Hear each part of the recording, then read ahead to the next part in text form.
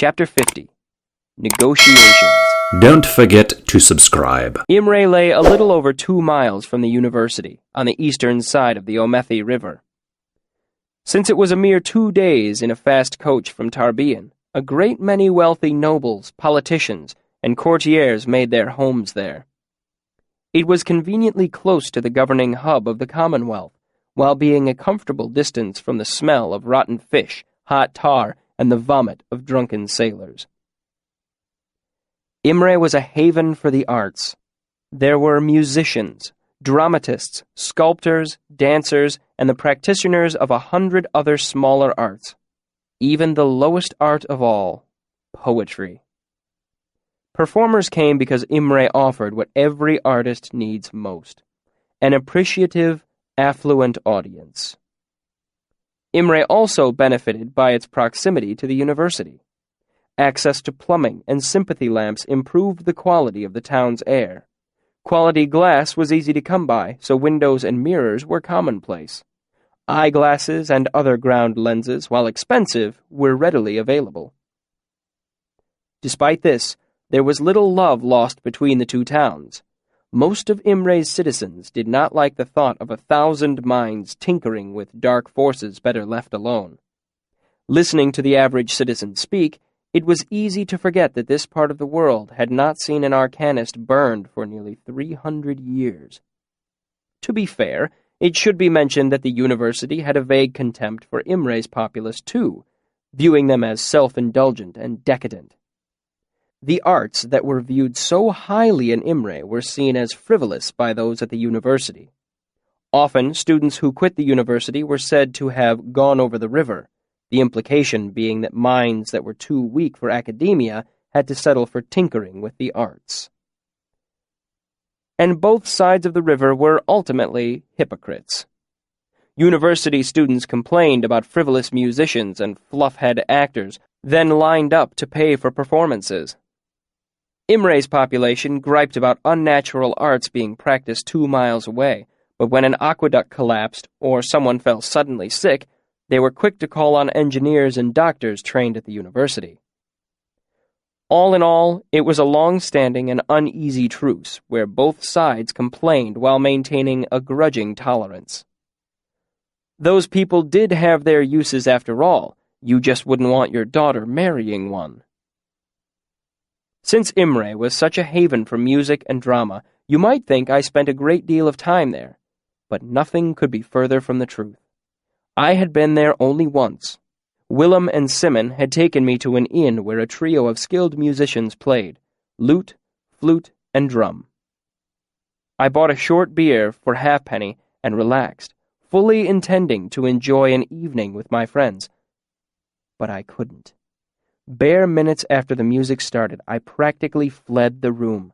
I doubt very much you'll be able to understand why, but I suppose I have to explain if things are to make any sense at all. I couldn't stand being near music and not be a part of it. It was like watching the woman you love bedding down with another man. No, not really. It was like the sweet eaters I'd seen in Tarbean. Denner resin was highly illegal, of course, but that didn't matter in most parts of the city. The resin was sold wrapped in waxy paper, like a sucking candy or a toffee. Chewing it filled you with euphoria, bliss, contentment. But after a few hours, you were shaking, filled with a desperate hunger for more, and that hunger grew worse the longer you used it. Once in Tarbean, I saw a young girl of no more than 16 with the telltale hollow eyes and unnaturally white teeth of the hopelessly addicted. She was begging a sailor for a sweet, which he held tauntingly out of reach. He told her it was hers if she stripped naked and danced for him right there in the street. She did, not caring who might be watching, not caring that it was nearly midwinter, and she stood in 4 inches of snow. She pulled off her clothes and danced desperately, her thin limbs pale and shaking, her movements pathetic and jerky. Then, when the sailor laughed and shook his head, she fell to her knees in the snow, begging and weeping, clutching frantically at his legs, promising him anything. Anything. That is how I felt, watching the musicians play. I couldn't stand it. The everyday lack of my music was like a toothache I had grown used to. I could live with it. But having what I wanted dangled in front of me was more than I could bear. So I avoided Imre until the problem of my second term's tuition forced me back across the river. I had learned that Devi was the person anyone could ask for a loan, no matter how desperate the circumstances. So I crossed the Omethi by Stonebridge and made my way to Imre. Devi's place of business was through an alley and up a narrow balcony staircase behind a butcher's shop. This part of Imre reminded me of Waterside in Tarbian.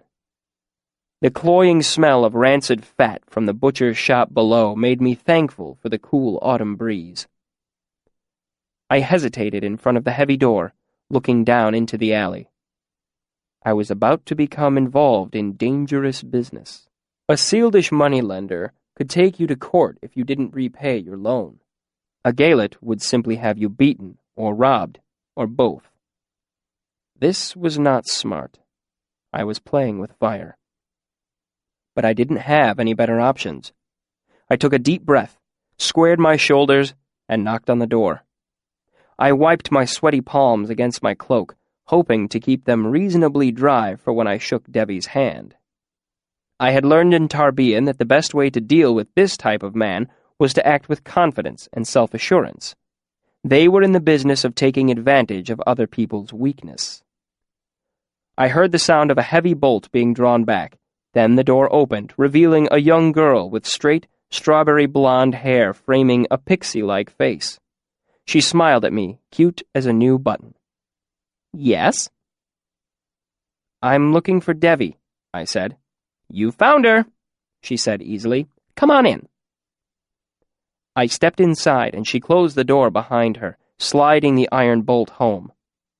The room was windowless, but well lit and filled with the scent of lavender.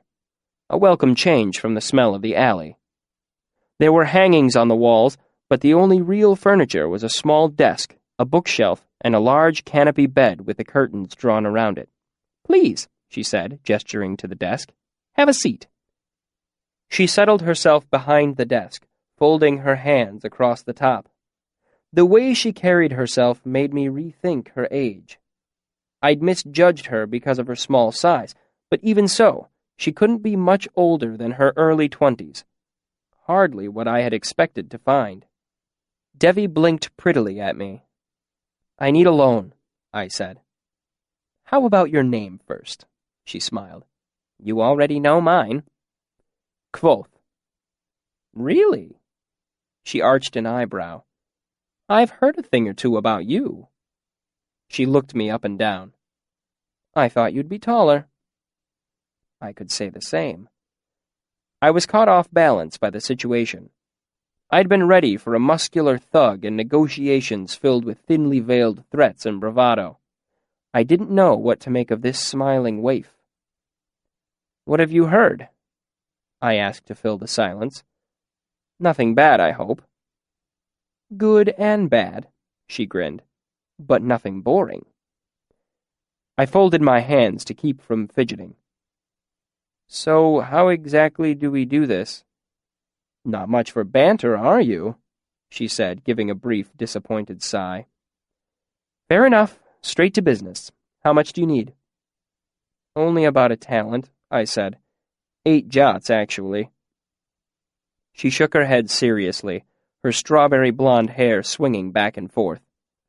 "I can't do that, I'm afraid. It's not worth my while to make halfpenny loans." I frowned.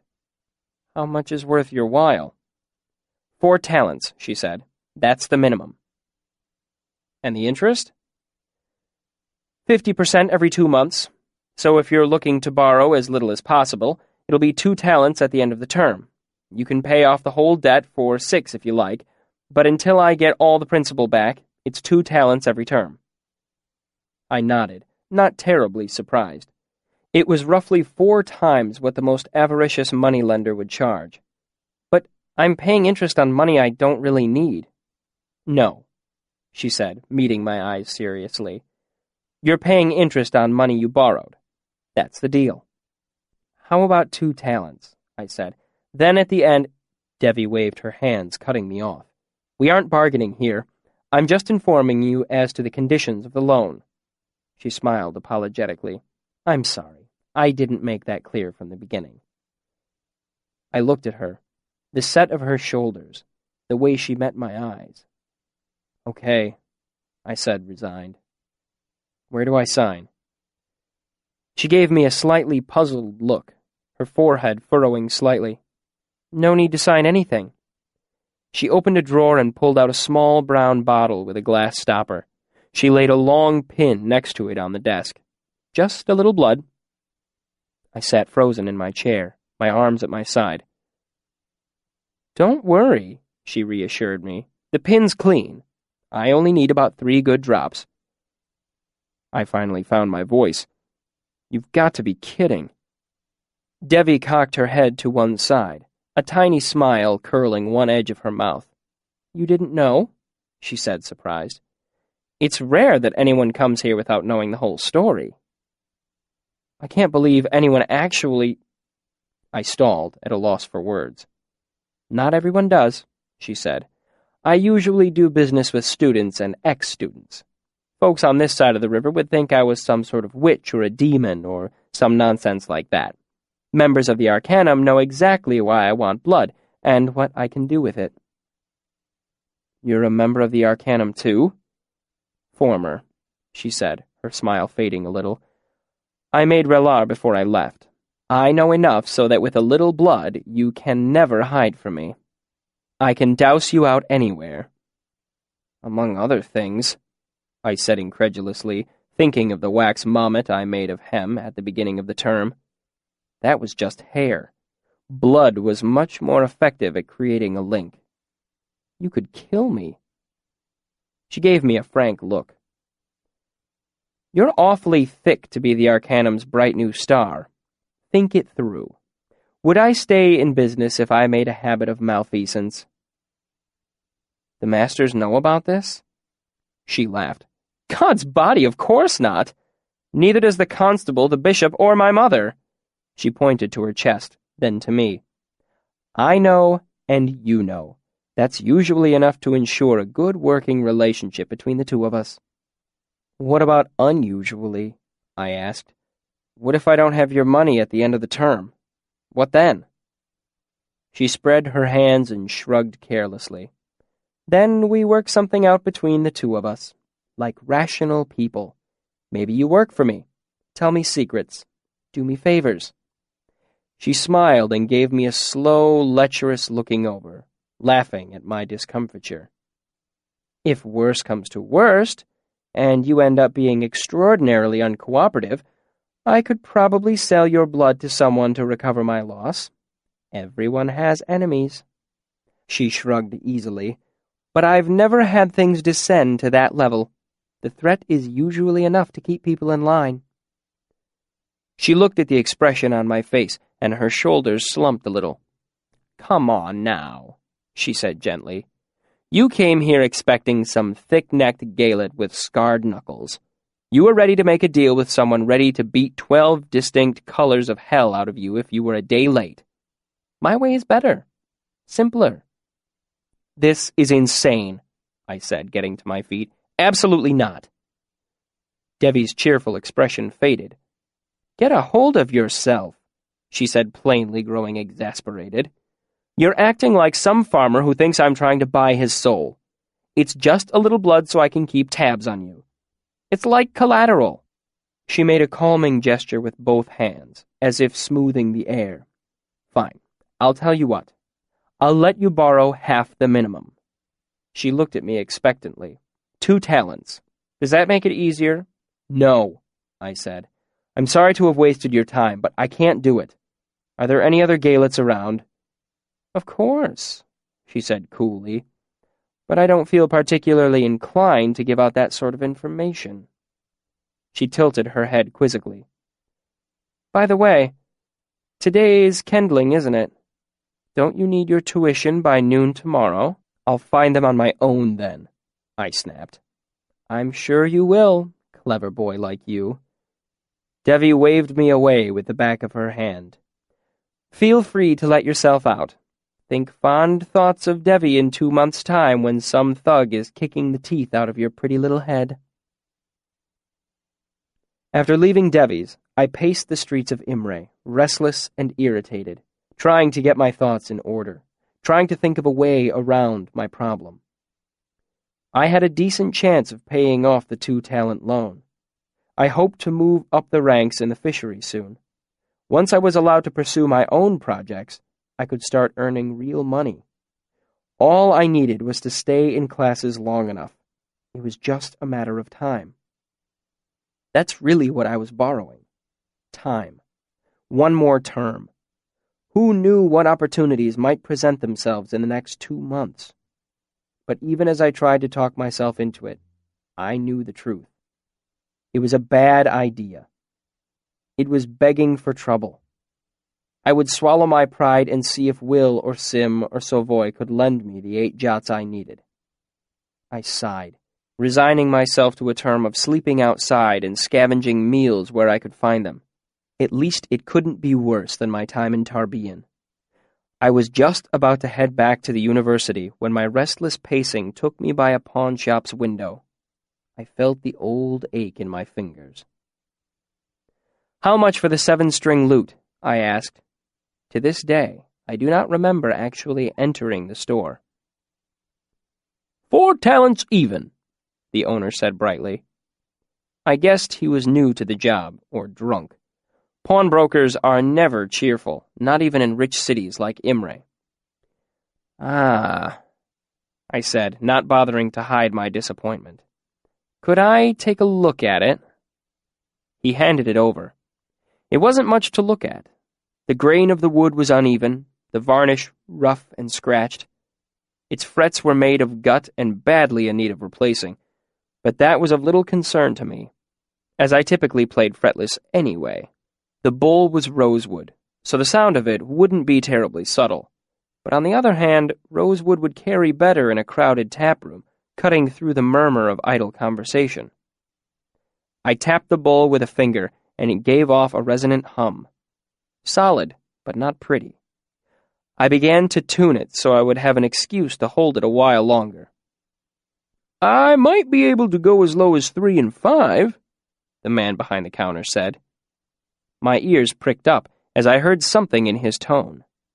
Desperation. It occurred to me that an ugly, used lute might not sell very well in a city full of nobility and prosperous musicians. I shook my head. The strings are old. Actually, they were fine, but I hoped he didn't know that.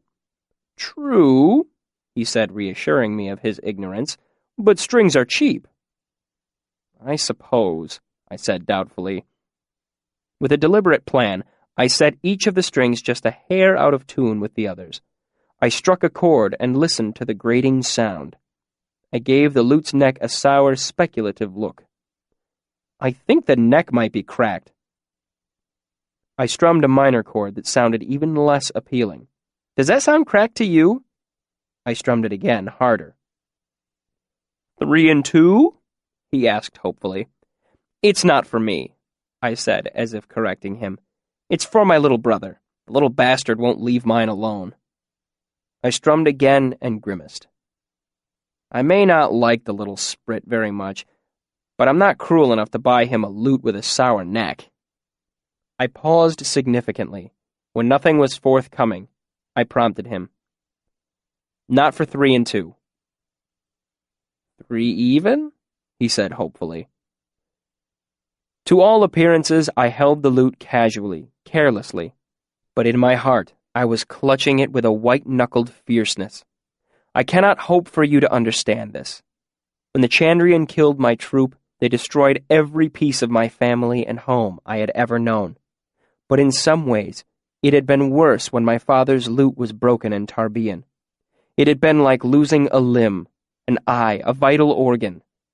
Without my music, I had wandered Tarbian for years, half alive, like a crippled veteran or one of the walking dead. Listen, I said to him frankly, I've got 2 and 2 for you. I pulled out my purse. You can take it, or this ugly thing can gather dust on a high shelf for the next 10 years.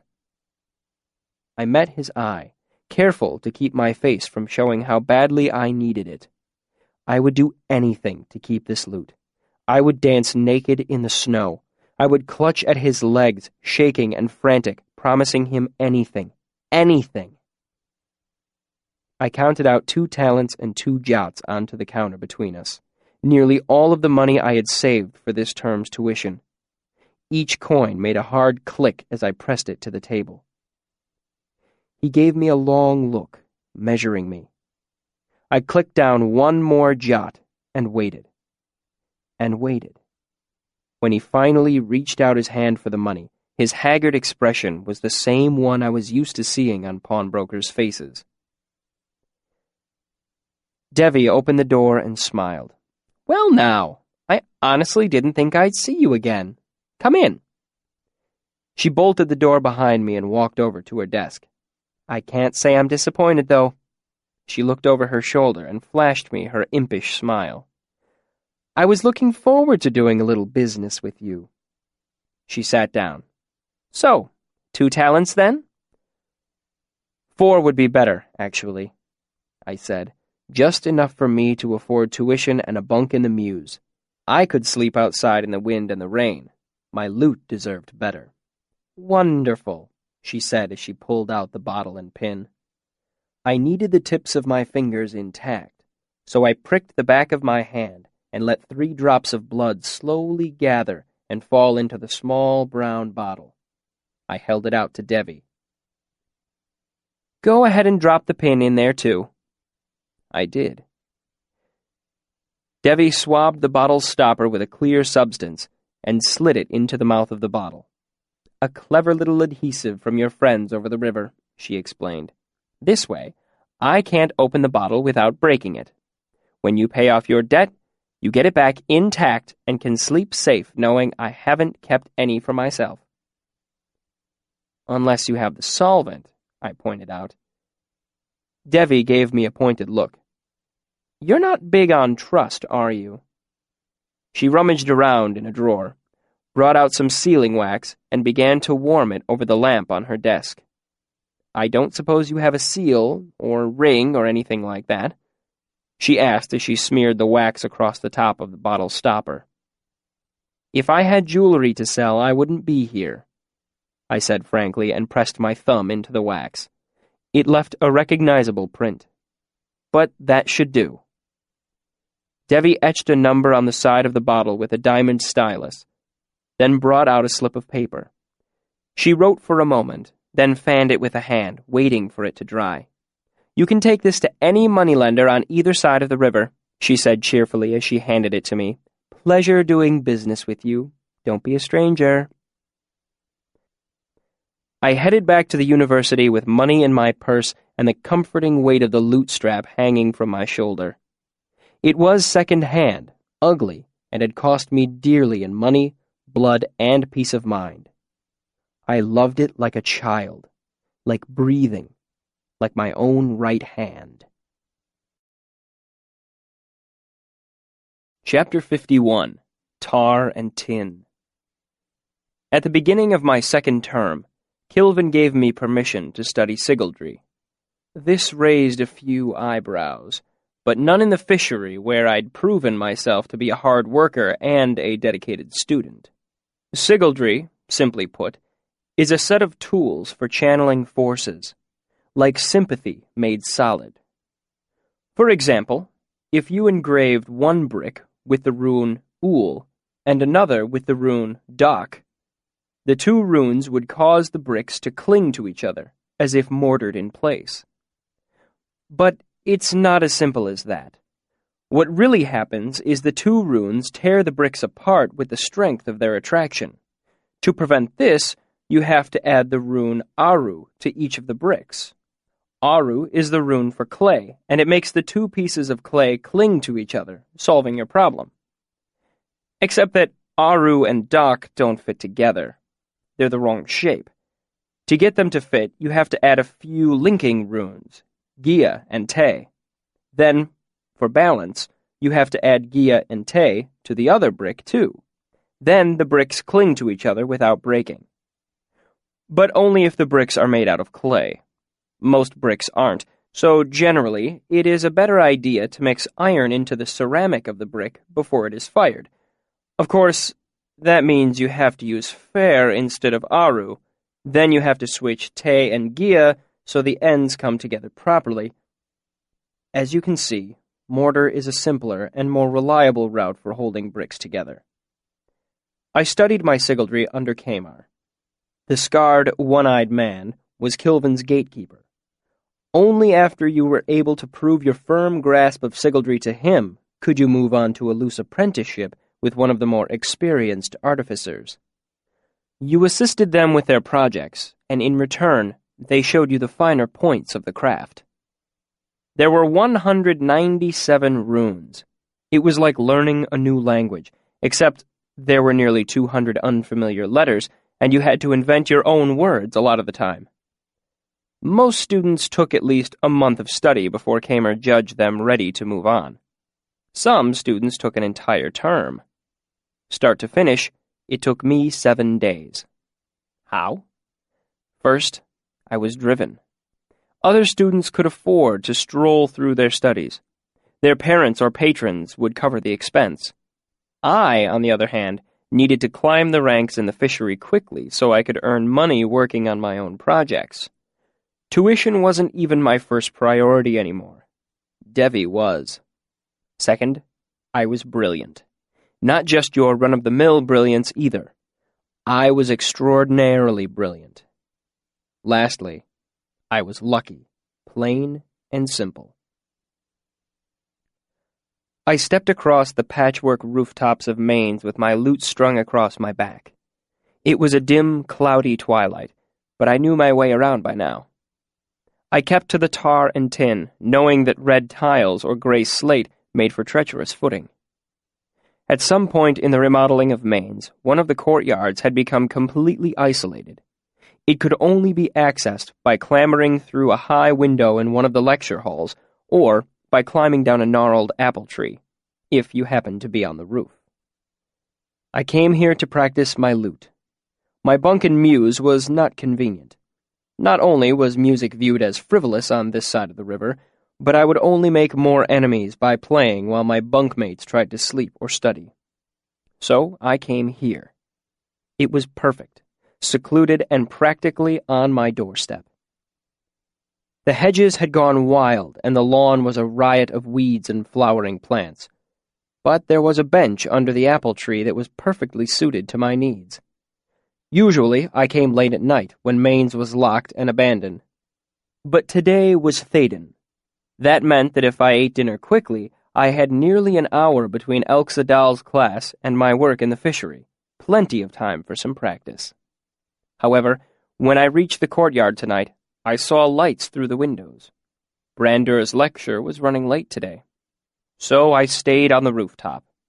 The windows to the lecture hall were shut, so there wasn't much chance of my being overheard. I put my back to a nearby chimney and began to play. After about 10 minutes, the lights went out, but I decided to stay where I was rather than waste time climbing down. I was halfway through Ten Tap Tim when the sun slipped out from behind the clouds. Golden light covered the rooftop, spilling over the edge of the roof into a thin slice of the courtyard below. That's when I heard the noise. A sudden rustling, like a startled animal down in the courtyard. But then there was something else. A noise unlike anything a squirrel or rabbit would make in the hedge.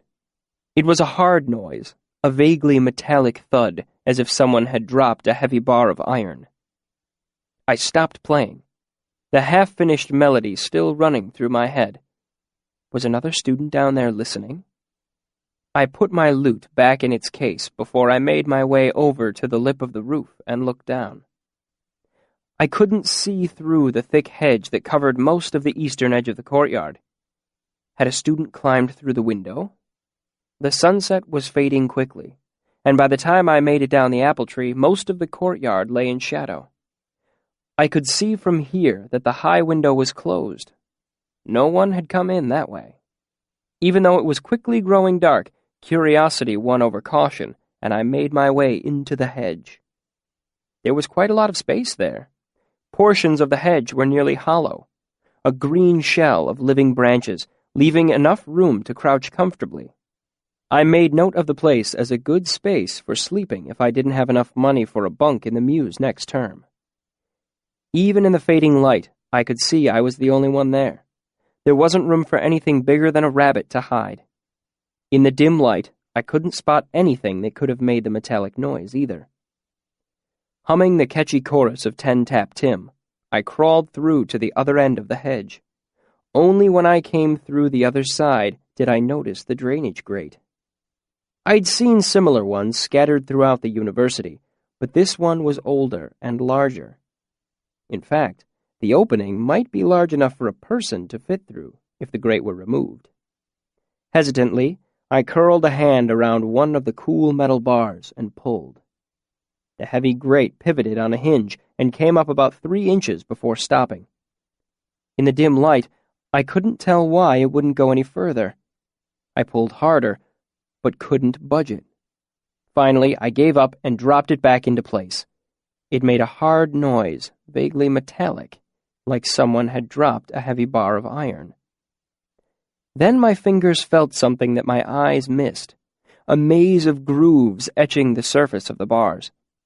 I looked closer and recognized some of the runes I was learning under Kamar, Ool and Dak. Then something clicked in my head. The chorus of Ten Tap Tim suddenly fit together with the runes I'd been studying under Kamar for the last handful of days. Ool and Dak are both for binding. Re for seeking, Kel for finding. Gia ki, te lak. Pesin water, resin rock. Before I could go any further, 6th bell struck. The sound startled me from my reverie. But when I reached out to steady myself, my hand didn't come to rest on leaves and dirt. I touched something round and hard and smooth. A green apple. I emerged from the hedge and made my way to the northwest corner where the apple tree stood. No apples were on the ground. It was too early in the year for that. What's more, the iron grate was on the opposite side of the small courtyard. It couldn't have rolled that far. It must have been carried. Unsure of what to think, but knowing I was late for my evening shift in the fishery, I climbed the apple tree, gathered up my loot, and hurried to Kilvin's shop. Later that night, I fit the rest of the runes to music. It took a few hours, but when I was done, it was like having a reference sheet in my head. The next day, Kamar put me through an extensive 2-hour examination, which I passed. For the next stage of my education in the fishery, I was apprenticed to Manette, the old, wild-haired student I'd met during my first days at the university. Manette had been attending the university for nearly 30 years, and everyone knew him as the Eternal Elir. But despite the fact that we held the same rank, Manette had more hands-on experience in the fishery than any dozen higher-ranking students combined. Manette was patient and considerate.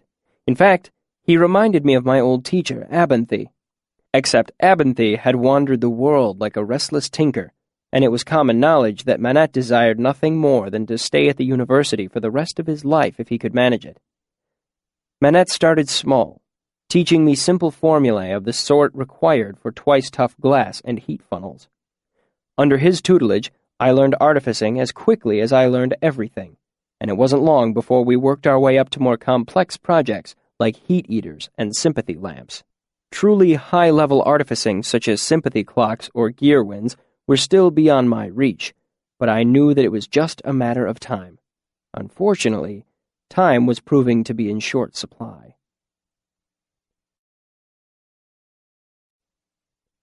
Chapter 52.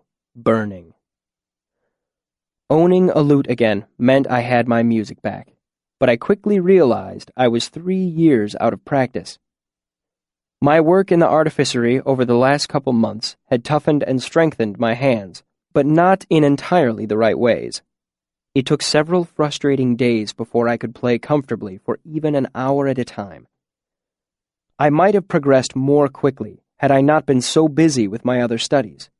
I had 2 hours of each day in the Medica, running or standing, an average of 2 hours of lecture and ciphering each day in mathematics, and 3 hours of studying under Manette in the fishery, learning the tricks of the trade. And then there was advanced sympathy with Elxadal. Out of class, Elxadal was charming, soft-spoken, and even a little ridiculous when the mood was on him. But when he taught, his personality strode back and forth between mad prophet and galley slave drummer. Every day in his class, I burned another 3 hours of time and 5 hours worth of energy. Combined with my paid work in Kilvin's shop, this left me with barely enough time to eat, sleep, and study, let alone give my lute the time it deserved. Music is a proud, temperamental mistress. Give her the time and attention she deserves, and she is yours. Slight her, and there will come a day when you call and she will not answer. So I began sleeping less to give her the time she needed. After a span of this schedule, I was tired. After 3 span, I was still fine, but only through a grim, set-jaw type of determination. Somewhere around the 5th span, I began to show definite signs of wear. It was during that 5th span that I was enjoying a rare, shared lunch with Willem and Simon. They had their lunches from a nearby tavern. I couldn't afford a drab for an apple and meat pie, so I had snuck some barley bread and a gristly sausage out of the mess. We sat on the stone bench beneath the pennant pole where I'd been whipped. The place had filled me with dread after my whipping, but I forced myself to spend time there to prove to myself that I could. After it no longer unnerved me, I sat there because the stares of the students amused me. Now I sat there because I was comfortable. It was my place. And, because we spent a fair amount of time together, it had become Willem and Simon's place, too. If they thought my choice an odd one, they didn't speak of it. "You haven't been around very much," Willem said around a mouthful of meat pie. "Been sick?" "Right," Simon said sarcastically. "He's been sick a whole month." Willem glared at him and grumbled, reminding me of Kilvin for a moment.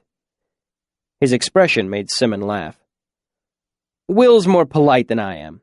I'm betting you've been spending all your free hours walking to Imre and back, courting some fabulously attractive young bard." He gestured at the lute case that lay at my side. "You looks like he's been sick." Willem looked at me with a critical eye. "Your woman hasn't been taking care of you." "He's lovesick," Simon said knowingly. "Can't eat, can't sleep. You think of her when you should be trying to memorize your cipher." I couldn't think of anything to say. "See?" Simon said to Will. "She's stolen his tongue as well as his heart. All his words are for her. He can spare none for us." "Can't spare any time, either," Willem said into his rapidly dwindling meat pie. It was true, of course. I had been neglecting my friends even more than I'd been neglecting myself. I felt a flush of guilt wash over me. I couldn't tell them the full truth, that I needed to make the most of this term because it would very likely be my last. I was flat broke. If you cannot understand why I couldn't bring myself to tell them this, then I doubt you have ever been truly poor. I doubt you can really understand how embarrassing it is to only own 2 shirts, to cut your own hair as best you can because you can't afford a barber. I lost a button and couldn't spare a shim to buy a matching one. I tore out the knee of my pants and had to make do with the wrong color thread for mending. I couldn't afford salt for my meals or drinks on my rare evenings out with friends. The money I earned in Kilvin's shop was spent on essentials, ink, soap, lute strings. The only other thing I could afford was pride. I couldn't bear the thought of my 2 best friends knowing how desperate my situation was. If I suffered a piece of extraordinary good luck, I might be able to muster 2 talents to pay the interest on my debt to Devi, but it would require a direct act of God for me to somehow gather enough money to pay that and next term's tuition as well. After I was forced out of the university and squared my debt with Devi, I didn't know what I'd do. Pull up stakes and head for Annalyn to look for Denna, perhaps. I looked at them, not knowing what to say. "Will, Simon, I'm sorry. It's just that I've been so busy lately. Simon grew a little more serious, and I saw that he was earnestly hurt at my unexplained absence. We're busy too, you know. I've got rhetoric and chemistry, and I'm learning Siaru. He turned to Will and scowled. You should know I'm beginning to hate your language, you shim bastard. Tu Krylim, the young sealed replied amiably. Simon turned back to me and spoke with remarkable candor. It's just that we'd like to see you more often than once every handful of days as you run from mains to the fishery. Girls are wonderful, I'll admit, but when one takes one of my friends away, I get a little jealous. He gave a sudden, sunny smile. Not that I think of you in that way, of course. I found it hard to swallow past the sudden lump in my throat. I couldn't remember the last time I'd been missed. For a long time, I hadn't had anyone to miss me. I felt the beginning of hot tears in the back of my throat. Really, there isn't a girl. I mean it. I swallowed hard, trying to regain my composure. Sim, I think we've been missing something here. Willem was looking at me oddly. Take a good look at him. Simon gave me a similar, analytical stare. That look from the two of them was enough to unnerve me, pushing me back from the edge of tears. Now, Willem said, as if lecturing, how many terms has our young Elir been attending the university? Realization poured into Sim's honest face. Oh. Anyone care to tell me? I said petulantly. Willem ignored my question. What classes are you taking? Everything, I said, glad to have an excuse to complain. Geometry, observation in the Medica, advanced sympathy with Elxadal, and I've got my apprenticeship under Manette in the fishery. Simon looked a little shocked. No wonder you look like you haven't slept in a span of days, he said. Willem nodded to himself. And you're still working in Kilvin's shop, aren't you? A couple of hours every night. Simon was aghast. And you're learning an instrument at the same time? Are you insane? The music is the only thing that keeps me grounded, I said, reaching down to touch my lute. And I'm not learning to play. I just need practice. Willem and Simon exchanged looks. How long do you think he has? Simon looked me over. Span and a half tops. What do you mean? Willem leaned forward. We all bite off too much sooner or later, but some students don't know when to spit their mouthful. They burn out. They quit or botch their exams. Some crack. He tapped his head. It usually happens to students in their first year.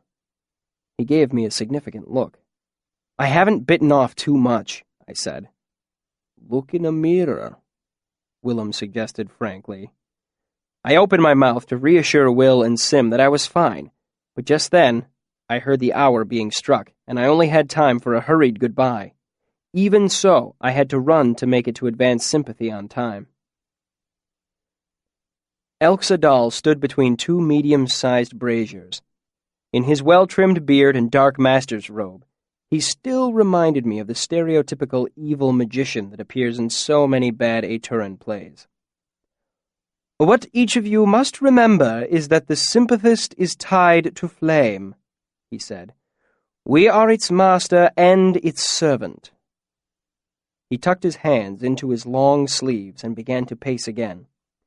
We are the masters of fire, for we have dominion over it. Elxadal struck a nearby brazier with the flat of his hand, making it ring softly. Flames kindled in the coal and began to lick hungrily upward. The energy in all things belongs to the Arcanist. We command fire, and fire obeys. Dahl walked slowly to the other corner of the room. The brazier at his back dimmed, while the other one he walked towards sparked to life and began to burn. I appreciated his showmanship. Dahl stopped and faced the class again. But we are also servants of fire. because fire is the most common form of energy, and without energy, our prowess as sympathists is of little use." He turned his back to the class and began erasing formulae from the slate board. "Gather your materials, and we'll see who has to knock heads with Elia Quoth today." He began to chalk up a list of all the students' names. Mine was at the top. 3 span ago, Dahl had started making us compete against each other. He called it dueling, and though it was a welcome break from the monotony of lecture, this most recent activity had a sinister element, too.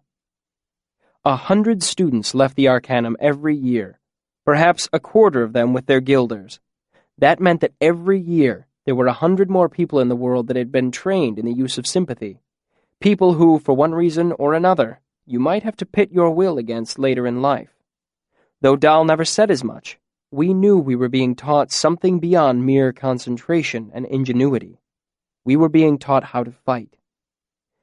Elxa Dahl kept careful track of the results. In the class of 38, I was the only one to remain undefeated. By this point, even the most thick-headed and grudging students were being forced to admit that my quick admittance to the Arcanum was something other than a fluke. Dueling could also be profitable in a small way, as there was a bit of clandestine betting. When we wanted to bet on our own duels, Savoy and I placed bets for each other, though as a rule I usually didn't have much money to spare. Thus, it was no coincidence that Savoy and I bumped into each other while we were gathering our materials. I handed him 2 jots underneath the table. He slid them into his pocket without looking at me. "Goodness," he said quietly. "Someone's pretty confident today." I shrugged nonchalantly, though in truth I was a little nervous.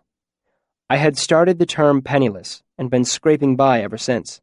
But yesterday, Kilvin had paid me for a span's work in the fishery, 2 jots. All the money I had in the world.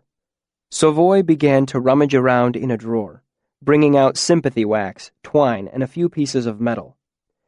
"I don't know how well I'll be able to do for you. The odds are getting bad. I'm guessing 3 to 1 is the best you'll get today. You still interested if it gets that low?" I sighed.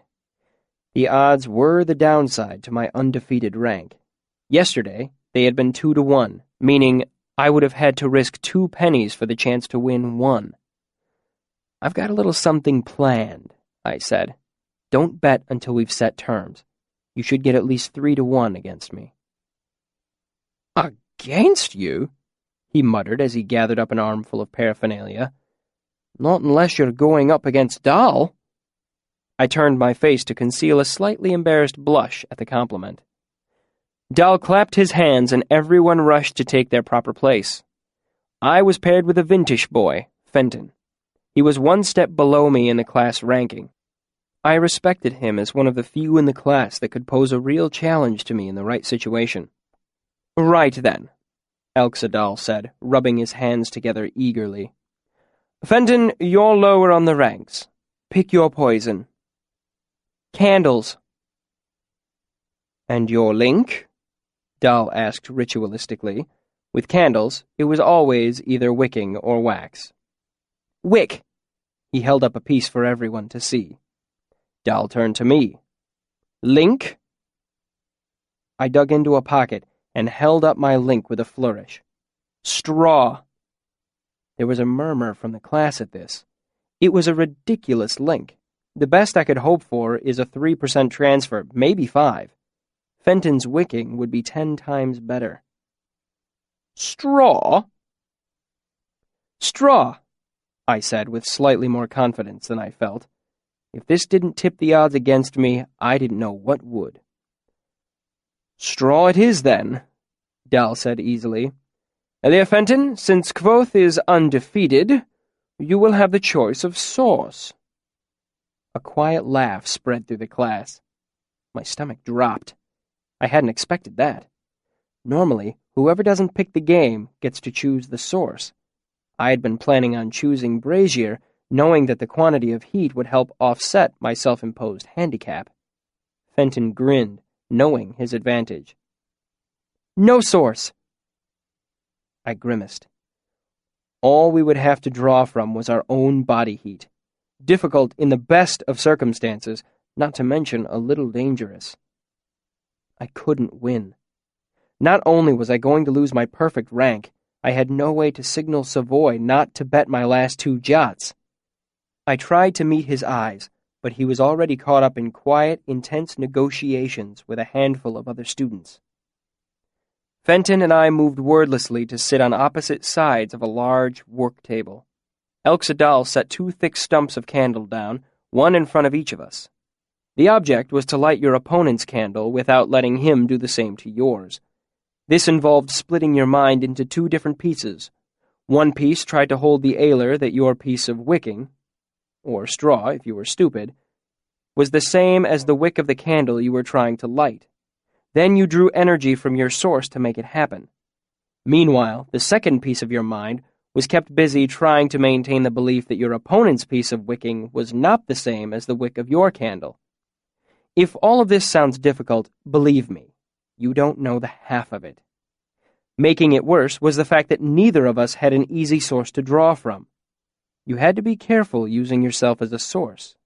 Your body is warm for a reason. It responds badly when heat is pulled away. At a gesture from Elxadal, we began. I immediately devoted my whole mind to the defense of my own candle and began to think furiously. There was no way I could win. It doesn't matter how skilled a fencer you are. You can't help but lose when your opponent has a blade of Ramsden steel and you've chosen to fight with a willow switch. I lowered myself into the heart of stone. Then, still devoting most of my mind to the protection of my candle, I muttered a binding between my candle and his. I reached out and tipped my candle on its side, forcing him to make a grab for his before it did the same and rolled away.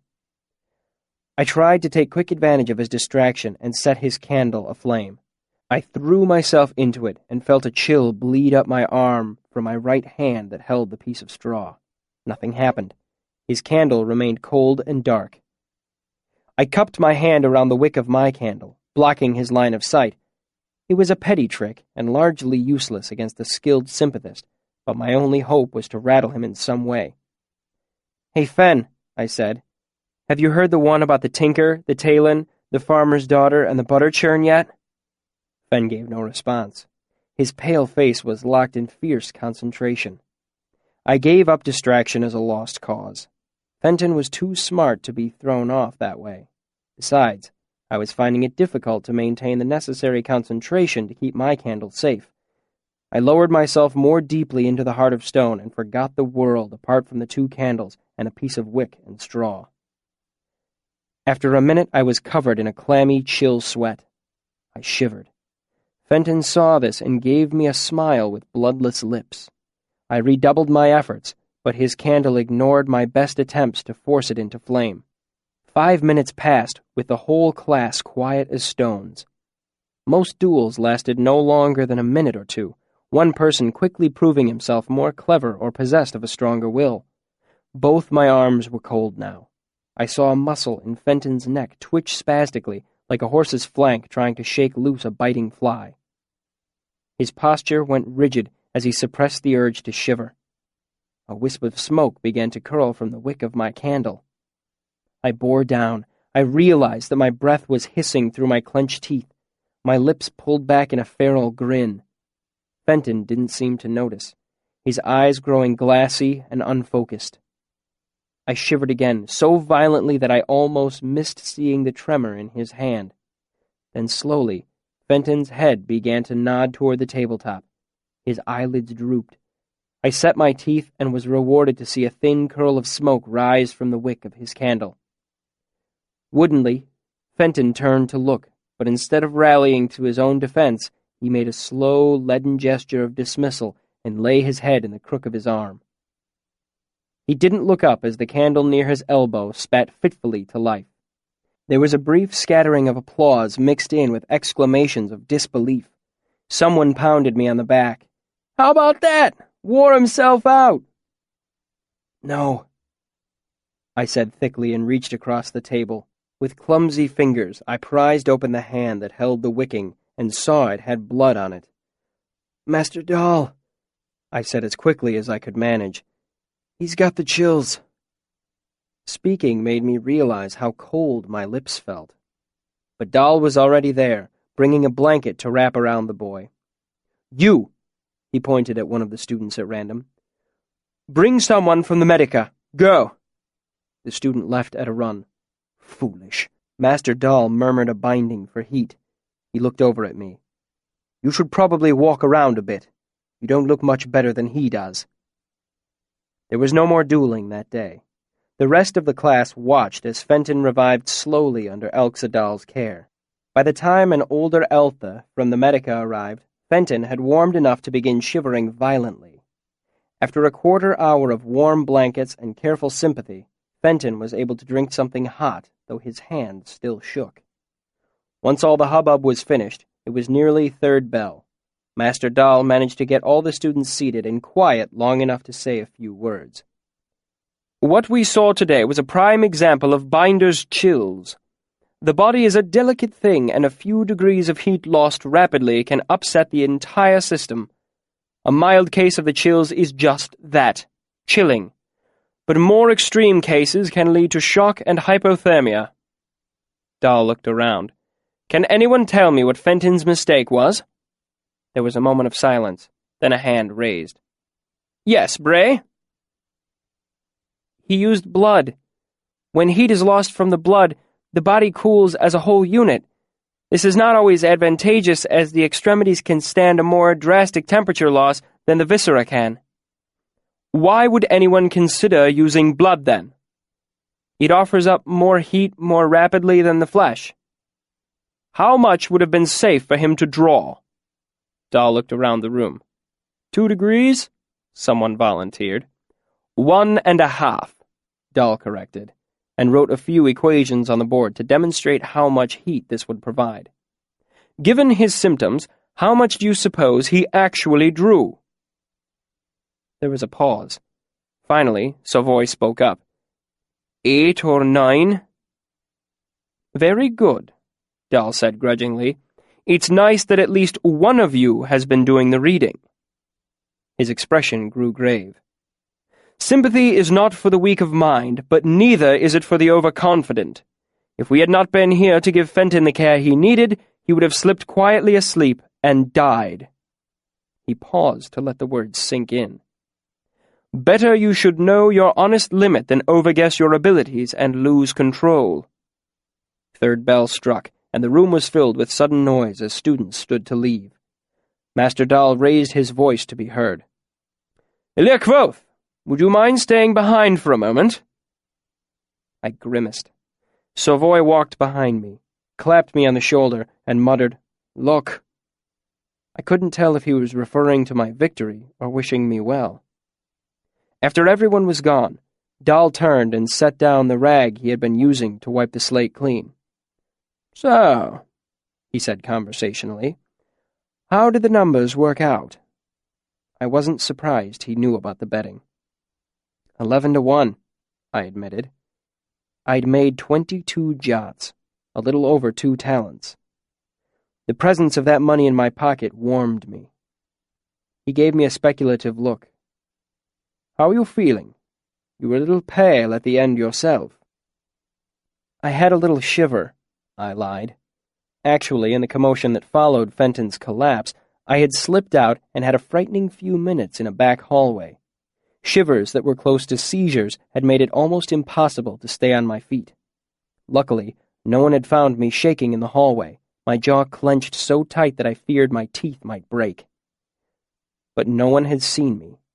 My reputation was intact. Dahl gave me a look that told me he might suspect the truth. "Come over." He made a motion to one of the still-burning braziers. "A little warm won't hurt you." I didn't argue. As I held my hands to the fire, I felt myself relax a bit. Suddenly, I realized how weary I was. My eyes were itchy from too little sleep. My body felt heavy, as if my bones were made of lead. With a reluctant sigh, I pulled my hands back and opened my eyes. Dahl was looking closely at my face. "I've got to go," I said with a little regret in my voice. Thanks for the use of your fire. We're both sympathists, Dal said, giving me a friendly wave as I gathered my things and headed for the door. You're welcome to it any time. Later that night in the mews, Willem opened his door to my knocking. I'll be damned, he said. 2 times in one day. To what do I owe the honor? I think you know. I grumbled and pushed my way inside the cell-like little room. I leaned my loot case against a wall and fell into a chair. Kilvin has banned me from my work in the shop. Willem sat forward on his bed. Why's that? I gave him a knowing look. I expect it's because you and Simmons stopped by and suggested it to him. He watched me for a moment, then shrugged. You figured it out quicker than I thought you would. He rubbed the side of his face. You don't seem terribly upset. I had been furious. Just as my fortune seemed to be turning, I was forced to leave my only paying job because of well-intentioned meddling by my friends. But rather than storm over and rage at them, I'd gone away to the roof of Maine's and played for a while to cool my head. The music calmed me, as it always did, and while I played, I thought things through. My apprenticeship with Manette was going well, but there was simply too much to learn. How to fire the kilns, how to draw wire to the proper consistency, which alloys to choose for the proper effects. I couldn't hope to bull through it the way I had learning my runes. I couldn't earn enough working in Kilvin's shop to pay back Devi at the end of the month, let alone make enough for tuition, too. I probably would be, I admitted, but Kilvin made me look in a mirror. I gave him a tired smile. I look like hell. You look like beat-up hell, he corrected me matter-of-factly, then paused awkwardly. I'm glad you're not upset. Simon knocked as he pushed the door open. Guilt chased surprise off his face when he saw me sitting there. Aren't you supposed to be, in the fishery? He asked lamely. I laughed, and Simmons' relief was almost tangible. Willem moved a stack of paper off another chair, and Simmons slouched into it. All is forgiven, I said magnanimously. All I ask is this. Tell me everything you know about the Aeolian. Chapter 53. Slow Circles. The Aeolian is where our long-sought player is waiting in the wings. I have not forgotten that she is what I am moving toward. If I seem to be caught in a slow circling of the subject, it is only appropriate, as she and I have always moved toward each other in slow circles. Luckily, Willem and Simon had both been to the Aeolian. Together, they told me what little I didn't already know. There were a lot of places you could go in Imre to listen to music. In fact, nearly every inn, tavern, and boarding house had some manner of musician strumming, singing, or piping in the background. But the Aeolian was different. It hosted the best musicians in the city. If you knew good music from bad, you knew the Aeolian had the best. To get in the front door of the Aeolian cost you a whole copper jot. Once you were inside, you could stay as long as you wished and listen to as much music as you liked. But paying at the door did not give a musician the right to play at the Aeolian. A musician who wished to set foot upon the Aeolian stage had to pay for the privilege. 1 silver talent. That's right. Folk paid to play at the Aeolian, not the other way around. Why would anyone pay such an outrageous amount of money simply to play music? Well, some of those who gave their silver were simply the self-indulgent rich. To them, a talent was not a great price to set themselves on such proud display. But serious musicians paid too.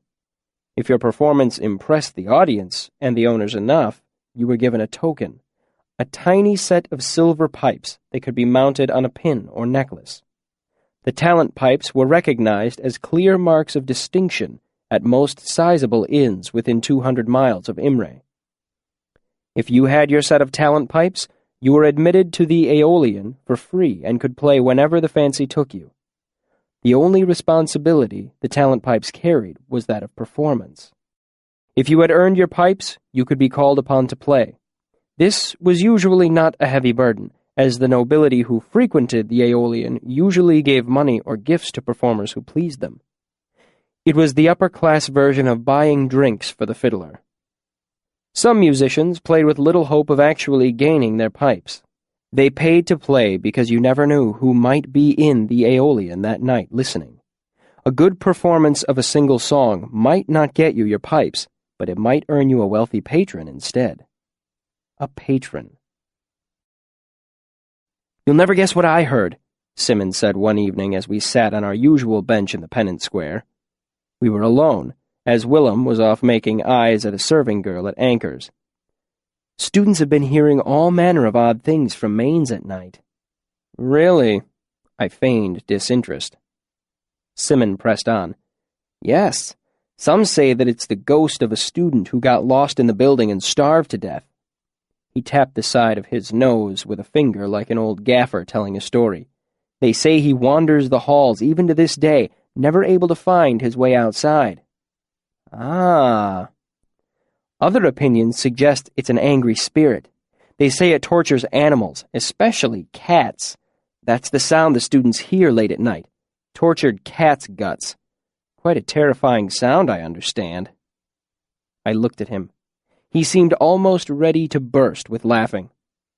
"Oh, let it out," I told him with mock severity. "Go on. You deserve it for being so terribly clever, despite the fact that no one uses gut strings in this day and age." He chortled delightedly to himself. I picked up one of his sweet cakes and began to eat it, hoping to teach him a valuable lesson in humility. "So you're still going at it?" I nodded. Simmons looked relieved. "I thought you might have changed your plans. I hadn't seen you carrying your lute around lately." "Not necessary," I explained. "Now that I have time to practice, I don't have to worry about sneaking in a few minutes whenever I can grab them." A group of students passed by. One of them waved to Simmons. "When are you going to do it?" "This morning," I said. "So soon?" Sim asked. "It was only 2 span ago that you were worried about being rusty. Has it all come back so quickly?" "Not all of it," I admitted. "It'll take years for it all to come back." I shrugged and popped the last of the sweet cake into my mouth. "But it's easy again. The music doesn't stop in my hands anymore. It just—" I struggled to explain, then shrugged. "I'm ready." Honestly, I would have liked another month's practice, another year's practice before gambling away an entire talent. But there was no time. The term was nearly over. I needed money to stave off my debt to Devi and pay my upcoming tuition.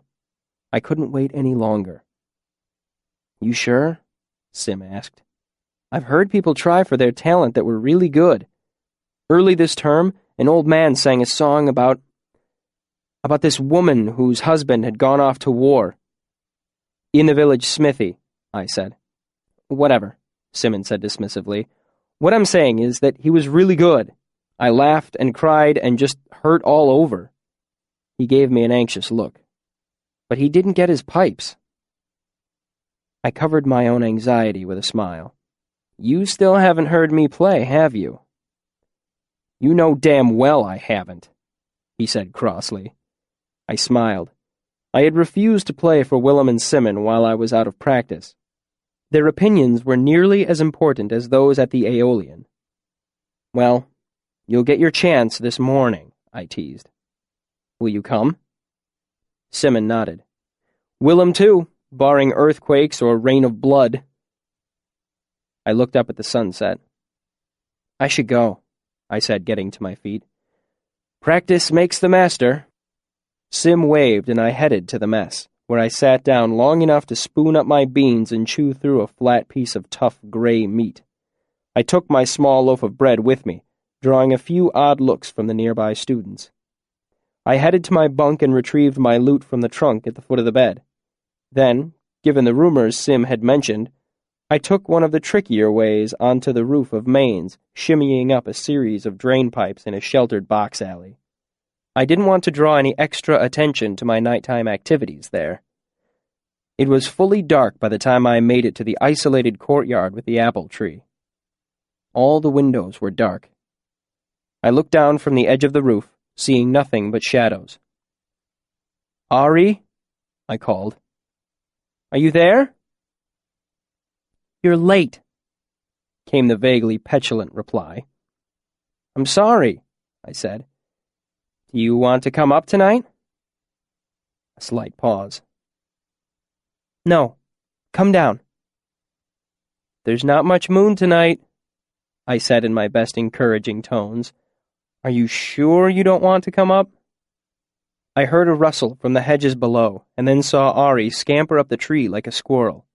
She ran around the edge of the roof, then pulled up short a few dozen feet away. At my best guess, Ari was only a few years older than me, certainly no more than 20. She dressed in tattered clothes that left her arms and legs bare, was shorter than me by almost a foot. She was thin. Part of this was simply her tiny frame, but there was more to it than that. Her cheeks were hollow, and her bare arms waifishly narrow. Her long hair was so fine that it trailed her, floating in the air like a cloud. It had taken me a long while to draw her out of hiding. I'd suspected someone was listening to me practice from the courtyard, but it had been nearly 2 span before I caught a glimpse of her. Seeing that she was half-starved, I began bringing whatever food I could carry away from the mess and leaving it for her. Even so, it was another span before she had joined me on the roof as I practiced my lute. The last few days, she'd even started talking. I'd expected her to be sullen and suspicious, but nothing could be further from the truth. She was bright-eyed and enthusiastic. Though I couldn't help but be reminded of myself in Tarbean when I saw her, there was little real resemblance. Ari was scrupulously clean and full of joy. She didn't like the open sky, or bright lights, or people. I guessed she was some student who had gone cracked and run underground before she could be confined to Haven. I hadn't learned much about her, as she was still shy and skittish. When I'd asked her name, she bolted back underground and didn't return for days. So I picked a name for her, Ari, though in my heart I always thought of her as my little moon fae. Ari came a few steps closer, stopped, waited, then darted forward again. This she did several times until she stood in front of me. Standing still, her hair spread in the air around her like a halo. She held both her hands in front of her, just under her chin. She reached out and tugged my sleeve, then pulled her hand back. "What did you bring me?" she asked excitedly. I smiled. "What did you bring me?" I teased gently. She smiled and thrust her hand forward. Something gleamed in the moonlight. "A key," she said proudly, pressing it on me. I took it. It had a pleasing weight in my hand. "It's very nice," I said. "What does it unlock?" "The moon," she said, her expression grave. "That should be useful," I said, looking it over. "That's what I thought," she said. "That way, if there's a door in the moon, you can open it." She sat cross-legged on the roof and grinned up at me. Not that I would encourage that sort of reckless behavior. I squatted down and opened my loot case. "I brought you some bread." I handed her the loaf of brown barley bread wrapped in a piece of cloth. "And a bottle of water." "This is very nice as well," she said graciously. The bottle seemed very large in her hands. "What's in the water?" she asked as she pulled out the cork and peered down into it. "Flowers," I said. "And the part of the moon that isn't in the sky tonight. I put that in there, too." She looked back up. "I already said the moon," she said with a hint of reproach. "Just flowers, then. And the shine off the back of a dragonfly. I wanted a piece of the moon, but blue dragonfly shine was as close as I could get." She tipped the bottle up and took a sip. "It's lovely," she said, brushing back several strands of hair that were drifting in front of her face. Ari spread out the cloth and began to eat. She tore small pieces from the loaf and chewed them delicately, somehow making the whole process look genteel. "I like white bread," she said conversationally between mouthfuls. Me too, I said as I lowered myself into a sitting position, when I can get it. She nodded and looked around at the starry night sky and the crescent moon. I like it when it's cloudy, too, but this is okay. It's cozy, like the underthing. Underthing? I asked. She was rarely this talkative. I live in the underthing, Ari said easily. It goes all over. Do you like it down there? Ari's eyes lit up. Holy God, yes, it's marvelous.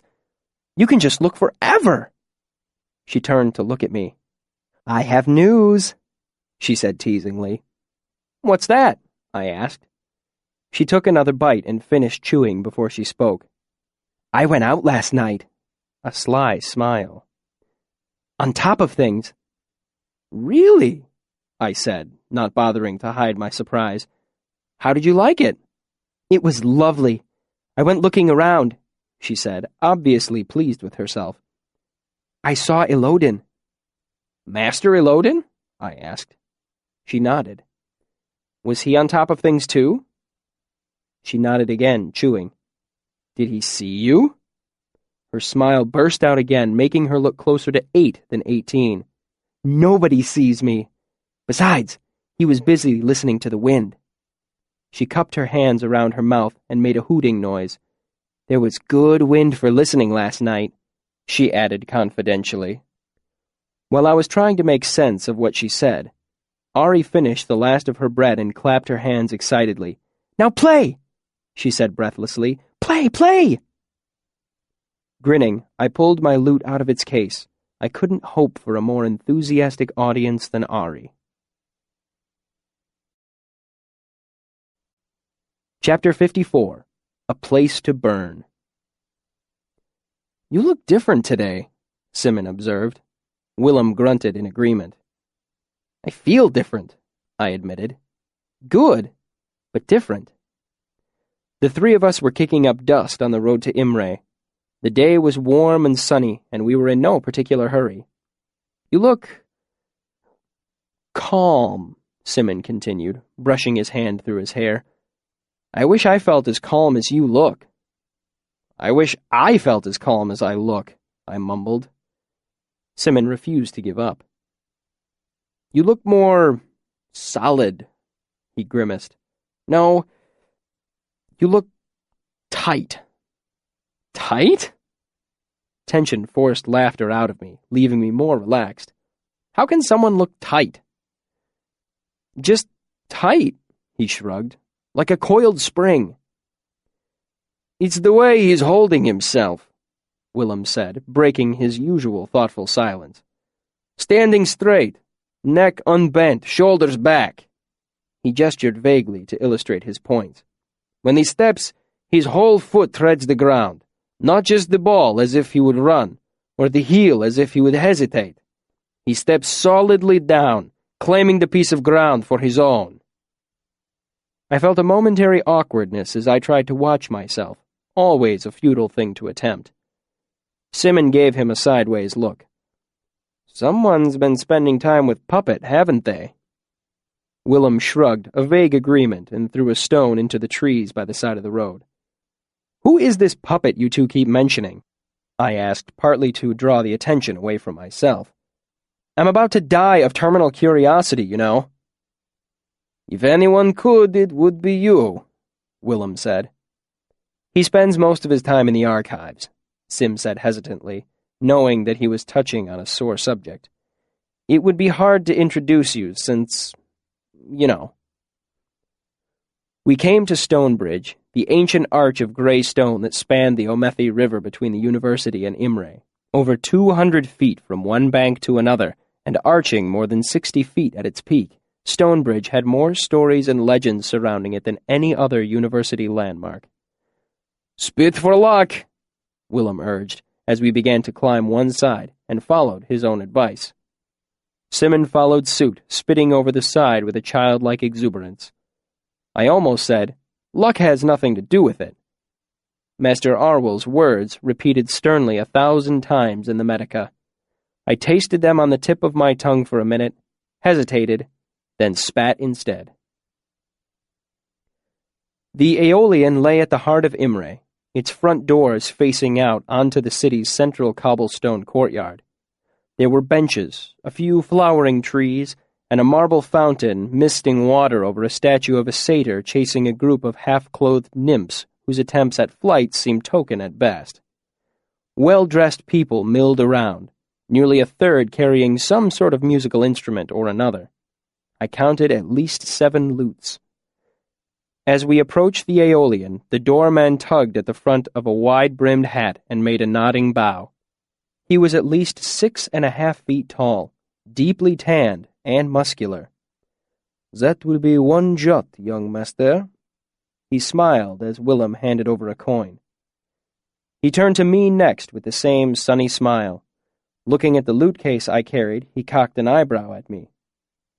"Good to see a new face. You know the rules?" I nodded and handed him a jot. He turned to point inside.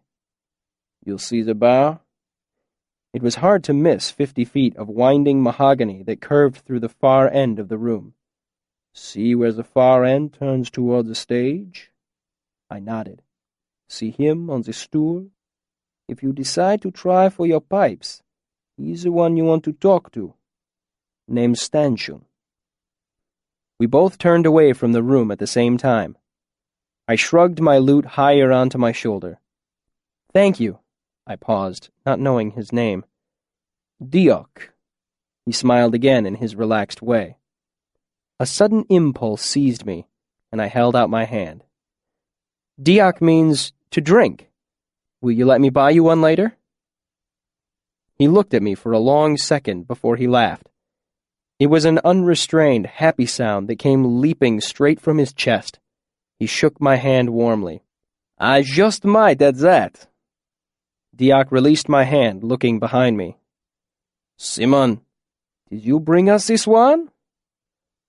"He brought me, actually." Simon seemed put out by my brief exchange with the doorman, but I couldn't guess why. "I don't think anyone can really take him anywhere."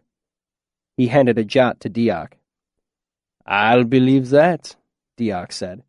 "There's something about him I like. He's a little fey around the edges.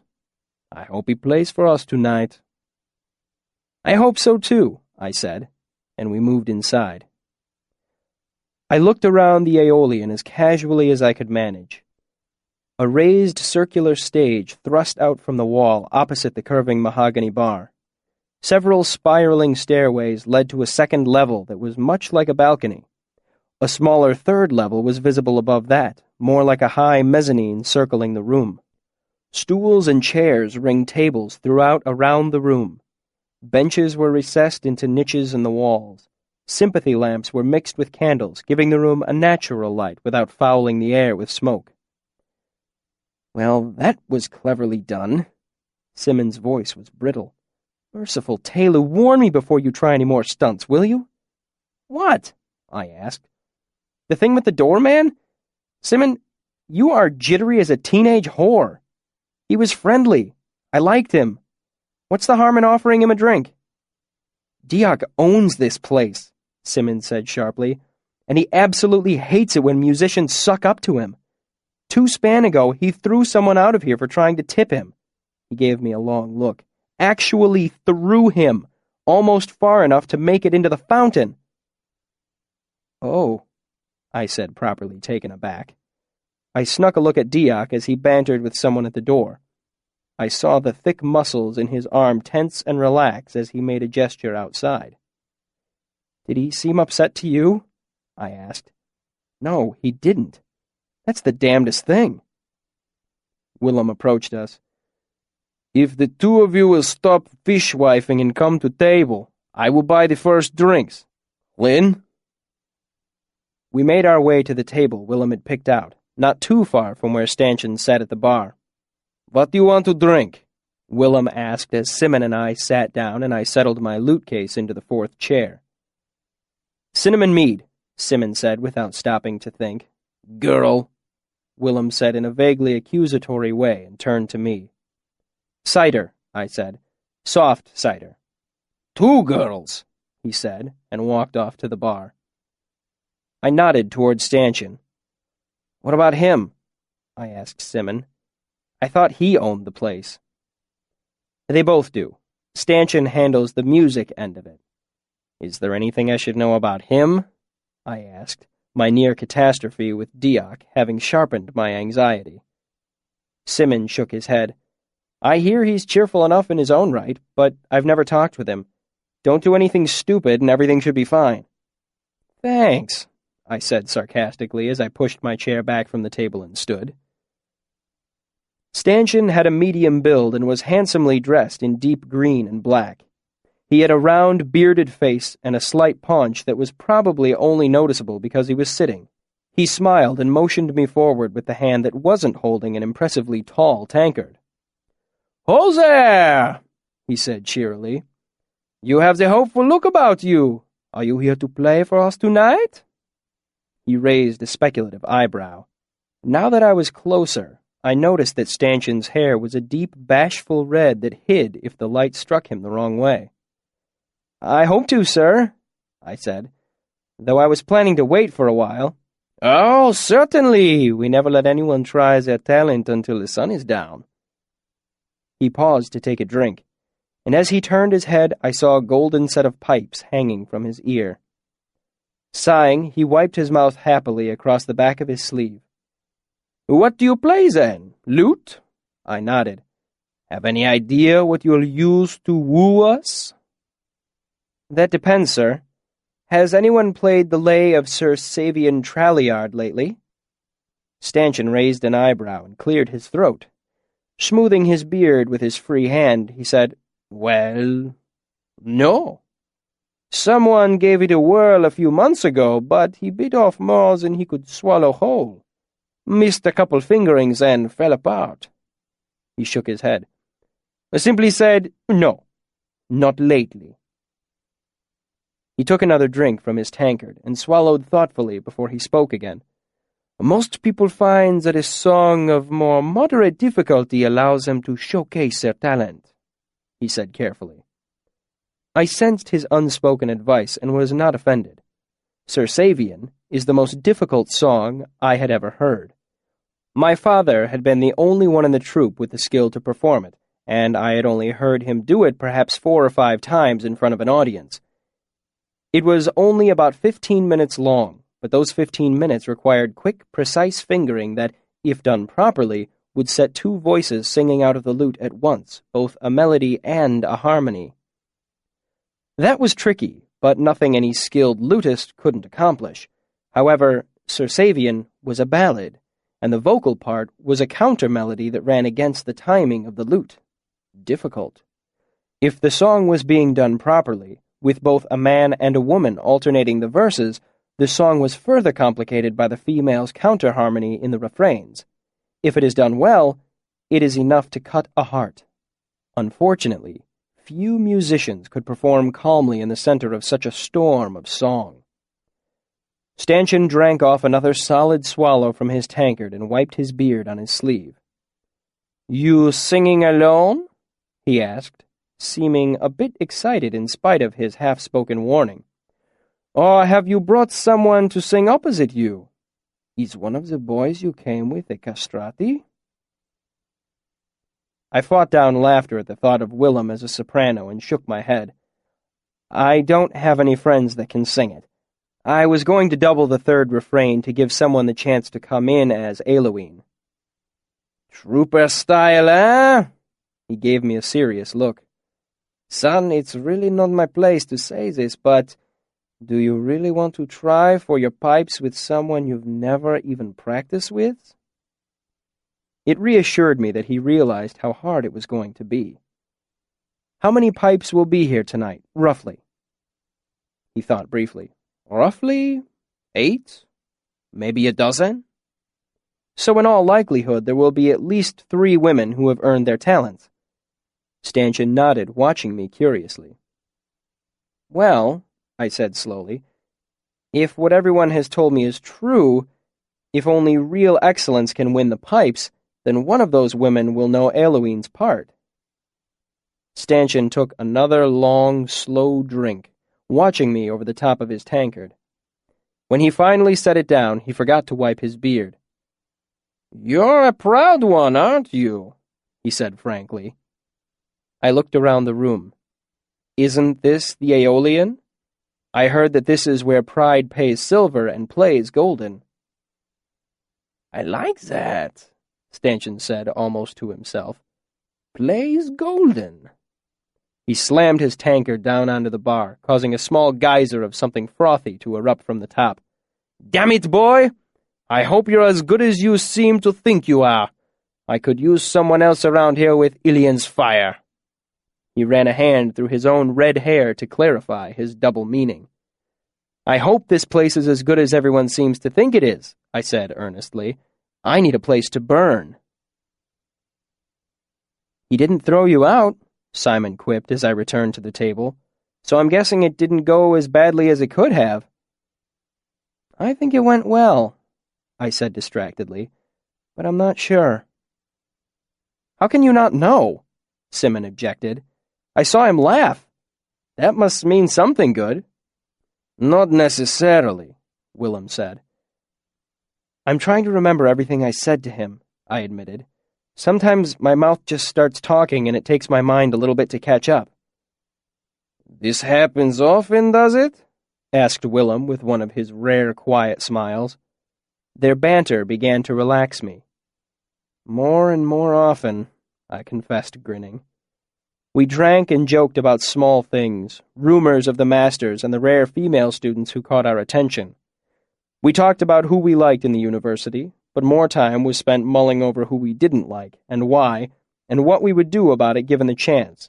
Such is human nature. So time passed, and the Aeolian slowly filled. Simon gave in to Willem's taunting and began to drink Scutton, a powerful black wine from the foothills of the Shalda Mountains, more commonly called cut-tail. Simon showed the effects almost immediately, laughing louder, grinning wider, and fidgeting in his seat. Willem remained his same taciturn self. I bought the next round of drinks, making it large mugs of straight cider for each of us.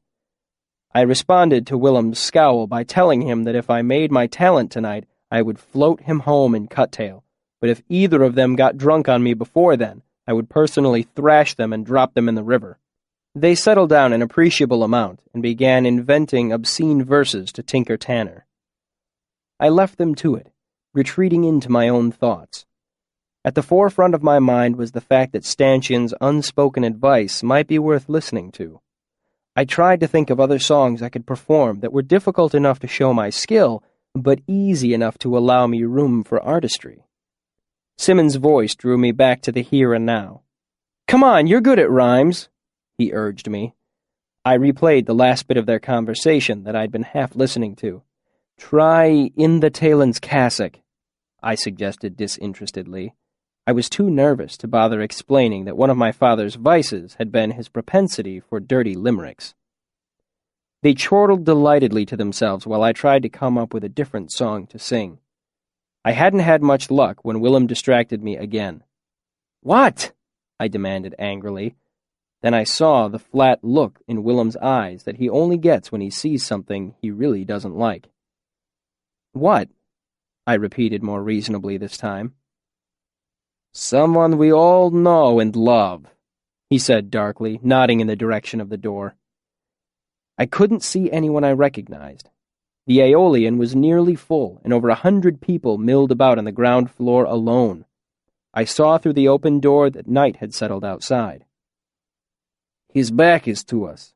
He's working his oily charm on a lovely young lady who must not know him. To the right of the round gentleman in red. Willem directed my attention. Son of a bitch, I said, too stunned for proper profanity. I've always figured him for porcine parentage myself, Willem said dryly. Simon looked around, blinking owlishly. What? Who's here? Ambrose. God's balls, Simon said and hunched over the tabletop. That's all I need. Haven't you two made nice yet? I'm willing to leave him be, I protested, but every time he sees me, he can't help but make another jab in my direction. It takes two to argue, Simon said. Like hell, I retorted. I don't care whose son he is. I won't go belly up like some timid pup. If he's fool enough to take a poke at me, I'll snap the finger clean off that does the poking. I took a breath to calm myself and tried to sound rational. Eventually, he'll learn to leave me well enough alone. You could just ignore him, Simmons said, sounding surprisingly sober. Just don't rise to his baiting and he'll tire of it soon enough. No, I said seriously, looking Simmons in the eye. No, he won't. I liked Simmons, but he was terribly innocent at times. Once he thinks I'm weak, he'll be on me twice as thick as the day before. I know his type. Here he comes, Willem observed, looking casually away. Ambrose saw me before he made it to our side of the room. Our eyes met, and it was obvious that he hadn't expected to see me there. He said something to one of his ever-present group of bootlickers, and they moved off through the crowd in a different direction to claim a table. His eyes moved from me to Willem to Simmons to my lute and back to me. Then he turned and walked to the table his friends had claimed. He looked in my direction before he took his seat. I found it unnerving that he didn't smile. He had always smiled at me before, an over-sad pantomime smile with mockery in his eyes. Then I saw something that unnerved me even more. He was carrying a sturdy, squared case. Ambrose plays liar? I demanded of the world in general. Willem shrugged. Simmons looked uncomfortable. I thought you knew, he said weakly. You've seen him here before? I asked. Sim nodded. Did he play? Recited, actually. Poetry. He recited and kind of plucked at the lyre. Simmons looked like a rabbit about to run. Does he have his talent? I said darkly. I decided then that if Ambrose was a member of this group, I didn't want anything to do with it. No, Simmons squeaked. He tried for it, but... He trailed off, looking a little wild around the eyes. Willem laid a hand on my arm and made a calming gesture. I took a deep breath, closed my eyes, and tried to relax. Slowly, I realized that none of this mattered. At most, it simply raised the stakes for tonight. Ambrose wouldn't be able to do anything to disrupt my playing. He would be forced to watch and listen. Listen to me playing the Lay of Sir Savian Tralliard. Because now there was no question as to what I would be performing tonight. The evening's entertainment was led by one of the talented musicians from the crowd. He had a lute and showed that he could play it as well as any Adimaru. His second song was even better, one that I'd never heard before. There was a gap of about 10 minutes before another talented musician was called onto the stage to sing. This man had a set of reed pipes and played them better than anyone I had ever heard. He followed by singing a haunting eulogy in a minor key. No instrument, just his high, clear voice that rose and flowed like the pipes he had played before. I was pleased to find the skill of the talented musicians to be everything it was rumored to be, but my anxiety increased a proportionate amount. Excellence is excellence's only companion.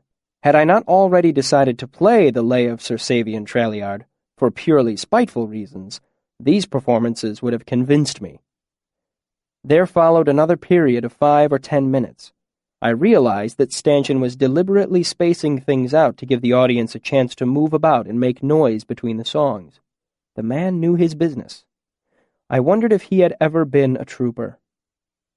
Then we had our first trial of the night.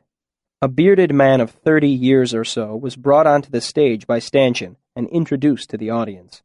He played flute. Played it well.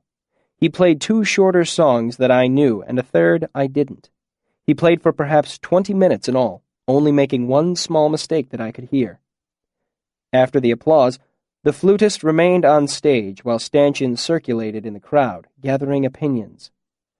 A serving boy brought the flutist a glass of water. Eventually, Stanchion came back onto the stage. The room was quiet as the owner drew close and solemnly shook the man's hand. The musician's expression fell, but he managed a sickly smile and a nod to the audience.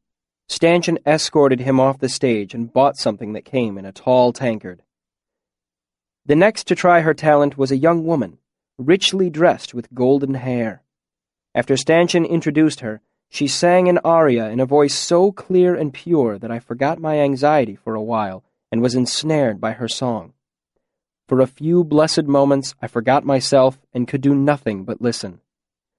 Too soon it was over, leaving me with a tender feeling in my chest and a vague prickling in my eyes.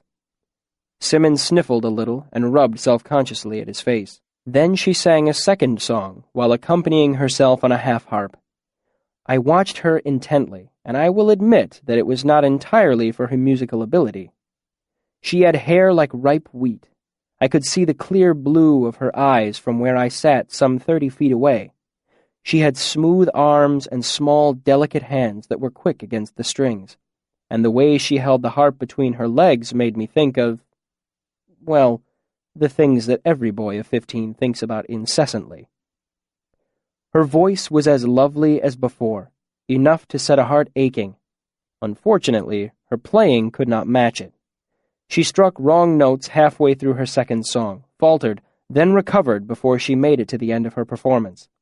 There was a longer pause as Stanchion circulated this time. He milled through the 3 levels of the Aeolian, talking with everyone, young and old, musician and not. As I watched, Ambrose caught the eye of the woman on stage and gave her one of his smiles that seemed so greasy to me and so charming to women. Then, looking away from her, his gaze wandered to my table and our eyes met. His smile faded, and for a long moment we simply watched each other, expressionless. Neither of us smiled mockingly or mouthed small, insulting nothings to each other. Nevertheless, all our smoldering enmity was renewed in those few minutes. I cannot say with certainty which of us looked away first. After nearly 15 minutes of gathering opinions, Stanchion mounted the stage again. He approached the golden-haired woman and took her hand as he had the previous musicians. The woman's face fell in much the same way his had. Stanchion led her from the stage and bought her what I guessed was the consolation tankard. Closely on the heels of this failure was another talented musician who played fiddle, excellent as the 2 before him. Then an older man was brought onto stage by Stanchion as if he were trying for his talent. However, the applause that greeted him seemed to imply that he was as popular as any of the talented musicians who played before him. I nudged Simon. "Who's this?" I asked, as the gray-bearded man tuned his lyre. "Threp," Simon whispered back at me. "Count Threp, actually. He plays here all the time, has for years. Great patron of the arts. He stopped trying for his pipes years ago. Now he just plays. Everyone loves him." Threp began to play, and I could see immediately why he had never earned his pipes. His voice cracked and wavered as he plucked his lyre. His rhythm varied erratically, and it was hard to tell if he struck a wrong note. The song was obviously of his own devising, a rather candid revelation about the personal habits of a local nobleman. But in spite of its lack of classic artistic merit, I found myself laughing along with the rest of the crowd. When he was done, everyone applauded thunderously, some people pounding on the tables or stamping as well. Stanchion went directly onto the stage and shook the Count's hand, but Threp didn't seem disappointed in the least. Stanchion pounded him enthusiastically on the back as he led him down to the bar. It was time. I stood and gathered up my loot. Willem clapped my arm and Simon grinned at me, trying not to look almost sick with friendly worry. I nodded silently to each of them as I walked over to Stanchion's vacant seat at the end of the bar where it curved toward the stage.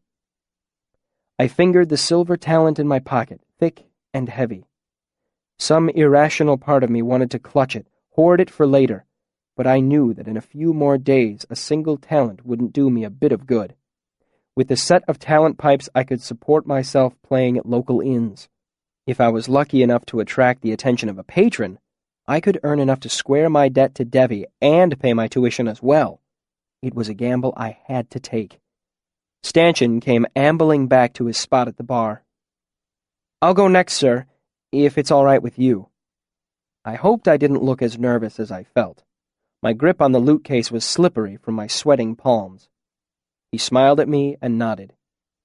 You've got a good eye for a crowd, boy. This one is ripe for a sad song.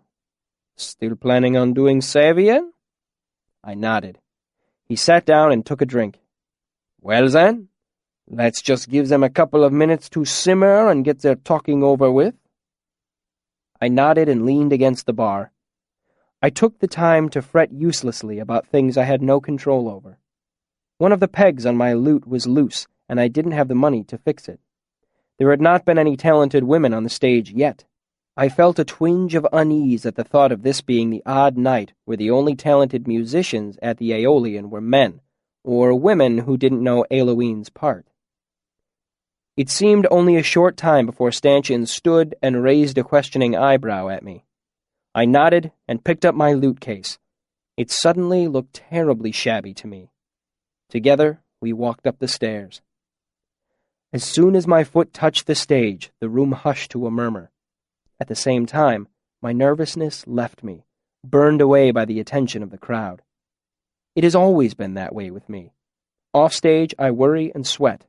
On stage, I am as calm as a windless winter night. Stanchion bade everyone consider me as a candidate for my talent. His words had a soothing, ritual feel. When he gestured to me, there was no familiar applause, only an expectant silence. In a flash, I saw myself as the audience must see me. Not finely dressed as the others had been, in fact, only one step from being ragged. Young, almost a child. I could feel their curiosity drawing them closer to me. I let it build, taking my time as I unclasped my battered second-hand lute case and removed my battered second-hand lute. I felt their attention sharpen at the homely sight of it. I struck a few quiet chords, then touched the pegs, tuning it ever so slightly. I fingered a few more light chords, testing, listened, and nodded to myself. The lights shining onto the stage made the rest of the room dim from where I sat. Looking out, I saw what seemed to be 1,000 eyes. Simon and Willem, Stanchion by the bar. Dioc by the door. I felt a vague flutter in my stomach as I saw Ambrose watching me with all the menace of a smoldering coal. I looked away from him to see a bearded man in red. Count Threp. An old couple holding hands. A lovely, dark-eyed girl. My audience. I smiled at them. The smile drew them closer still, and I sang. Still! Sit, for though you listen long, long would you wait without the hope of song. So sweet as this, as Ilion himself set down, an age ago. Master work of a master's life, of Savian and Eiloween, the woman he would take to wife. I let the wave of whisper pass through the crowd. Those who knew the song made soft exclamation to themselves, while those who didn't asked their neighbors what the stir was about. I raised my hands to the strings and drew their attention back to me. The room stilled, and I began to play. The music came easily out of me, my lute like a second voice. I flicked my fingers, and the lute made a third voice as well. I sang in the proud, powerful tones of Savian Trailiard, greatest of the Aemir. The audience moved under the music like grass against the wind. I sang as Sir Savian, and I felt the audience begin to love and fear me. I was so used to practicing the song alone that I almost forgot to double the third refrain, but I remembered at the last moment in a flash of cold sweat. This time, as I sang it, I looked out into the audience, hoping at the end I would hear a voice answering my own. I reached the end of the refrain before Eiloween's first stanza. I struck the first chord hard and waited as the sound of it began to fade without drawing a voice from the audience. I looked calmly out to them, waiting. Every second a greater relief vied with a greater disappointment inside me. Then a voice drifted onto the stage, gentle as a brushing feather, singing, Savian, how could you know?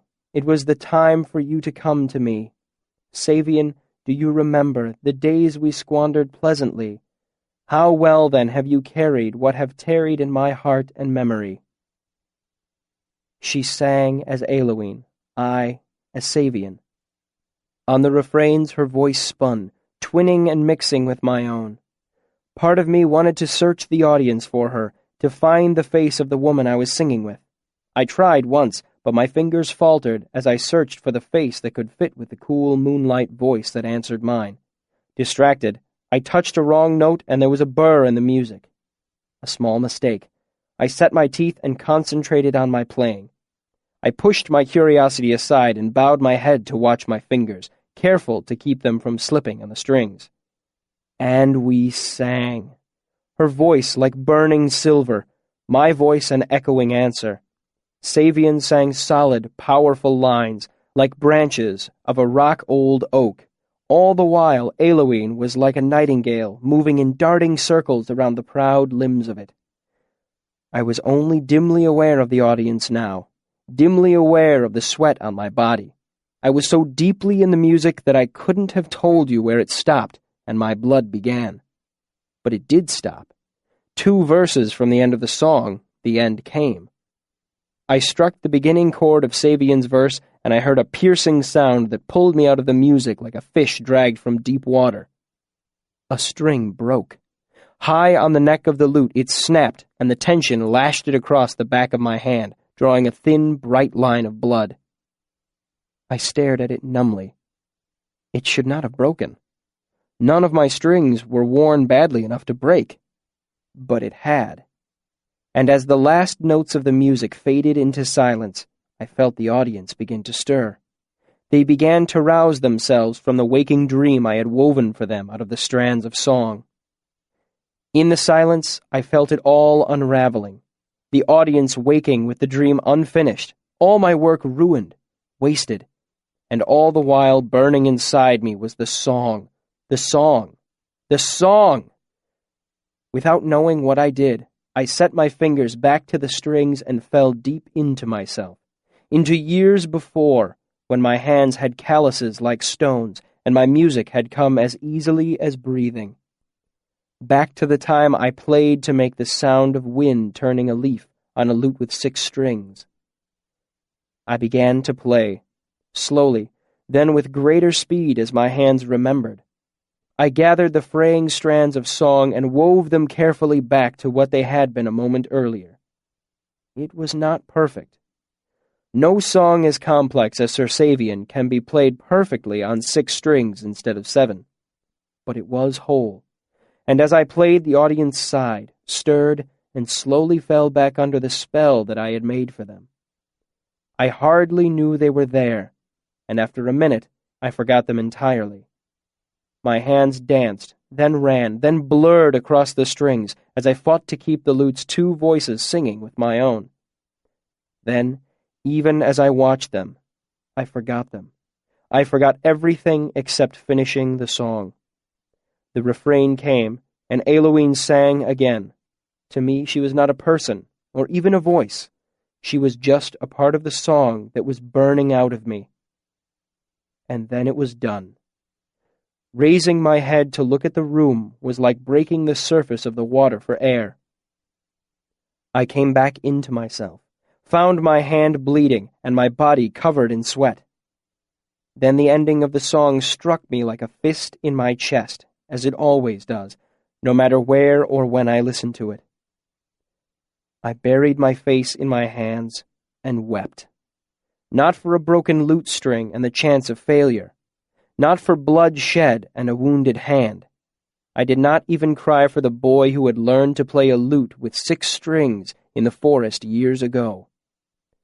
I cried for Sir Savian and Aileen, for love lost and found and lost again, at cruel fate and man's folly.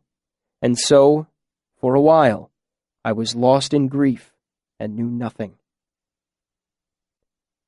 Chapter 55. Flame and Thunder.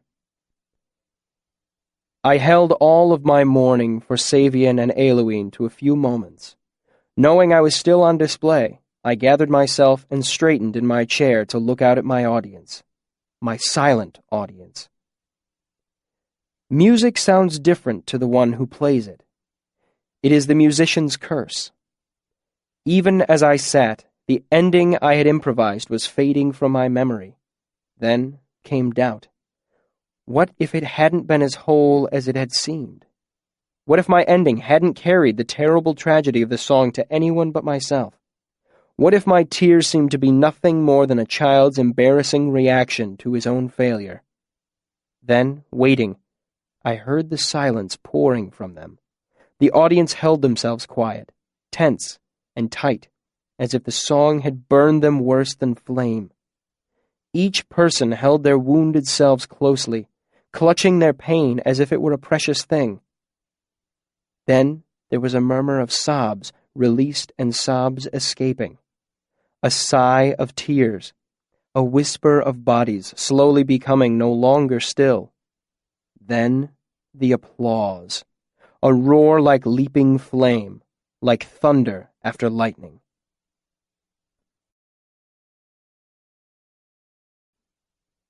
Chapter 56. Patrons, Maids, and Metheglin.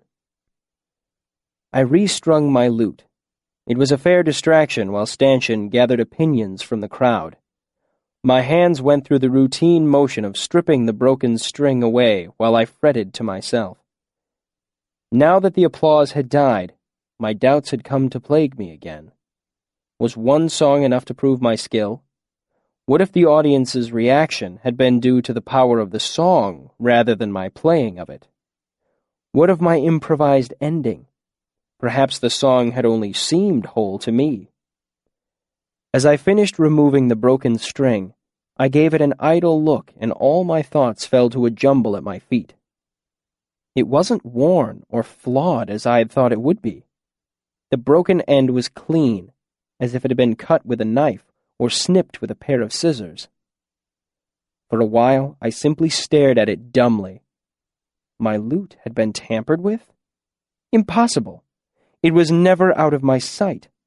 Besides, I had checked the strings before I left the university, and again before I had come on stage. Then how? I was running the thought in circles in my head when I noticed the crowd quieting. I looked up in time to see Stanchion take the last step onto the stage. I hurriedly got to my feet to face him. His expression was pleasant, but otherwise unreadable. My stomach tied a knot as he walked toward me, then it fell as he held out his hand the same way he had held it out for the other two musicians who had been found wanting. I forced my best smile onto my face and reached to take his hand. I was my father's son and a trooper. I would take my refusal with the high dignity of the Edema-Ru. The earth would crack and swallow this glittering, self-important place before I would show a trace of despair. And somewhere in the watching audience was Ambrose. The earth would have to swallow the Aeolian, Imre, and the whole Sentha Sea before I gave him a grain of satisfaction over this. So I smiled brightly and took Stanchion's hand in my own. As I shook it, something hard pressed into my palm. Looking down, I saw a glimmer of silver. My talent pipes. My expression must have been a delight to watch. I looked back up at Stanchion. His eyes danced and he winked at me. I turned and held my pipes aloft for everyone to see. The Aeolian roared again. This time, it roared a welcome. "You have to promise me," a red-eyed Simon said seriously, "that you will never play that song again without warning me first. Ever." Was it that bad? I smiled giddily at him. "No!" Simon almost cried out. I've never—" He struggled wordless for a moment, then bowed his head and began to cry hopelessly into his hands. Willem put a protective arm around Simon, who leaned unashamedly against his shoulder. "Our Simon has a tender heart," he said gently. "I imagine he meant to say he liked it very much." I noticed that Willem's eyes were red around the edges, too. I lay a hand on Simon's back. "It hit me hard the first time I heard it, too," I told him honestly. "My parents performed it during the midwinter pageantry when I was 9, and I was a wreck for 2 hours afterward. They had to cut my part from the swineherd and the nightingale, because I wasn't in any shape to act. Simon nodded and made a gesture that seemed to imply that he was fine, but that he didn't expect to be able to talk any time soon, and that I should just carry along with whatever I was doing. I looked back at Willem. I forgot that it hits some people this way, I said lamely. I recommend scutting, Willem said bluntly. Cut tail if you insist on the vulgar. But I seem to remember you saying that you would float us home tonight if you got your pipes, which may be unfortunate as I happen to be wearing my lead drinking shoes. I heard Stanchion chuckle behind me. These must be the two non-castrati friends, eh? Simon was surprised enough at being called a non-castrati to collect himself slightly, rubbing his nose on his sleeve. Willem, Simon, this is Stanchion. Simon nodded. Willem gave a slight stiff bow. Stanchion, could you help us to the bar? I've promised to buy them a drink. Tss, Willem said. Drinks. Sorry, drinks. I stressed the plural. I wouldn't be here if it wasn't for them. Ah, Stanchion said with a grin. Patrons, I understand completely. The Victory tankard turned out to be the same as the Consolation one.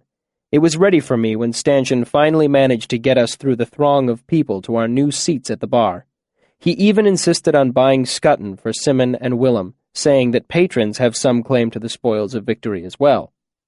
I thanked him earnestly from the bottom of my rapidly thinning purse. While we were waiting for their drinks to come, I tried to peer curiously into my tankard, and found that doing so while it was sitting on the bar would require me to stand on my stool. Mepheglen, Stanchion informed me. Try it and you can thank me later. Where I am from, they say a man will come back from the dead to get a drink of it. I tipped an imaginary hat to him. At your service. Yours and your family's, he replied politely. I took a drink from the tall tankard to give myself a chance to collect my wits, and something wonderful happened in my mouth. Cool spring honey, clove, cardamom, cinnamon, pressed grape, burnt apple, sweet pear, and clear well water. That is all I have to say of Mepheglen. If you haven't tried it, then I'm sorry I cannot describe it properly. If you have, you don't need me to remind you what it is like.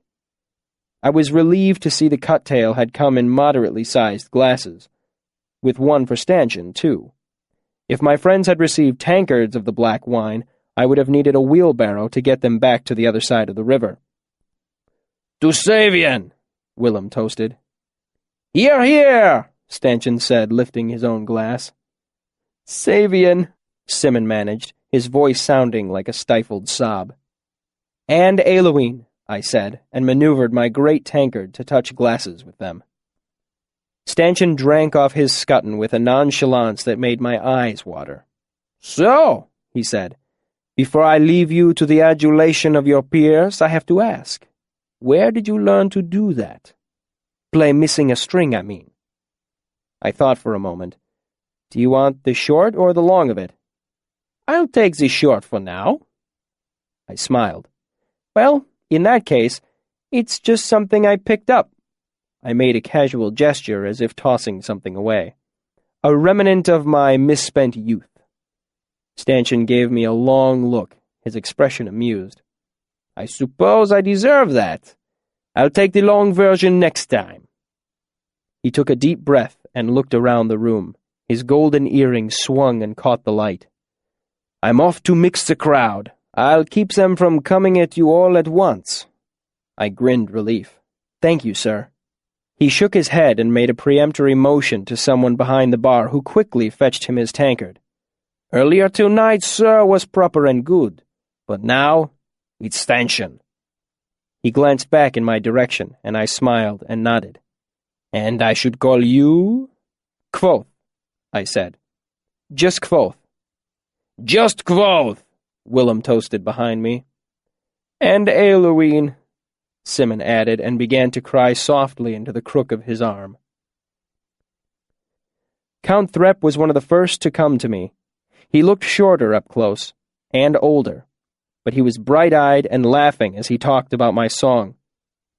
"Then it broke," he said, gesturing wildly, "and all I could think was, not now, not before the ending. But I saw the blood on your hand and my stomach knotted up. You looked up at us, then down at the strings, and it got quieter and quieter. Then you put your hands back on the lute, and all I could think was, there's a brave boy. Too brave. He doesn't know he can't save the end of a broken song with a broken lute. But you did!" He laughed as if I'd played a joke on the world and danced a quick jig step. Simon, who had stopped crying and was on his way to becoming well-buttered, laughed along with the Count. Willem didn't seem to know what to make of the man, and watched him with serious eyes. "You must play at my house some day," Threp said, then quickly held up a hand. "We won't talk of that now, and I won't take up any more of your evening." He smiled. "But before I go, I need to ask you one last question.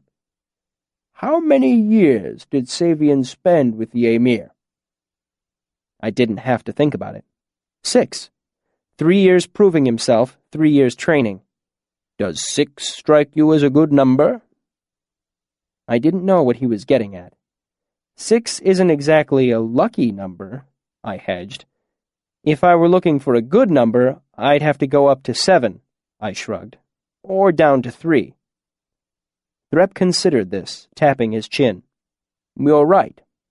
But 6 years with the Emir means he came back to Elohim on the 7th year." He dug into a pocket and brought out a handful of coins of at least 3 different currencies. He sorted 7 talents out of the mess and pushed them into my surprised hand. "My lord," I stammered, "I cannot take your money."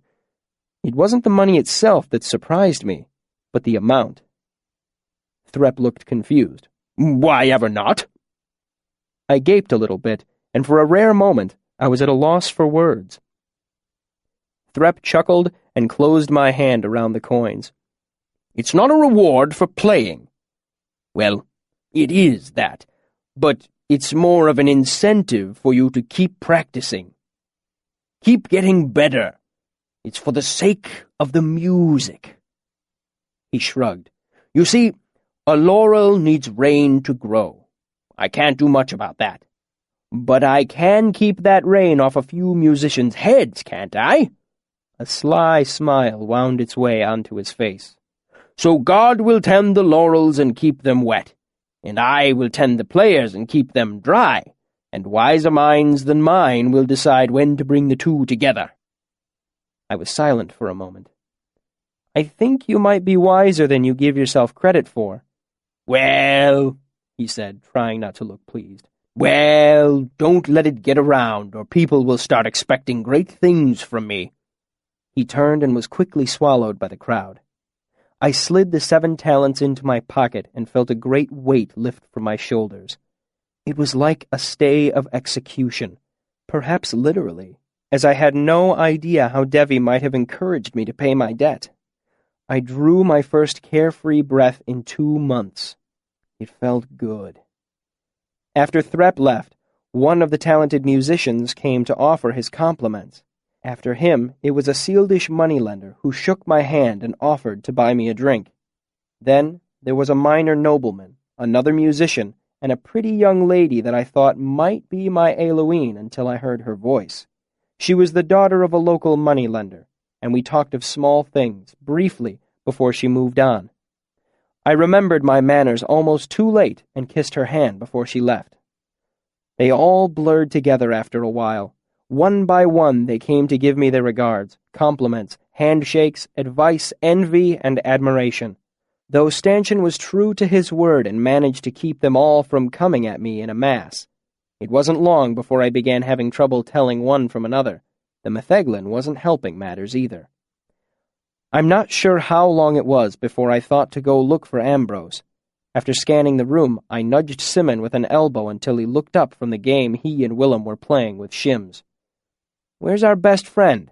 I asked. Simon gave me a blank look, and I realized that he was too far into his cups to catch sarcasm. "Ambrose," I clarified. "Where's Ambrose?" "Scoffered off," Willem announced with an edge of bellicosity, "as soon as you finished playing, before you'd even got your pipes." He knew. He knew, Simmons sing-songed delightedly. He knew you would get them and couldn't bear to watch. "Looked bad when he left," Willem said with a quiet malice. "Pale and shaking, like he'd found out someone had been lanting in his drinks all night." "Maybe someone was," Simmons said with uncharacteristic viciousness. "I would." "Shaking?" I asked. Willem nodded. "Trembling, like someone had gut-punched him. Linton was giving him an arm to lean on when he left." The symptoms sounded familiar, like binder's chills. A suspicion began to form. I pictured Ambrose listening to me glide through the most beautiful song he'd ever heard and realizing I'm about to win my pipes. He wouldn't do anything obvious, but perhaps he could find a loose thread or a long splinter from the table. Either one would provide only the most tenuous sympathetic link to my lute string, 1% at best, perhaps only a tenth of that. I imagined Ambrose drawing on his own body heat, concentrating as the chill slowly worked into his arms and legs. I pictured him, trembling, his breath growing labored until finally the string breaks, and I finish the song in spite of him. I grinned at the thought. Pure speculation, of course, but something had certainly broken my lute string, and I didn't doubt for a second that Ambrose would try something of the sort. I focused back in on Simon. "Eat up to him and say, 'No hard feelings about that time in the crucible when you mixed my salts and I was nearly blind for a day. No, really, drink up! Ha!'" Simon laughed, lost in his own vengeful fantasy. The flood of well-wishers slowed somewhat. A fellow lutist, the talented piper I'd seen on stage, a local merchant, a heavily perfumed gentleman with long, oiled hair and a Vintic accent clapped me on the back and gave me a purse of money for new strings. I didn't like him. I kept the purse. "Why does everyone keep going on about that?" Willem asked me. "About what?" "Half the people that come over to shake your hand bubble about how beautiful the song was. The other half hardly mention the song at all, and all they talk about is how you played with a broken string. It's like they didn't hardly hear the song at all." "The first half don't know anything about music," Simmons said. "Only people who take their music seriously can really appreciate what our little Elir here did tonight." Willem grunted thoughtfully. "It's hard, then? What you did?" "I've never seen anyone play Squirrel in the Thatch without a full set of strings," Simon told him. "Well," he said, "you made it look easy. Since you have come to your sense in pushing aside that yeelish fruit drink, will you let me buy you a round of fine dark scutton, drink of the kings of Kildom?" I know a compliment when I hear it, but I was reluctant to accept as I was just beginning to feel clear-headed again. Luckily, I was saved from having to make an excuse by Maria coming to pay her respects. She was the lovely golden-haired harper who had tried for her talent and failed. I thought for a moment that she might be the voice of my Eowyn, but after a moment's listening to her, I realized it couldn't be. She was pretty, though, even prettier than she had seemed on stage, as is not always the case. Talking, I found she was the daughter of one of Imre's councilmen. Against the tumble of her deep golden hair, the soft blue of her gown was a reflection of the deep blue of her eyes. Lovely as she was, I couldn't give her the concentration she deserved. I itched to be away from the bar to find the voice that had sung Eowyn with me. We talked a while, smiled, and parted with kind words and promises to speak again. She disappeared back into the crowd, a wonderful collection of gently moving curves. "What was that shameful display?" Willem demanded after she had gone. "What?" I asked. "What?" He mocked my tone. "Can you even pretend to be that thick? If a girl as fair as that looked at me with one eye the way she looked at you with two, we'd have a room by now, to say it carefully. She was friendly, I protested, and we were talking. She asked me if I would show her some harp fingerings, but it's been a long time since I played harp. It'll be a lot longer if you keep missing passes like that, Willem said frankly. She was doing everything but taking down another button for you. Sim leaned over and lay his hand on my shoulder, the very picture of the concerned friend. Kvothe, I've been meaning to talk to you about this very problem. If you honestly couldn't tell that she was interested in you, you might want to admit the possibility that you are impossibly thick when it comes to women. You may want to consider the priesthood. The both of you are drunk, I said to cover my flush. Did you happen to notice from our conversation that she's a councilman's daughter? Did you notice, Will replied in the same tone, how she looked at you?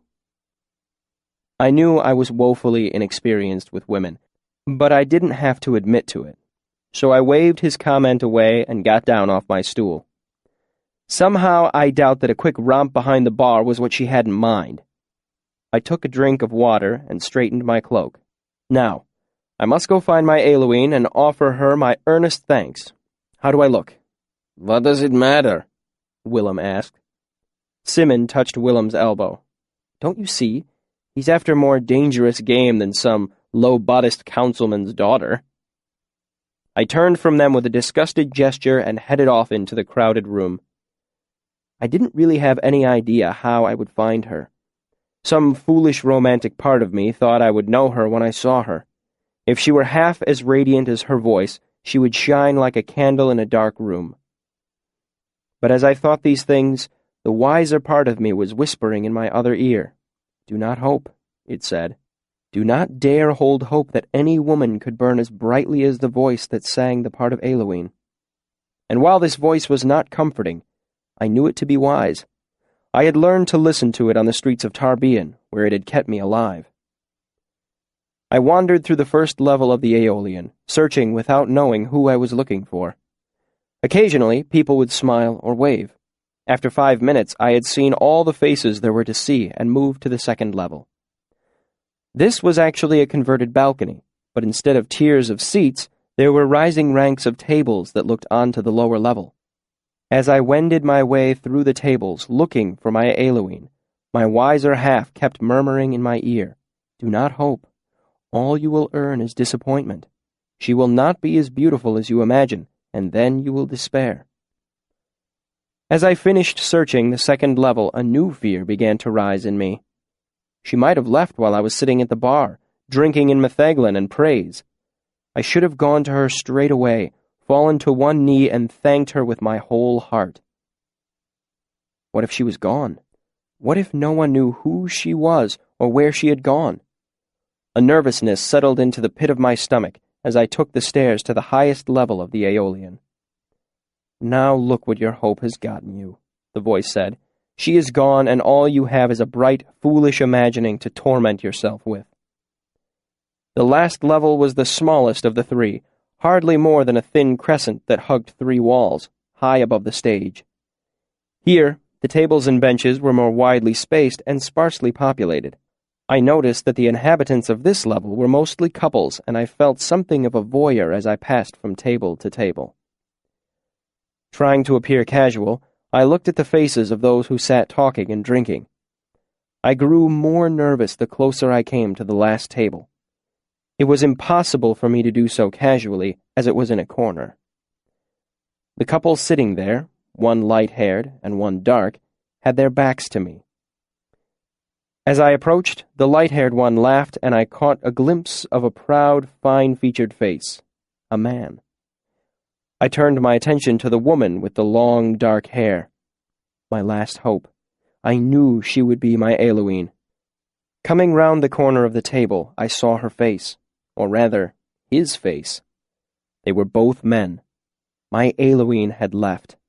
I had lost her, and with that knowledge I felt as if my heart had been tipped from its resting place in my chest to topple and fall somewhere deep inside me near my feet. They looked up, and the fair-haired one smiled at me. "Look, Threa, young six-string has come to offer us his respects." He eyed me up and down. "You're a fair one. Would you like to join us for a drink?" "No," I murmured, embarrassed. "I was just looking for someone." "Well, you found someone," he said easily, touching my arm. "My name is Fallon, and this is Threa. Come and have a drink. I promise to keep Threa here from trying to take you home. He has a terrible weakness for musicians." He smiled charmingly at me. I murmured an excuse and took my leave, too distraught to worry whether or not I had made an ass of myself. As I made my desolate way back to the stairs, my wise self took the opportunity to berate me. "That is what comes of hope," it said. "No good. Still, you are better having missed her. She could never have been equal to her voice. That voice, fair and terrible as burning silver, like moonlight on river stones, like a feather against your lips." I headed to the stairs, eyes on the floor lest anyone try to catch me in a conversation. Then I heard a voice like burning silver, like a kiss against my ears. Looking up, my heart lifted and I knew it was my Aileen. Looking up, I saw her, and all I could think was beautiful. Beautiful. Chapter 57. Interlude. The Parts That Form Us. Moving slowly, Bast stretched and looked around the room. Finally, the short fuse of his patience burned out. "Reshi?" Kvothe looked at him. "And then what, Reshi? Did you talk to her?" "Of course I talked to her. There would be no story if I hadn't. Telling that part is easy. But first, I must describe her. I'm not sure how to do it." Bast fidgeted. Kvothe laughed, a fond expression wiping the irritation from his face. "So, is describing a beautiful woman as easy as looking at one for you?" Bast looked down and blushed, and Kvothe laid a gentle hand on his arm, smiling. "My trouble, Bast, is that she is very important to the story. I cannot think of how to describe her without falling short of the mark." I think I understand, Reshi," Bast said in conciliatory tones. "I've seen her too. Once." Kvothe sat back in his chair, surprised. "You have, haven't you? I'd forgotten." He pressed his hands to his lips. "How would you describe her, then?" Bast brightened at the opportunity. Straightening up in his chair, he looked thoughtful for a moment, and then said, "She had perfect ears." He made a delicate gesture with his hands. "Perfect little ears, like they were carved out of something." Chronicler laughed, then looked slightly taken aback, as if he'd surprised himself. "Her ears?" he asked, as if he couldn't be sure if he had heard correctly. "You know how hard it is to find a pretty girl with the right sort of ears," Bast said matter-of-factly. Chronicler laughed again, seeming to find it easier the second time. "No," he said. "No, I'm sure I don't." Bast gave the story collector a deeply pitying look. "Well then, you'll just have to take my word for it. They were exceptionally fine." "I think you've struck that chord well enough, Bast," Kvothe said, amused. He paused for a moment, and when he spoke again, it was slowly, his eyes far away. "The trouble is, she is unlike anyone I have ever known. There was something intangible about her, something compelling, like heat from a fire. She had a grace, a spark."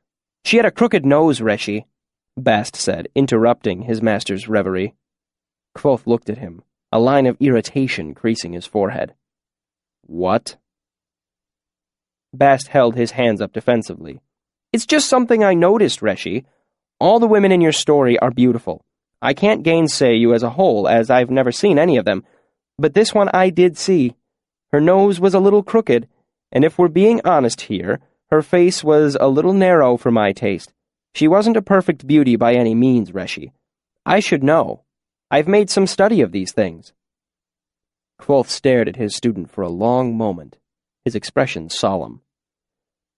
"We are more than the parts that form us, Bast," he said with a hint of reproach. "I'm not saying she wasn't lovely, Reshi," Bast said quickly. "She smiled at me. It had a sort of... It went right down into you, if you understand me." "I understand, Bast. But then again, I've met her." Kvothe looked at Chronicler. "The trouble comes from comparison, you see.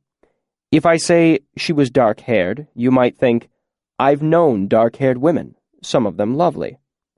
But you would be far off the mark, because that woman would not really have anything in common with her.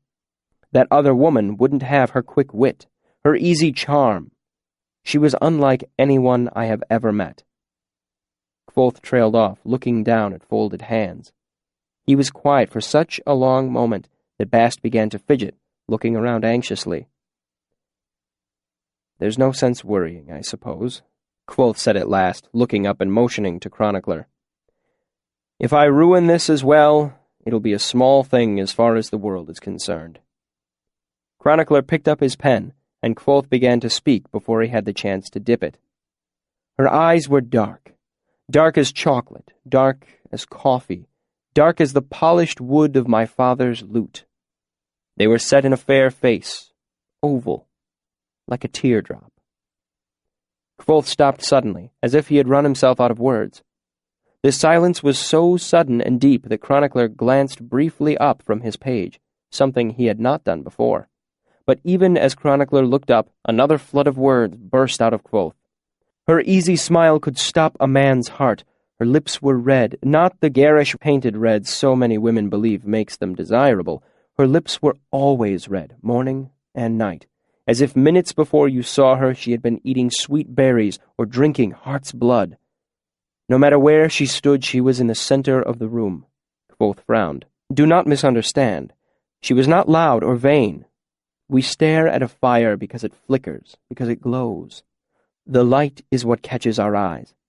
But what makes a man lean close to a fire has nothing to do with its bright shape.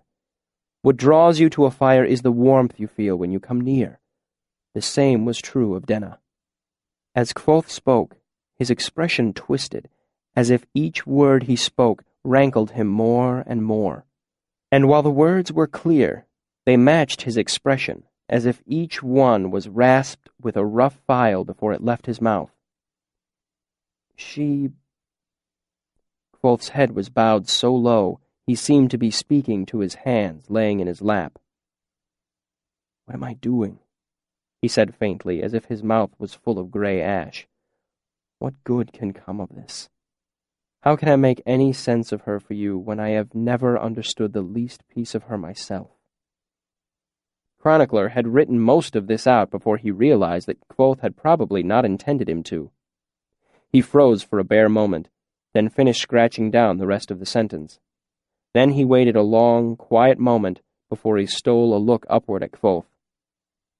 Kvothe's eyes caught and held him. They were the same dark eyes that Chronicler had seen before. Eyes like an angry god's. For a moment, it was all Chronicler could do not to draw back from the table. There was an icy silence. Kvothe stood and pointed at the paper that lay in front of Chronicler. "Cross that out," he grated. Chronicler blanched, his expression as stricken as if he'd been stabbed. When he made no move, Kvothe reached down and calmly slid the half-written sheet from under Chronicler's pen. "If crossing out is something you feel disinclined toward," Kvothe tore the half-written sheet with slow care, the sound bleeding the color from Chronicler's face. With terrible deliberateness, Kvothe lifted a blank sheet and lay it carefully in front of the stunned scribe. One long finger stabbed at the torn sheet, smearing the still wet ink. "Copy to here," he said in a voice that was cold and motionless as iron. The iron was in his eyes, too, hard and dark. There was no arguing. Chronicler quietly copied to where Kvothe's finger pinned the paper to the table. Once Chronicler was finished, Kvothe began to speak crisply and clearly, as if he were biting off pieces of ice. In what manner was she beautiful? I realize that I cannot say enough. So, since I cannot say enough, at least I will avoid saying too much. Say this, that she was dark-haired. There. It was long and straight. She was dark of eye and fair-complected. There. Her face was oval, her jaw strong and delicate. Say that she was poised and graceful. There. Kvothe took a breath before continuing. Finally, say that she was beautiful. That is all that can be well said. That she was beautiful through to her bones, despite any flaw or fault. She was beautiful to Kvothe at least. At least? To Kvothe, she was most beautiful. For a moment, Kvothe tensed as if he would leap up and tear this sheet away from Chronicler as well. Then he relaxed, like a sail when the wind leaves it. But to be honest, it must be said that she was beautiful to others as well.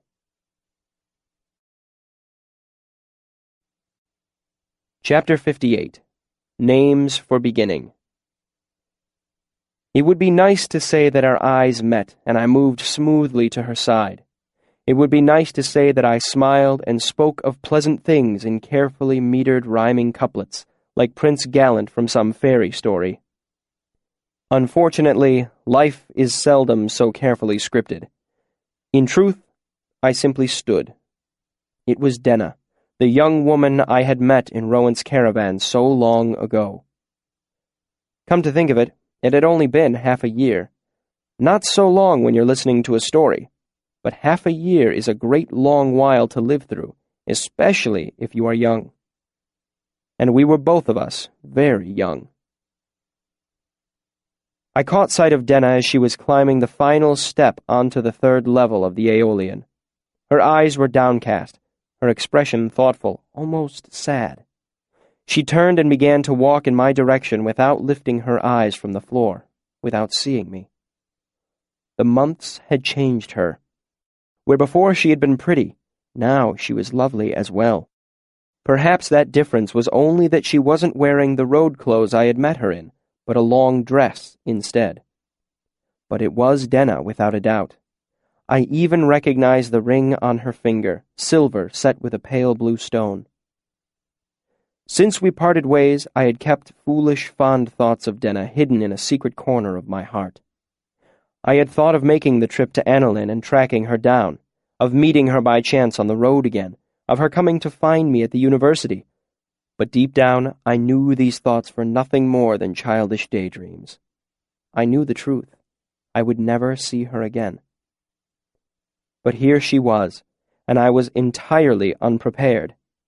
Would she even remember me, the awkward boy she had known for a few days so long ago? Denna was barely a dozen feet away when she looked up and saw me. Her expression brightened, as if someone had lit a candle inside her and she was glowing from its light. She rushed toward me, closing the distance between us in 3 excited skipping steps. For a moment, she looked as if she would run straight into my arms, but at the last moment she pulled back, darting a glance at the people sitting around us. In the space of half a step, she transformed her delighted, headlong run into a demure greeting at arm's length. It was gracefully done, but even so, she had to reach out a hand and steady herself against my chest, lest she stumble into me due to her sudden stop. She smiled at me then. It was warm and sweet and shy, like a flower unfurling. It was friendly and honest and slightly embarrassed. When she smiled at me, I felt... I honestly cannot think of how I could describe it. Lying would be easier. I could steal from 100 stories and tell you a lie so familiar you would swallow it whole. I could say my knees went to rubber, that my breath came hard in my chest. But that would not be the truth. My heart did not pound or stop or stutter. That is the sort of thing they say happens in stories. Foolishness, hyperbole, tripe, but still. Go out in the early days of winter, after the first cold snap of the season. Find a pool of water with a sheet of ice across the top. still fresh and new and clear as glass. Near the shore, the ice will hold you. Slide out farther, farther. Eventually, you'll find the place where the surface just barely bears your weight. There, you will feel what I felt. The ice splinters under your feet. Look down, and you can see the white cracks darting through the ice like mad, elaborate spiderwebs. It is perfectly silent, but you can feel the sudden sharp vibrations through the bottoms of your feet. That is what happened when Denna smiled at me. I don't mean to imply I felt as if I stood on brittle ice about to give way beneath me. No. I felt like the ice itself, suddenly shattered, with cracks spiraling out from where she had touched my chest. The only reason I held together was because my 1,000 pieces were all leaning together. If I moved, I feared I would fall apart. Perhaps it is enough to say that I was caught by a smile.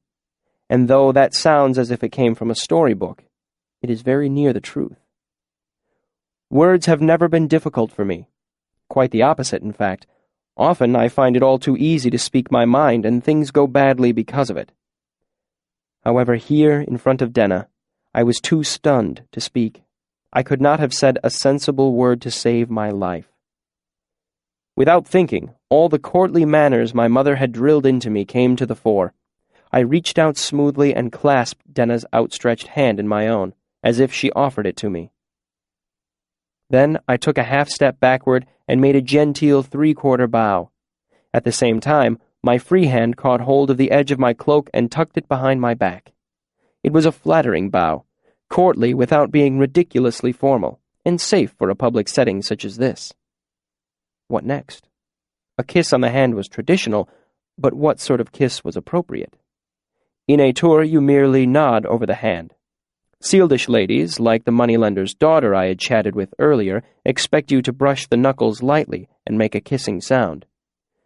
In Modeg, you actually press your lips to the back of your own thumb. But we were in Commonwealth, and Denna showed no foreign accent. A straightforward kiss, then. I pressed my lips gently to the back of her hand for the space of time it takes to draw a quick breath. Her skin was warm and smelled vaguely of heather.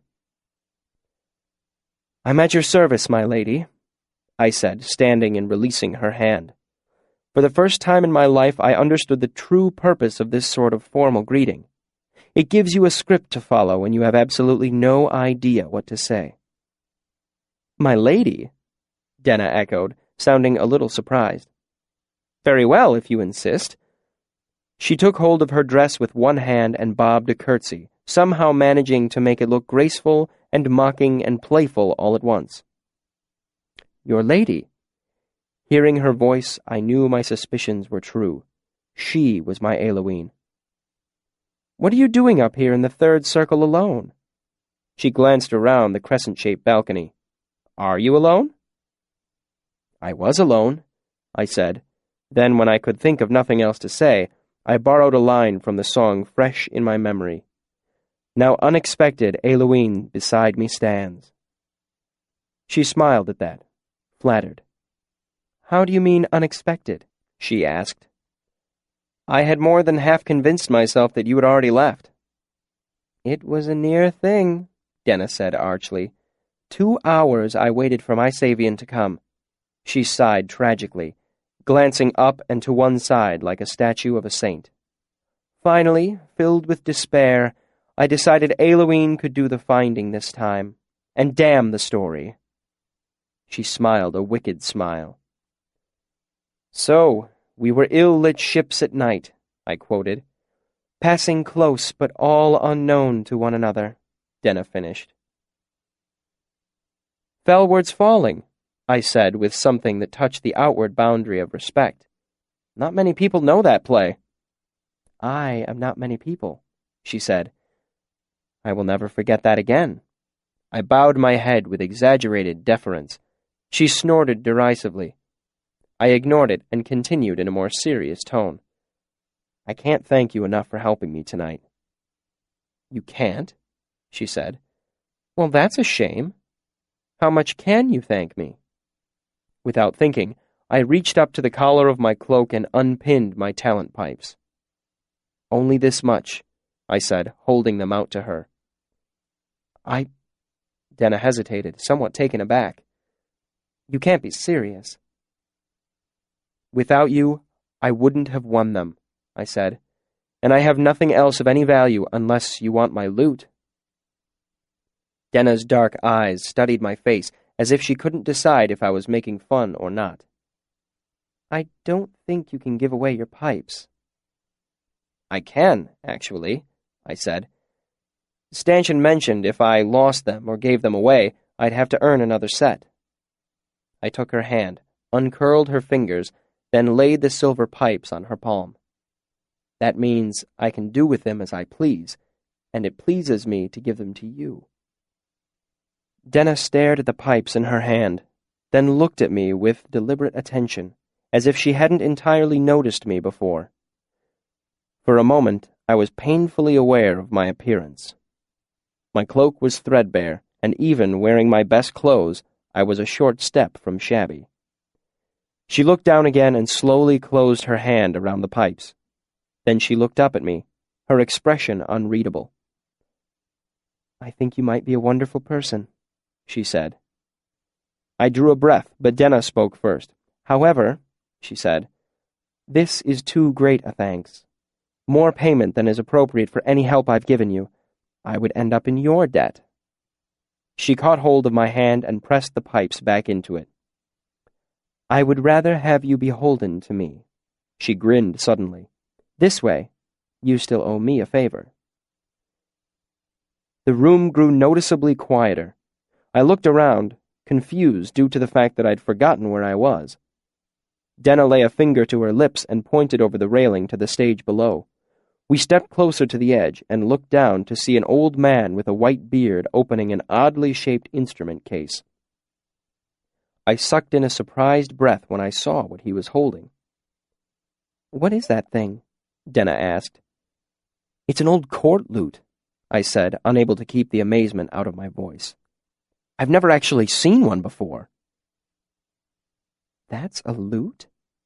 Denna's lips moved silently. I count 24 strings. How does that even work? That's more than some harps. That's how they made them years ago, before metal strings, before they knew how to brace a long neck. It's incredible. There's more careful engineering in that swan neck than in any 3 cathedrals. I watched as the old man tucked his beard out of the way and adjusted himself in his seat. I just hope he tuned it before he went on stage, I added softly. Otherwise, we'll be waiting an hour while he fiddles with his pegs. My father used to say the old minstrels used to spend 2 days stringing and 2 hours of tuning to get 2 minutes music from an old court lute. It only took the old man about 5 minutes to get the strings in agreement. Then he began to play. I am ashamed to admit it, but I remember nothing of the song. Despite the fact that I had never seen a court lute, let alone heard one, my mind was too awhirl with thoughts of Denna to absorb much else. As we leaned on the railing side by side, I snuck glances of her out of the corner of my eye. She hadn't called me by name, or mentioned our meeting before in Rowan's caravan. That meant she didn't remember me. Not too surprising, I suppose, that she would forget a ragged boy she'd only known for a few days on the road. Still, it stung a bit, as I'd had fond thoughts of her for months.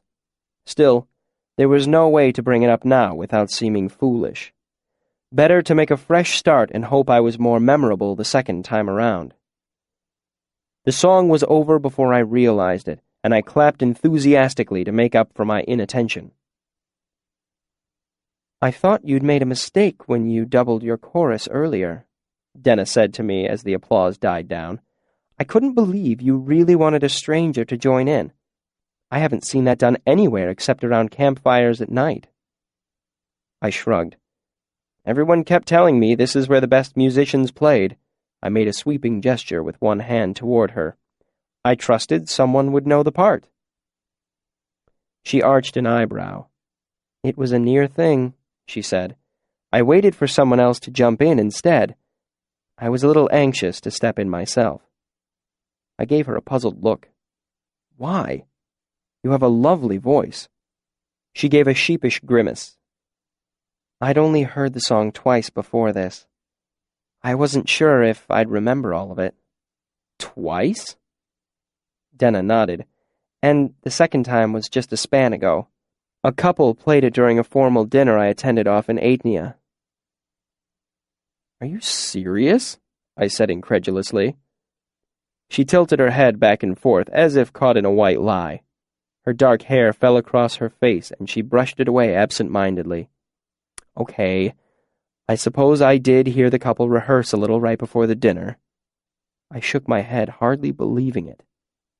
That's amazing. It's a terribly difficult harmony, and to remember all the lyrics? I marveled silently for a moment, shaking my head. You have an incredible ear. You're not the first man to say that, Denna said wryly, but you might be the first to say it while actually looking at my ears. She glanced down meaningfully. I felt myself beginning to blush furiously when I heard a familiar voice behind us. There you are!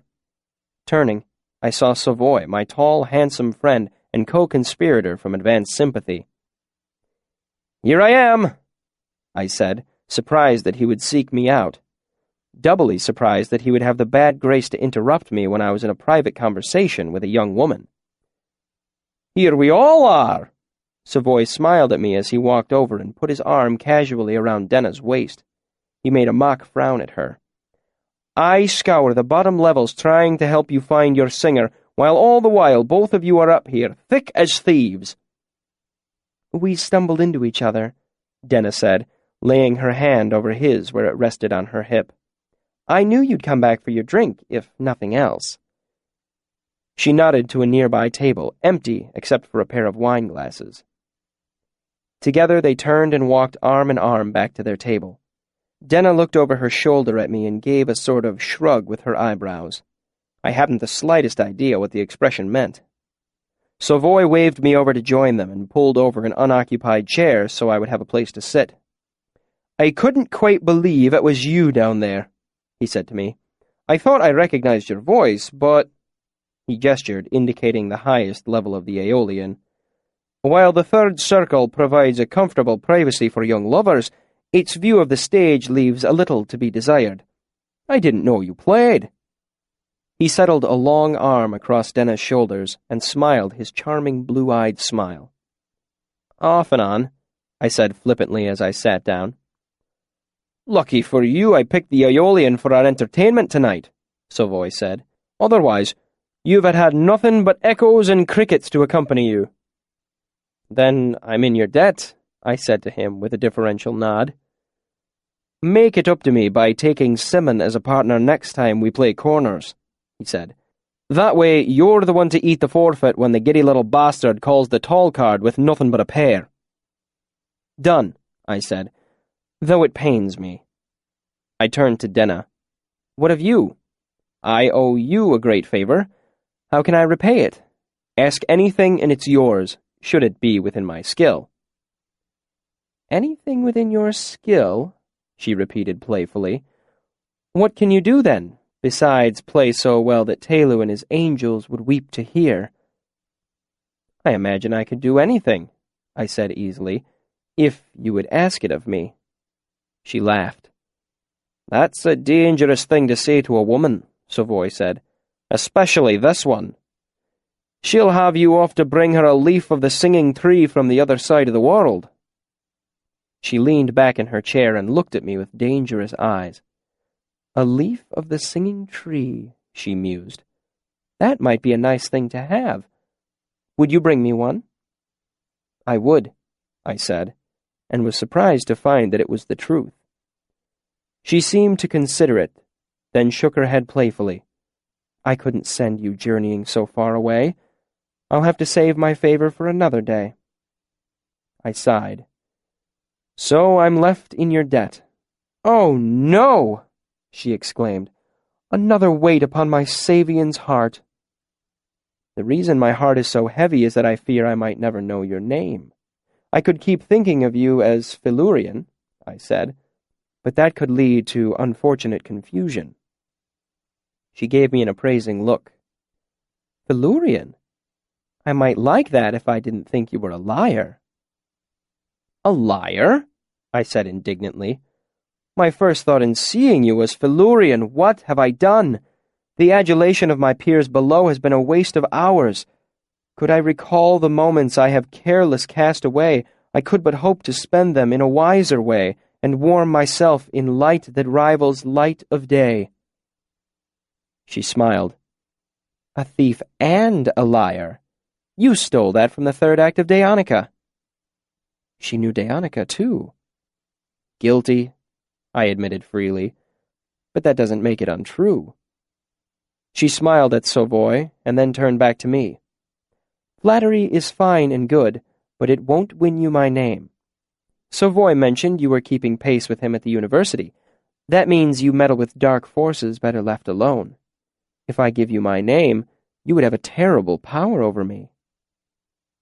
Her mouth was serious, but her smile showed itself around the corners of her eyes, in the tilt of her head. That is very true, I said with equal seriousness, but I will make you a bargain. I'll give you my name in exchange. Then I will be in your power as well. You'd sell me my own shirt, she said. Savoy knows your name.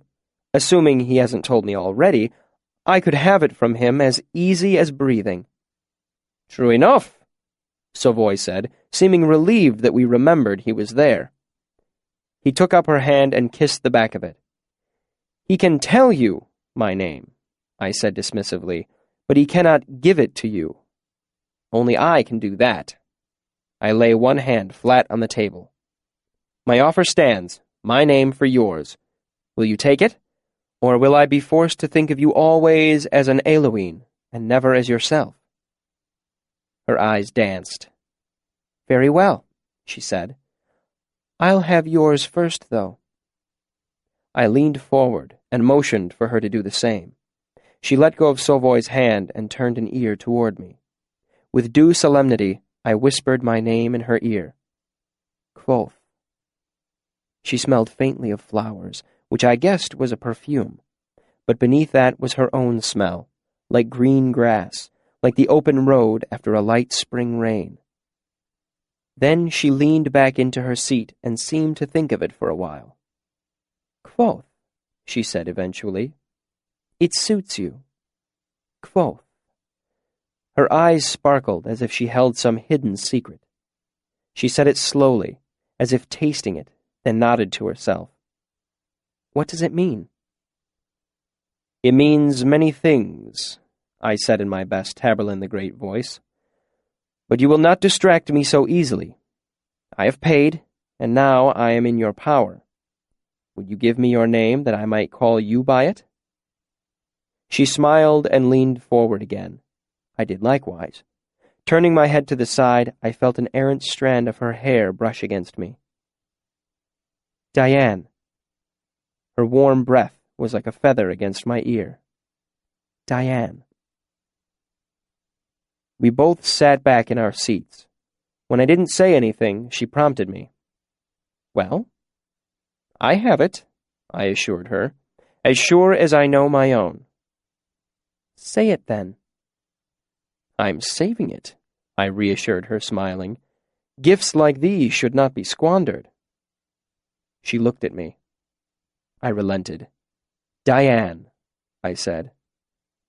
Diane. It suits you as well. We looked at each other for a long moment. Then I noticed that Savoy was giving me a not quite subtle stare. I should get back downstairs, I said, rising quickly from my seat. I've got important people to meet. I cringed inwardly at the awkwardness of the words as soon as I'd said them, but couldn't think of a less awkward way to take them back. Savoy stood and shook my hand, no doubt eager to be rid of me. Well done tonight, Kvothe. I'll be seeing you. I turned to see Denna standing too. She met my eyes and smiled. I hope to see you too. She held out her hand. I gave her my best smile. There's always hope. I meant it to seem witty, but the words seemed to turn boorish as soon as they left my mouth. I had to leave before I made an even greater ass of myself. I shook her hand quickly. It was slightly cool to the touch. Soft, delicate, and strong. I did not kiss it, as Savoy was my friend, and that is not the sort of thing friends do.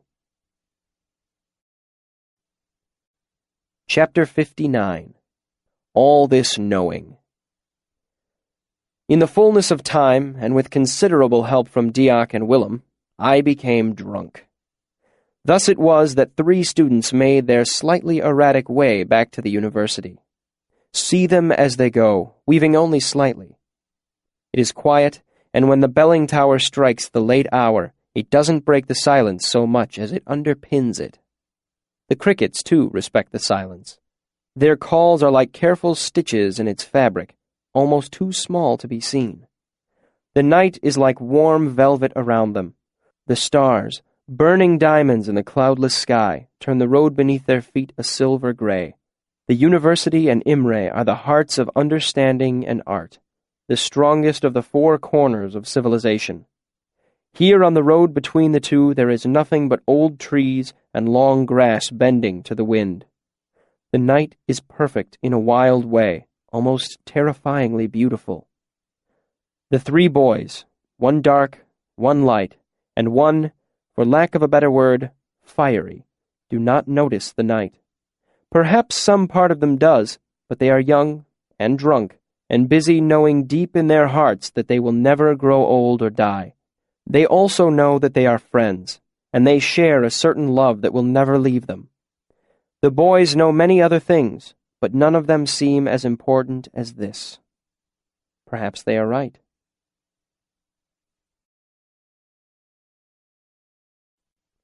Chapter 60. Fortune. The next day I went to the admissions lottery, sporting my very first hangover. Weary and vaguely nauseous, I joined the shortest line and tried to ignore the din of hundreds of students milling about, buying, selling, trading, and generally complaining about the slots they'd drawn for their exams. "Quoth, Artelin's son," I said when I finally arrived at the front of the line. The bored-looking woman marked my name, and I drew a tile out of the black velvet bag. It read, Hepton, noon. 5 days from now. Plenty of time to prepare. But as I turned back to the Mews, a thought occurred to me. How much preparation did I really need? More importantly, how much could I genuinely accomplish without access to the archives? Thinking it over, I raised my hand over my head with my middle finger and thumb extended, signaling that I had a slot 5 days from now that I was willing to sell. It wasn't long before an unfamiliar student wandered close. "4th day," she said, holding up her own tile. "I'll give you a jot to trade." I shook my head. She shrugged and wandered away. Galvin, a relar from the Medica, approached me. He held up his index finger, indicating that he had a slot later this afternoon. From the circles under his eyes and his anxious expression, I didn't think he was eager to go through testing that soon. "Will you take 5 jots?" "I'd like to get a whole talent." He nodded, flipping his own tile over between his fingers. It was a fair price. No one wanted to go through admissions on the first day. "Maybe later. I'll look around a little first." As I watched him leave, I marveled at the difference a single day could make.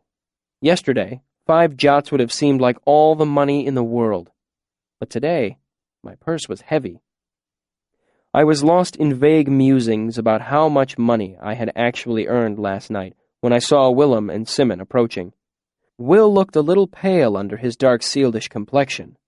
I guessed he was feeling the after-effects of our night's carousing, too. Sim, on the other hand, was bright and sunny as ever. "Guess who drew slots this afternoon?" He nodded over my shoulder. "Ambrose and several of his friends. It's enough to make me believe in a just universe." Turning to search the crowd, I heard Ambrose's voice before I saw him. "From the same bag. That means they did a piss-poor job mixing. They should restart this whole mismanaged sham," and Ambrose was walking with several well-dressed friends, their eyes sweeping over the crowd, looking for raised hands. Ambrose was a dozen feet away before he finally looked down and realized the hand he was heading toward was mine. He stopped short, scowling, then gave a sudden barking laugh. "You poor boy! All the time in the world and no way to spend it. Hasn't Lauren let you back in yet?" "Hammer and horn," Will said wearily behind me. Ambrose smiled at me. "Tell you what, I'll give you halfpenny and one of my old shirts for your slot. That way you'll have something to wear when you're washing that one in the river." A few of his friends chuckled behind him, looking me up and down. I kept my expression nonchalant, not wanting to give him any satisfaction. Truth was, I was all too aware of the fact that I only owned 2 shirts, and after 2 terms of constant wear, they were getting shabby. Shabbier. What's more, I did wash them in the river, as I'd never had money to spare for laundry. "I'll pass," I said lightly. "Your shirt tails are a little richly dyed for my taste." I tugged at the front of my own shirt to make my point clear. A few nearby students laughed. "I don't get it," I heard Sim say quietly to Will. "He's implying Ambrose has the..." Will paused. "The edematous, a disease you get from whores. There's a discharge." Okay, Sim said quickly. "I get it, ick. Ambrose is wearing green, too." Meanwhile, Ambrose forced himself to chuckle along with the crowd at my joke. "I suppose I deserve that," he said. "Very well. Pennies for the poor." He brought out his purse and shook it. "How much do you want?" 5 talents, I said. He stared at me, frozen in the act of opening his purse. It was an outrageous price. A few of the spectators nudged each other with their elbows, obviously hoping I'd somehow swindle Ambrose into paying several times what my slot was actually worth. "I'm sorry," I asked. "Do you need that converted?" It was a well-known fact that Ambrose had botched the arithmetic portion of his admissions last term. 5 is ridiculous, he said. "You'd be lucky to get 1 this late in the day." I forced a careless shrug. "I'd settle for 4. "You'll settle for 1, Ambrose insisted. "I'm not an idiot." I took a deep breath, let it out again, resigned. "I don't suppose I could get you to go as high as 1 and 4? I asked, disgusted by how plaintive my voice sounded. Ambrose smiled like a shark. "I tell you what," he said magnanimously. "I'll give you 1 and 3. I'm not above a little charity now and again." "Thank you, sir," I said meekly. "It's much appreciated." I could sense the crowd's disappointment as I rolled over like a dog for Ambrose's money. "Don't mention it," Ambrose said smugly. "Always a pleasure to help out the needy. In vintage coin, that'll be 2 nobles, 6 bits, 2 pennies, and 4 shims. I can do my own conversions," he snapped. "I've traveled the world with my father's retinue since I was a boy. I know how money spends." "Of course you do." I ducked my head. "Silly of me." I looked up curiously. "You've been to Modeg, then?" "Of course," he said absent-mindedly, as he proceeded to dig through his purse, pulling out an assortment of coins. "I've actually been to High Court in Kershane. Twice." "Is it true that the Modegan nobility regard haggling as a contemptible activity for those of any high-born station?" I asked innocently. "I heard that they consider it a sure sign that the person is either possessed of low blood or fallen on truly desperate times." Ambrose looked up at me, frozen halfway through the act of digging coins out of his purse. His eyes narrowed. "Because if that's true, it's terribly kind of you to come down to my level just for the fun of a little bargain." I grinned at him. "We rue love to dicker." There was a murmur of laughter from the crowd around us. It had grown to several dozen people at this point. "That's not it at all," Ambrose said. My face became a mask of concern. "Oh, I'm sorry, my lord. I had no idea you'd come on hard times." I took several steps toward him, holding out my admissions tile. "Here. You can have it for just a halfpenny. I'm not above a little charity myself." I stood directly in front of him, holding out the tile. "Please, I insist. It's always a pleasure to help the needy." Ambrose glared furiously. Keep it and choke, he hissed at me in a low voice. And remember this when you're eating beans and washing in the river. I'll still be here the day you leave with nothing but your hands in your pockets. He turned and left, the very picture of affronted dignity. There was a smattering of applause from the surrounding crowd. I took flourishing bows in all directions. "How would you score that one?" Will asked Sim. 2 for Ambrose, 3 for Quoth. Sim looked at me. Not your best work, really. I didn't get much sleep last night, I admitted. "Every time you do this, it makes the eventual payback that much worse," Will said. We can't do anything but snap at each other, I said. The masters made sure of that. Anything too extreme would get us expelled for conduct unbecoming of a member of the Arcanum. Why do you think I haven't made his life a hell? "You're lazy?" Will suggested. Laziness is one of my best characteristics, I said easily. If I weren't lazy, I might go through the work of translating edamate tas and grow terribly offended when I discover it means the edema drip.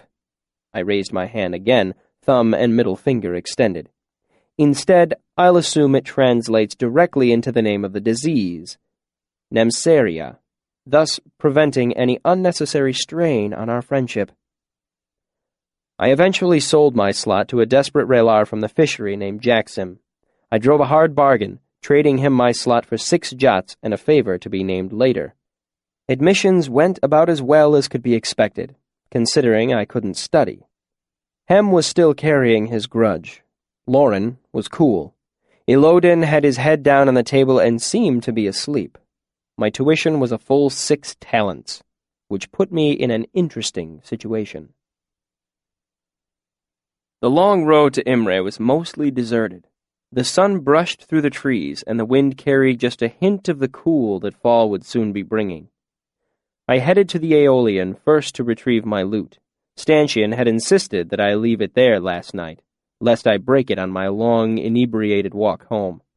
As I approached the Aeolian, I saw Diak lounging against the doorpost, walking a coin across the back knuckles of his hand. He smiled when he saw me. "Ho there! Thought you and your friends would end up in the river by the way you were weaving when you left last night." "We were swaying in different directions," I explained, "so it balanced out." Diak laughed. "We've got your lady inside." I fought down a flush and wondered how he had known I was hoping to find Denna here. I don't know if I would call her my lady, exactly. Savoy was my friend, after all.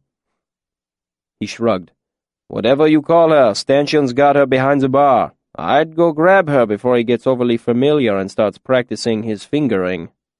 I felt a flash of rage and barely managed to swallow a mouthful of hot words. My loot. He was talking about my loot. I ducked inside quickly, guessing the less Diak saw of my expression, the better it would be. I wandered through the 3 levels of the Aeolian, but Denna was nowhere to be found. I did run into Count Threp, though, who enthusiastically invited me to have a seat. "I don't suppose I might persuade you to pay me a visit at my house sometime?" Threp asked bashfully. "I'm thinking of having a little dinner, and I know a few people who would love to meet you." He winked. "Word about your performance is already getting around." I felt a twinge of anxiety, but I knew rubbing elbows with the nobility was something of a necessary evil. "I'd be honored to, my lord." Threp grimaced. "Does it have to be, my lord?" Diplomacy is a large part of being a trooper, and a large portion of diplomacy is adherence to title and rank. "Etiquette, my lord," I said regretfully. "Piss on etiquette," Threp said petulantly.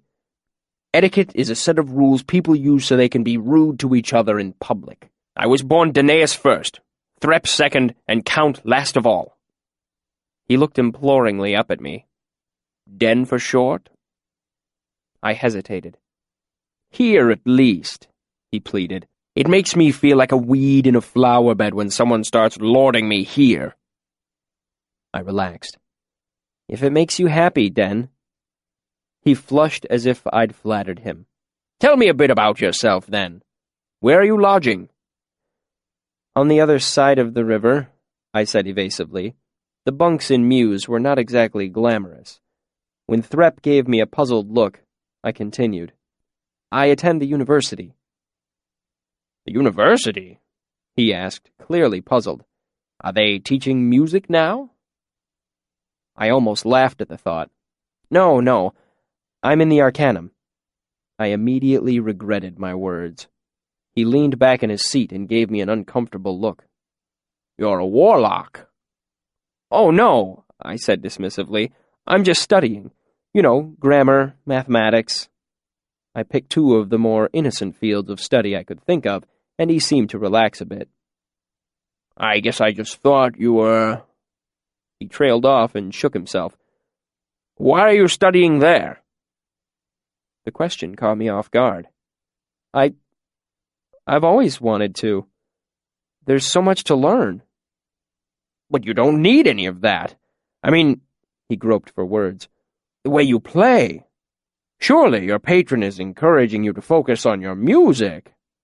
I don't have a patron, Den, I said with a shy smile.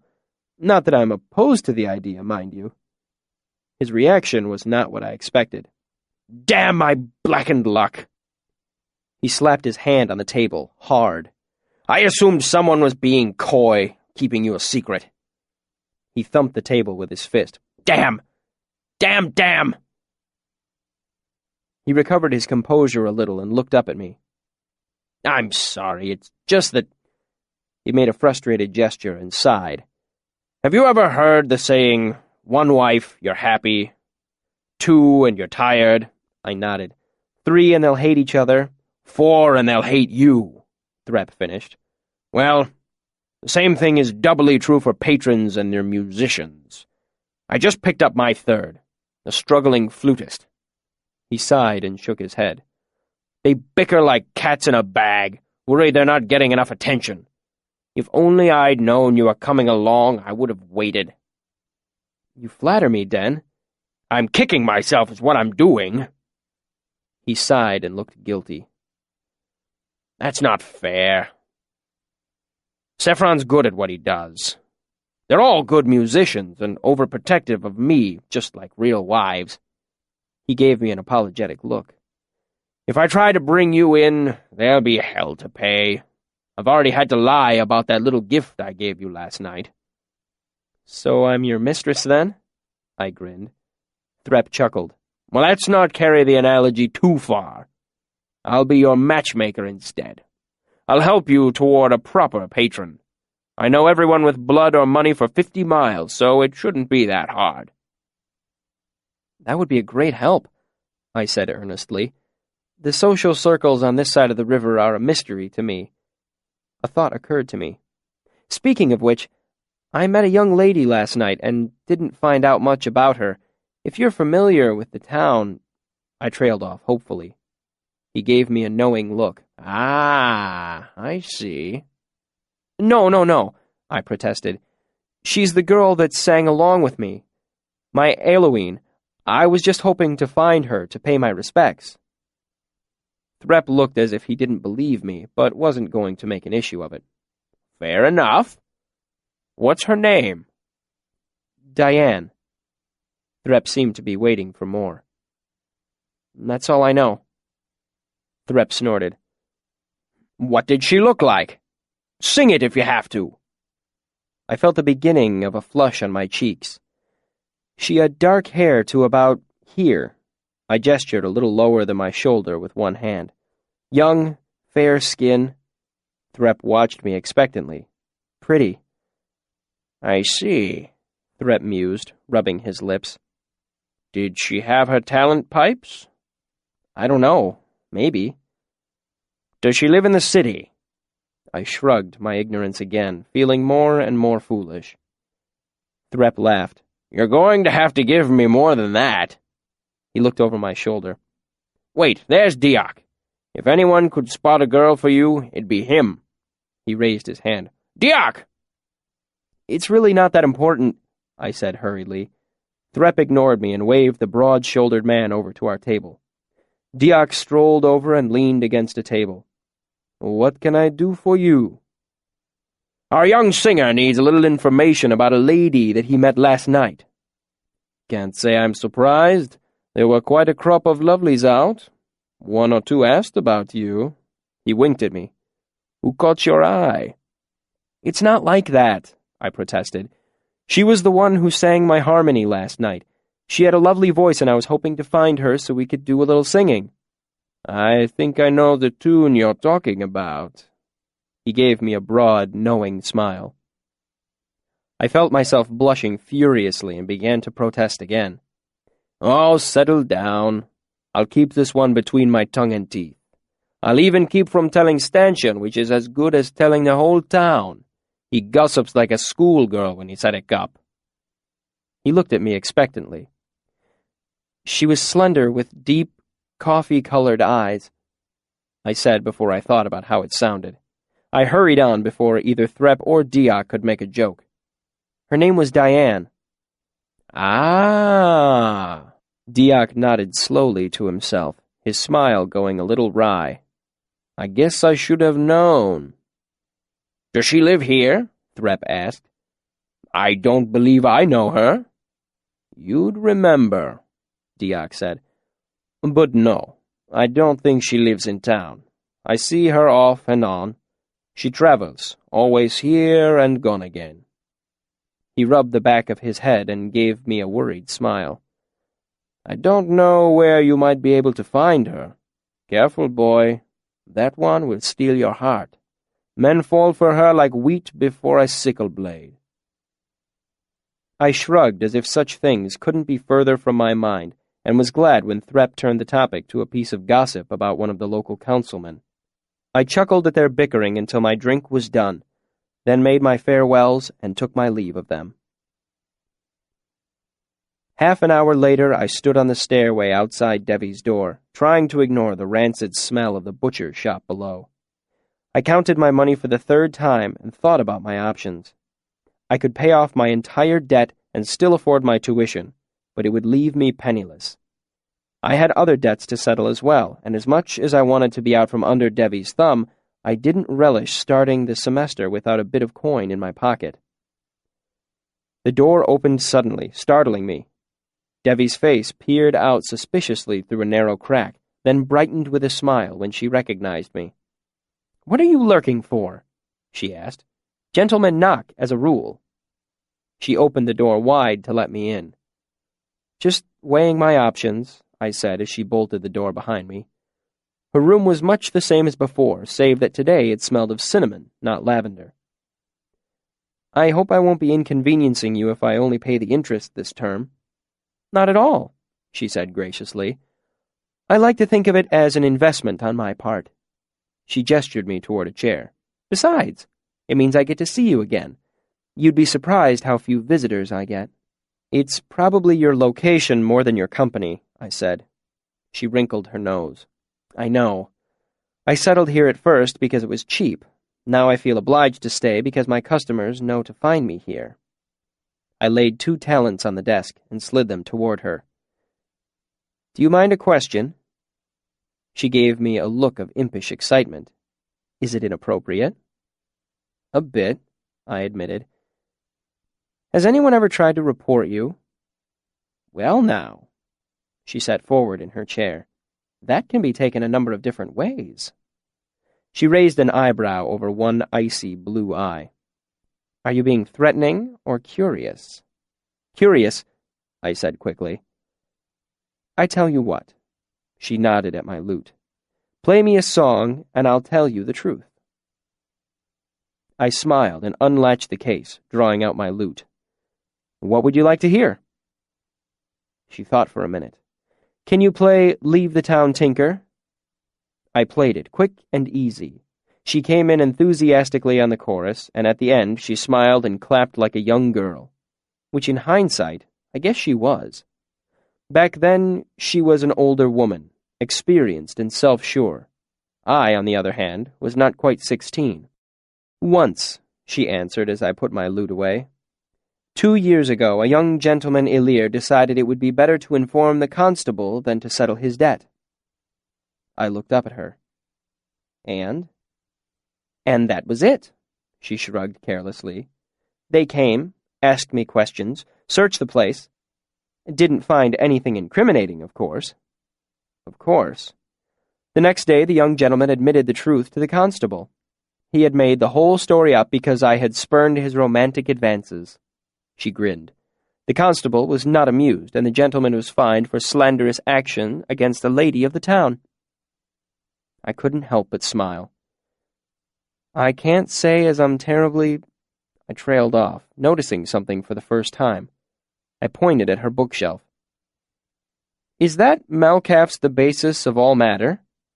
Oh, yes, she said proudly. It's new. A partial repayment. She gestured toward the shelf. Feel free. I walked over and pulled it out.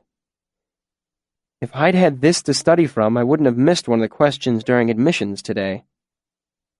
I'd think you'd have your fill of books at the archives, she said, her voice thick with envy. I shook my head. I was banned, I said. I've spent about 2 hours total in the archives, and half of that was getting thrown out on my ear. Devi nodded slowly. I'd heard, but you never know which rumors are true. We're in something of the same boat, then. I'd say you're slightly better off, I said, looking over her shelves. You've got Tecum here, and the hero Borica. I scanned all the titles, looking for anything that might have information about the Emir or the Chandrian, but nothing looked especially promising. You've got the mating habits of the common Dracus, too. I was partway through reading that when I was kicked out. That's the latest edition, she said proudly. There's new engravings and a section on the Fae and Moite. I ran my fingers down the book's spine, then stepped back. It's a nice collection. Well, she said teasingly, if you promise to keep your hands clean, you could come over and do some reading now and again. If you bring your lute and play for me, I might even let you borrow a book or two so long as you bring them back in a timely fashion. She gave me a winsome smile. We exiles should stick together. I spent the long walk back to the university wondering if Devi was being flirtatious or friendly. At the end of the 3 miles, I hadn't reached anything resembling a decision. I mentioned this to make something clear. I was clever, a burgeoning hero with an ailer like a bar of Ramsden steel. But first and foremost, I was a 15-year-old boy. When it came to women, I was as lost as a lamb in the woods. I found Kilvin in his office, etching runes into a hemisphere of glass for another hanging lamp. I knocked softly on the open door. He glanced up at me. Ilir Kvoth, you are looking better? It took me a moment to remember that he was speaking of 3 span ago when he banned me from my work at the fishery due to Willem's meddling. Thank you, sir. I feel better. He cocked his head minutely. I lowered one hand to my purse. I would like to resolve my debt to you. Kilvin grunted. You owe me nothing. He looked back down at the table and the project in his hands. My debt to the shop, then, I pressed. I've been taking advantage of your good nature for some time now. How much do I owe for the materials I've used during my studies with Manette?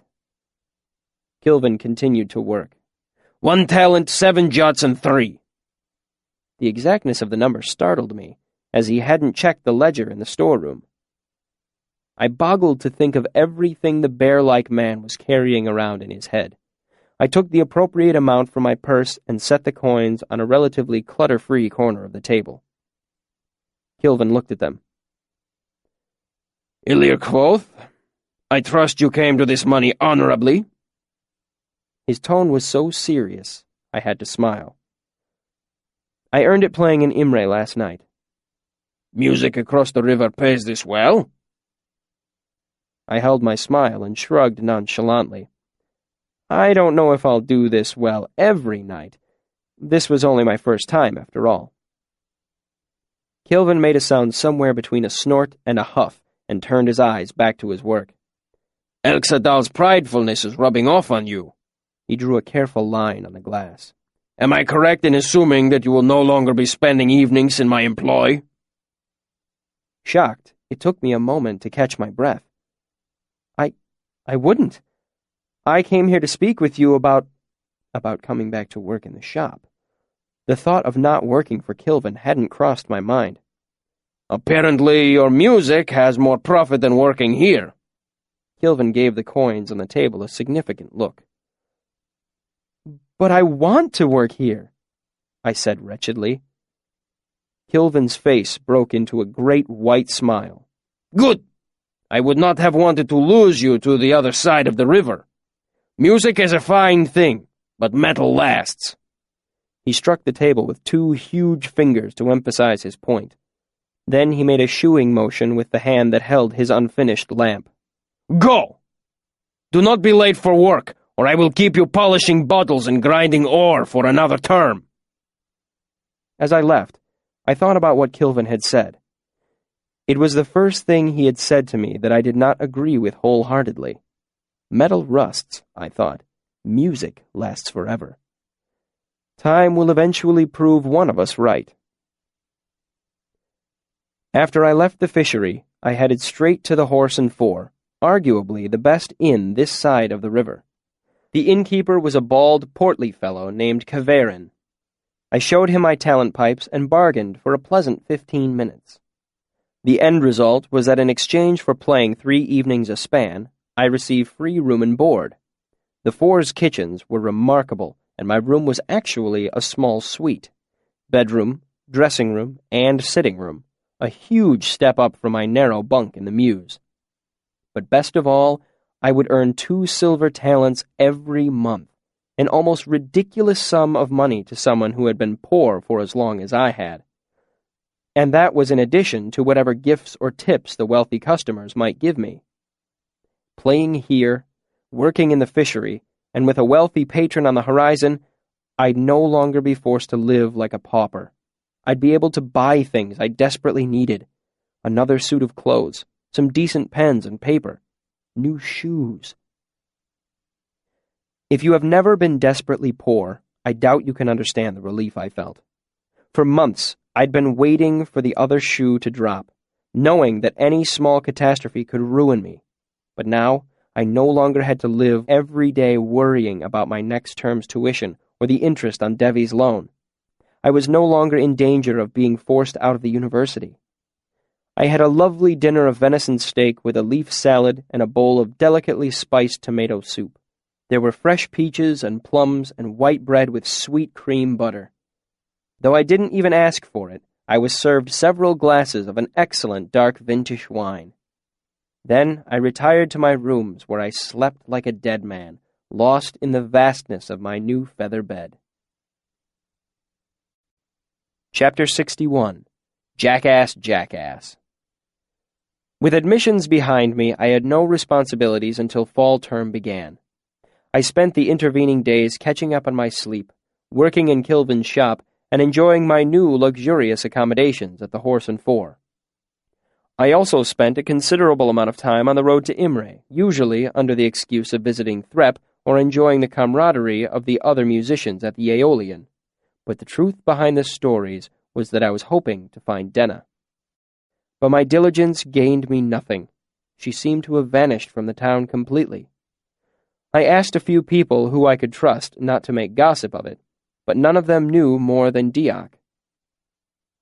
I briefly entertained the thought of asking Savoy about her, but discarded it as a bad idea. After my 6th fruitless trip to Imre, I decided to abandon my search. After my 9th, I convinced myself it was a waste of valuable time. After my 14th trip, I came to the deep realization that I wouldn't find her. She was well and truly gone. Again. It was during one of my Denna-less trips to the Aeolian that I received some troubling news from Count Threp.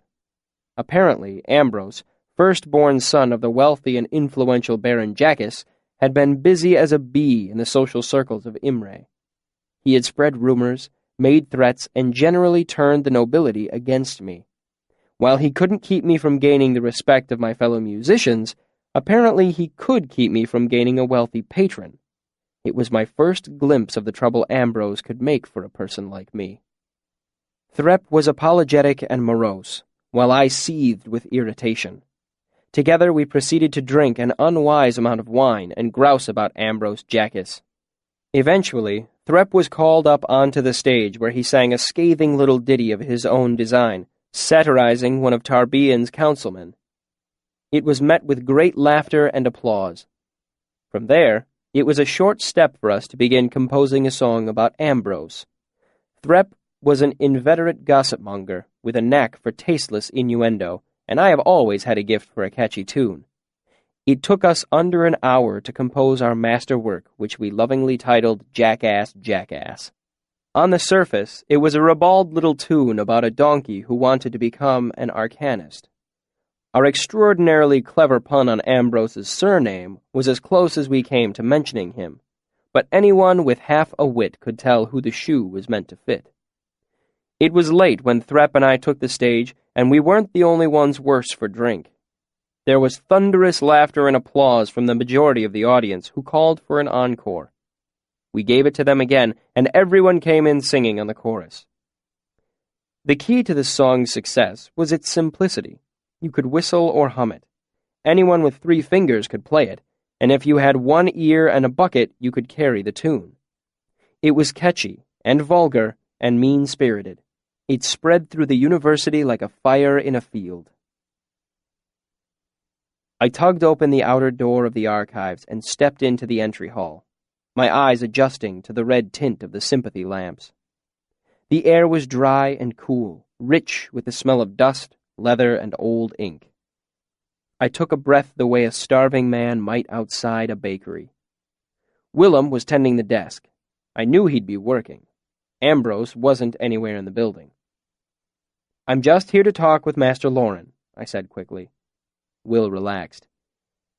"He's with someone right now. It might be a while." A tall, lean, Sealdish man opened the door behind the entry desk. Unlike most Sealdish men, he was clean-shaven and wore his hair long, pulled back into a tail. He wore well-mended hunter's leathers, a faded traveling cloak, and high boots, all dusty from the road.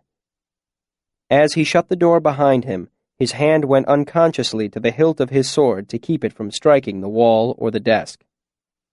"Italia tu, Yari Aiden Asiyaf," he said in Siaru, clapping Willem on the shoulder as he walked out from behind the desk.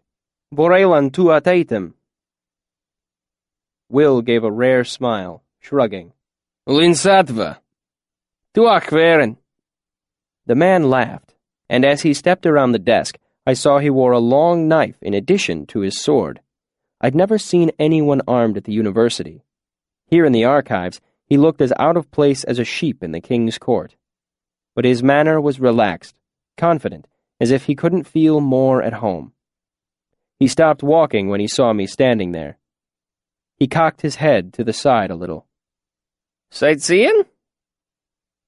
I didn't recognize the language. "I beg your pardon?" "Oh, sorry," he said, speaking perfect Eturan. "You looked Yiddish. The red hair fooled me." He looked at me closer. "But you're not, are you? You're one of the Roo." He stepped forward and held out his hand to me. "One family." I shook it without thinking. His hand was solid as a rock, and his dark Sealdish complexion was tanned even darker than usual, highlighting a few pale scars that ran over his knuckles and up his arms. "One family," I echoed, too surprised to say anything else. "Folk from the family are a rare thing here," he said easily, walking past me toward the outer door. "I'd stop and share news, but I've got to make it to Eavesdown before sunset or I'll miss my ship."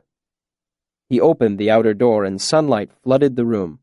"I'll catch up with you when I'm back in these parts," he said, and with a wave, he was gone. I turned to Willem. "Who was that?" "One of Lauren's gillers," Will said. "Viari." "He's a scriv?" I said incredulously, thinking of the pale, quiet students who worked in the archives, sorting, scribing, and fetching books. Will shook his head. "He works in acquisitions. They bring back books from all over the world. They're a different breed entirely." "I gathered that," I said, glancing at the door. "He's the one Lauren was talking to, so you can go in now," Will said, getting to his feet and opening the door behind the massive wooden desk. "Down at the end of the hall, there's a brass plate on his door. I'd walk you back, but we're short-staffed. I can't leave the desk. I nodded and began to walk down the hallway. I smiled to hear Will softly humming the melody from Jackass, Jackass under his breath. Then the door gave a muffled thump behind me, and the hall was quiet save for the sound of my own breathing. By the time I reached the appropriate door, my hands were clammy with sweat. I knocked. "Enter," Lauren called from inside. His voice was like a sheet of smooth gray slate without the barest hint of inflection or emotion. I opened the door. Lauren sat behind a huge semicircular desk.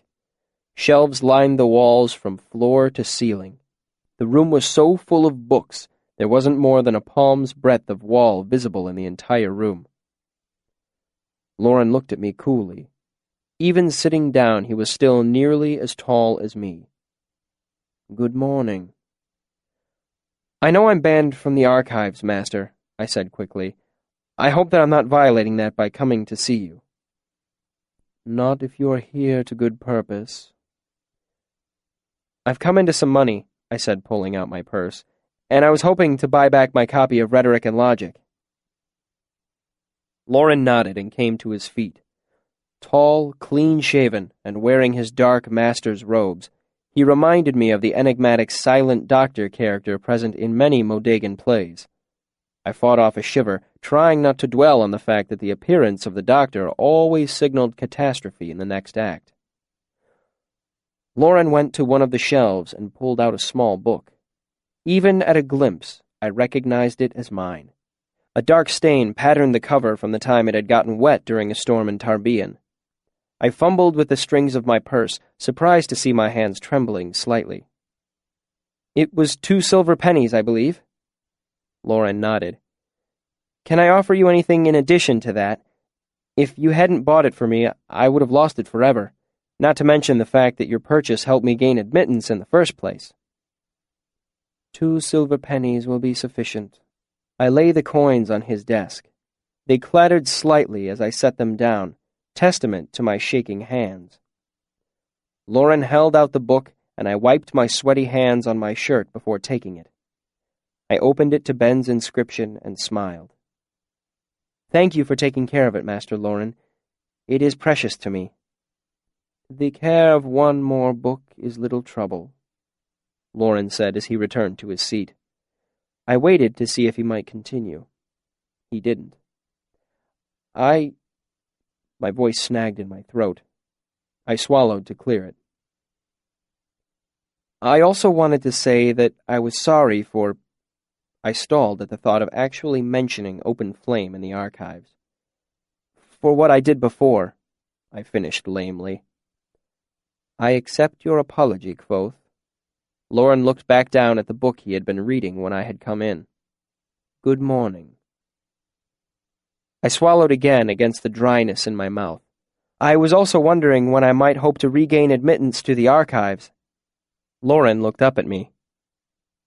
"You were caught with live fire among my books," he said, emotion touching the edges of his voice like a hint of red sunset against the slate-gray clouds.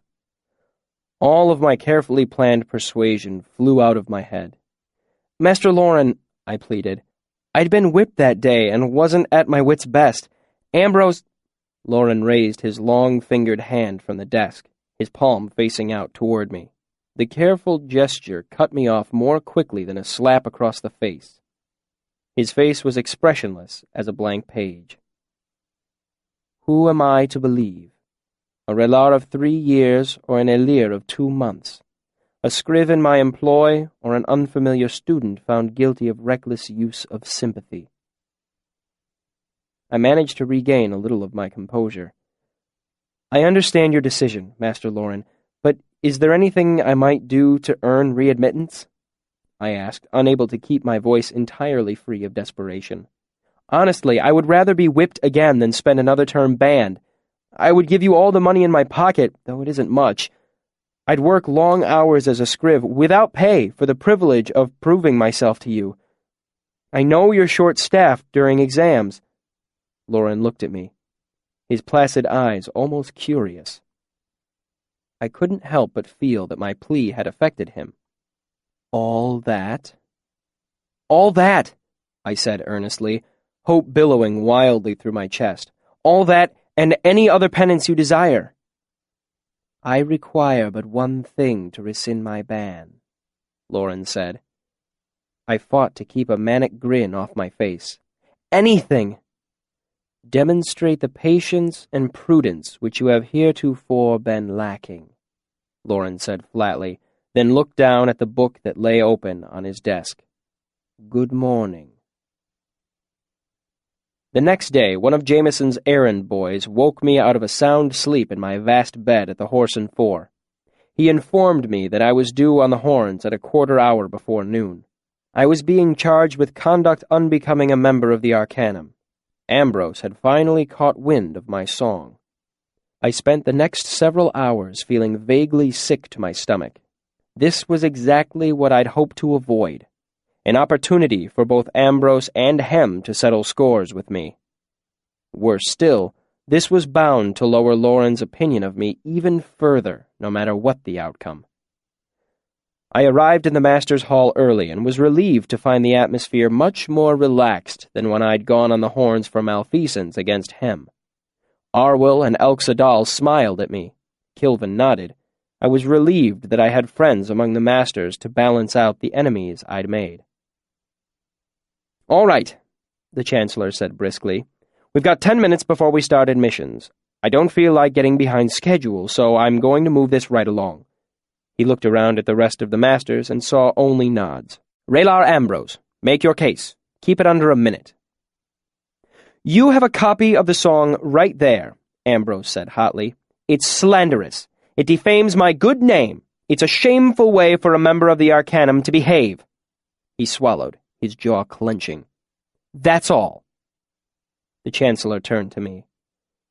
Anything to say in your defense? It was in poor taste, Chancellor, but I didn't expect it to get around. I only sang it on one occasion, in fact. Fair enough. The Chancellor looked down at the paper in front of him. He cleared his throat. Raylar Ambrose, are you a donkey? Ambrose went stiff.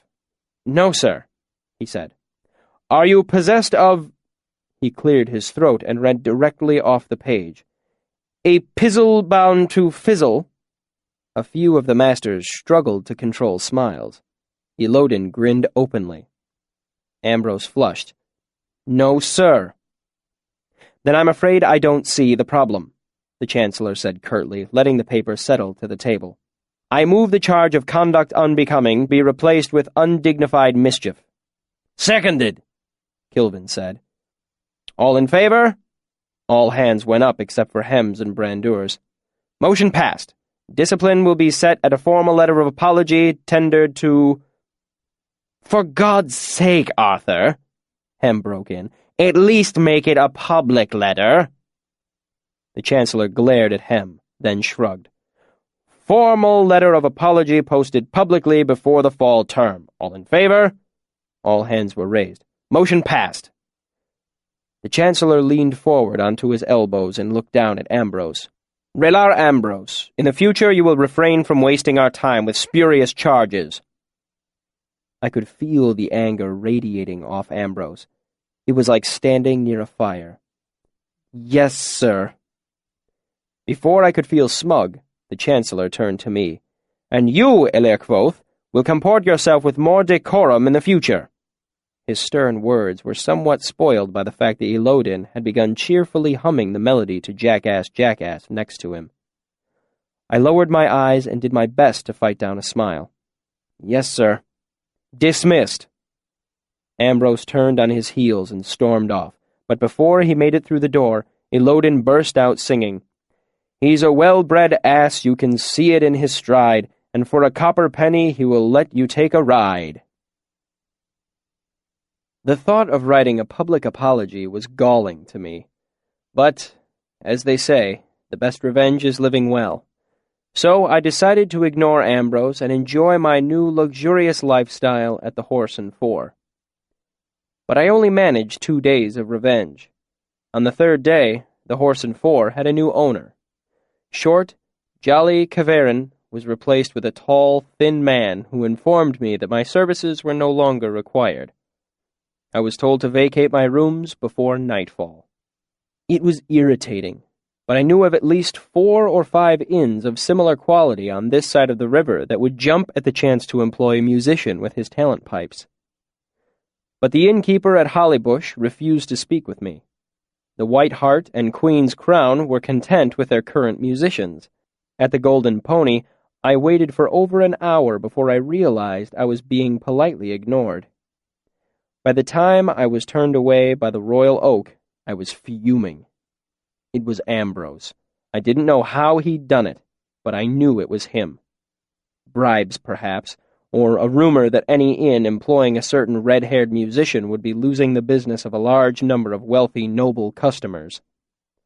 So I began working my way through the rest of the inns this side of the river. I'd already been turned away by the upper-class ones, but there were many respectable places left.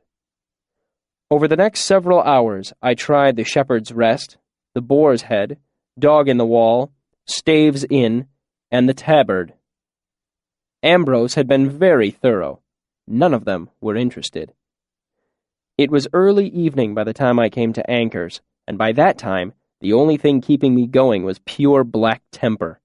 I was determined to try every single inn on this side of the river before I resorted to paying for a bunk and a meal chit again. When I came to the inn, Anchor himself was up on a ladder nailing a long piece of cedar siding back into place. He looked down at me as I came to stand near the foot of the ladder. "So you're the one," he said. "Beg your pardon?" I said, puzzled. "Fellow stopped by and told me that hiring a young red-haired fellow would make for a great pile of unpleasantness." He nodded at my lute. "You must be him." "Well then," I said, adjusting the shoulder strap of my lute case, "I won't waste your time." "You aren't wasting it yet," he said as he climbed down the ladder, wiping his hands on his shirt. "The place could use some music." I gave him a searching look. "Aren't you worried?" He spat. "Damn little gadflies think they can buy the sun out of the sky, don't they?" "This particular one could probably afford it," I said grimly, "and the moon too, if he wanted the match set to use as bookends." He snorted derisively. "He can't do a damn thing to me. I don't cater to his sort of folk, so he can't scare off my business, and I own this place my own self, so he can't buy it and fire me off like he did to poor old Kavarin." "Someone bought the horse and 4? Anchor gave me a speculative look. "You didn't know?" I shook my head slowly, taking a moment to digest this piece of information. Ambrose had bought the horse and 4 just to spite me out of a job. No, he was too clever for that. He had probably loaned the money to a friend and passed it off as a business venture. How much had it cost? 1,000 talents? 5,000? I couldn't even guess how much an inn like the Horse and 4 was worth. What was even more disturbing was how quickly he had managed it. It put things in sharp perspective for me. I'd known Ambrose was rich, but honestly, everyone was rich compared to me. I'd never bothered thinking about how wealthy he was, or how he could use it against me. I was getting a lesson in the sort of influence a wealthy baron's firstborn son could bring to bear. For the first time, I was glad for the university's strict code of conduct. If Ambrose was willing to go to these lengths, I could only imagine what drastic measures he would take if he didn't need to maintain a semblance of civility. I was jolted out of my reverie by a young woman leaning out the front door of the inn. "Damn you, Anchor!" she shouted. "I'm not going to pull and carry while you stand out here scratching your arse! Get in here!" Anchor muttered something under his breath as he picked up the ladder and he stowed it around the corner in the alleyway. "What'd you do to this fellow anyway? Chop his mum?" "Wrote a song about him, actually." As Anchor opened the door of the inn, a gentle welter of conversation poured out onto the street. "I'd be curious to hear a song like that," he grinned. "Why don't you come give it a play?" "If you're sure," I said, not quite believing my luck. "There's bound to be trouble." "Trouble?" he chuckled. "What does a boy like you know about trouble? I was in trouble before you were born. I been in trouble you don't even got words for." He turned to face me, still standing in the doorway. "It's been a while since we've had music in here regular. Can't say as I like to go without. A proper tavern has music." I smiled. "I have to agree with you there." "Truth is, I'd have you in just to twist that rich tit's nose," Anchor said. "But if you can play worth half a damn." He pushed the door open farther, making it an invitation. I could smell sawdust and honest sweat and baking bread. By the end of the night, it was all arranged. In exchange for playing 4 nights a span, I earned a tiny room on the 3rd floor and the assurance that if I was around at mealtimes, I would be welcome to a bit of whatever was cooking in the pot. Admittedly, Anchor was getting the services of a talented musician for a bargain price, but it was a deal I was happy to make. Anything was better than going back to the muse and the silent scorn of my bunkmates. The ceiling of my tiny room slanted downward in 2 corners, making it seem even smaller than it really was. It would have been cluttered if there had been more than the few sticks of furniture, a small desk with a wooden chair, and a single shelf above it. The bed was flat and narrow as any bunk in the Muse. I set my slightly battered copy of Rhetoric and Logic on the shelf over the desk. My loot case leaned comfortably in the corner. Through the window, I could see the lights of the university unblinking in the cool autumn air. I was home. Looking back, I count myself lucky that I ended up in Anchor's. True, the crowds were not as wealthy as those at the Horse and Four, but they appreciated me in a way the nobles never had. And while my suite of rooms at the Horse and Four had been luxurious, my tiny room at Anchor's was comfortable. Think in terms of shoes. You don't want the biggest you can find. You want the pair that fits. In time, that tiny room at Anchor's came to be more of a home to me than anywhere else in the world. But at that particular moment, I was furious at what Ambrose had cost me. So when I sat down to write my public letter of apology, it dripped with venomous sincerity. It was a work of art. I beat my breast with remorse. I wailed and gnashed my teeth over the fact that I had maligned a fellow student. I also included a full copy of the lyrics, along with 2 new verses and full musical notation. I then apologized in excruciating detail about every vulgar, petty innuendo included in the song. I then spent 4 precious jots of my own money on paper and ink and called in the favor Jackson owed me for trading him my late admissions slot. He had a friend that worked in a print shop, and with his help, we printed over 100 copies of the letter. Then, the night before fall term began, Will, Sim, and I posted them on every flat surface we could find on both sides of the river. We used a lovely alchemical adhesive Simon had cooked up for the occasion. The stuff went on like paint, then dried clear as glass and hard as steel. If anyone wanted to remove the posts, they'd need a hammer and chisel. In hindsight, it was as foolish as taunting an angry bull, and if I had to guess, I'd say this particular piece of insolence was the main reason Ambrose eventually tried to kill me. Chapter 62. Leaves. Under pointed advice from several sources, I limited myself to 3 fields of study in the upcoming term. I continued advanced sympathy with Alxa Dahl, held a shift in the Medica, and continued my apprenticeship under Manat. My time was pleasantly full, but not overburdened as it had been last term. I studied my artificing more doggedly than anything else. Since my search for a patron had come to a dead end, I knew my best chance for self-sufficiency lay in becoming an artificer. Currently, I worked for Kilvin and was given relatively menial jobs at relatively low pay. Once I finished my apprenticeship, that would improve.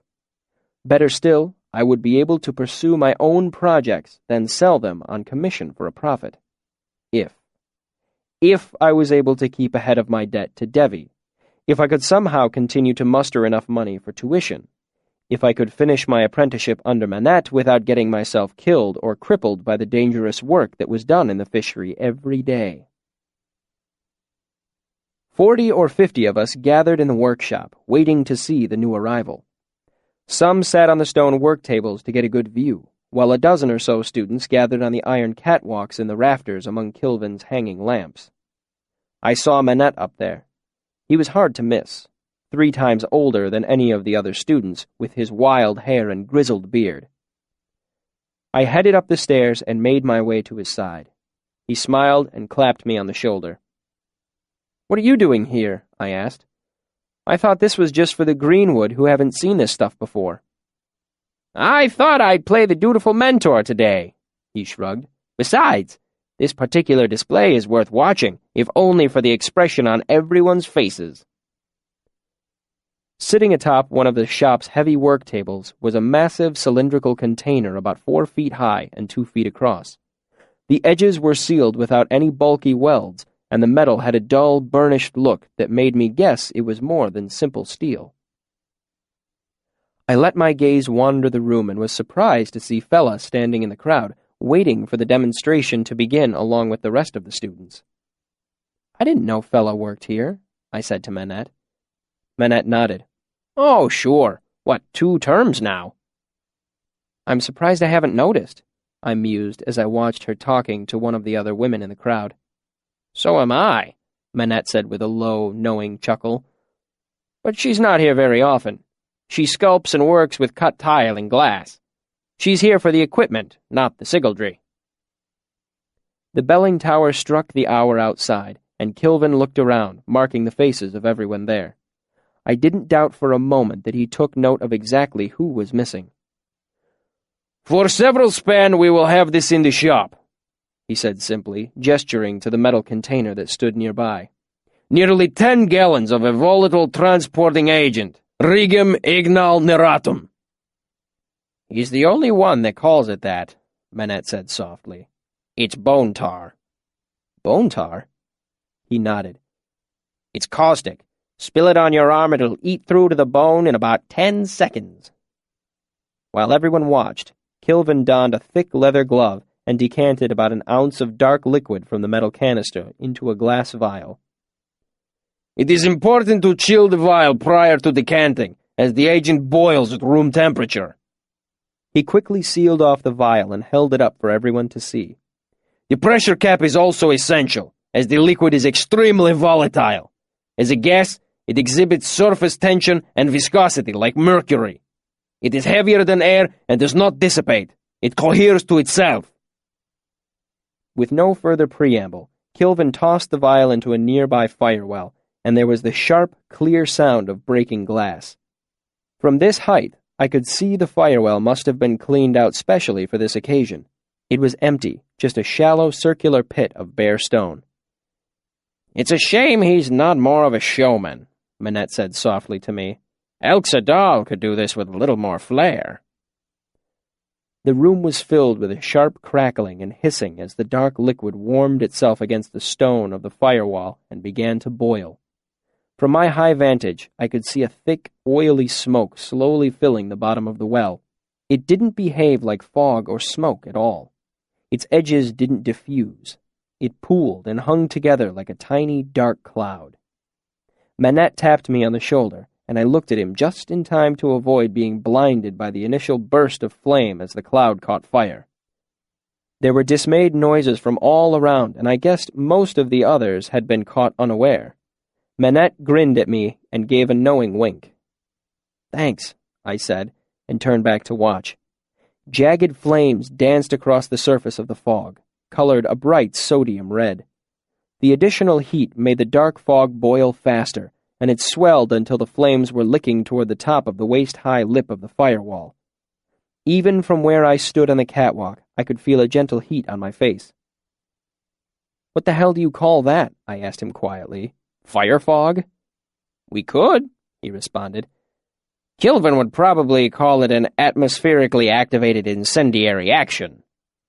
The fire flickered and died all at once, leaving the room filled with the acrid smell of hot stone. "In addition to being highly corrosive," Kilvin said, "in its gaseous state, the reagent is flammable. Once it warms sufficiently, it will burn on contact with air. The heat that this produces can cause a cascading exothermic reaction." "Cascading huge goddamn fire," Manette said. "You're better than a chorus," I said softly, trying to keep a straight face. Kilvin gestured. "This container is designed to keep the agent cold and under pressure. Be mindful while it remains in the workshop. Avoid excessive heat in its immediate vicinity." With that, Kilvin turned and headed back into his office. "That's it?" I asked. Manette shrugged. "What else needs to be said? Kilvin doesn't let anyone work here unless they're careful, and now everyone knows what to be careful of." "Why is it even here?" I asked. "What's it good for?" "Scares the hell out of the first-termers," he grinned. "Anything more practical than that?" "Fear is plenty practical," he said. "But you can use it to make a different type of emitter for sympathy lamps. You get a bluish light instead of the ordinary red, a little easier on the eyes. Fetch outrageous prices." I looked down into the workshop, but couldn't see Fella anywhere in the milling bodies. I turned back to Manette. "Want to keep playing dutiful mentor and show me how?" He absently ran his hands through his wild hair and shrugged. "Sure." I was playing at Anchor's later that night when I caught the eye of a beautiful girl sitting at one of the crowded tables in back. She looked remarkably like Denna, but I knew that to be nothing more than my own fancy. I hoped to see her enough that I had been catching glimpses of her out of the corner of my eye for days. My second glance told me the truth. It was Denna, singing along with half the folk in Anchor's to Drover's Daughters. She saw I was looking in her direction and waved.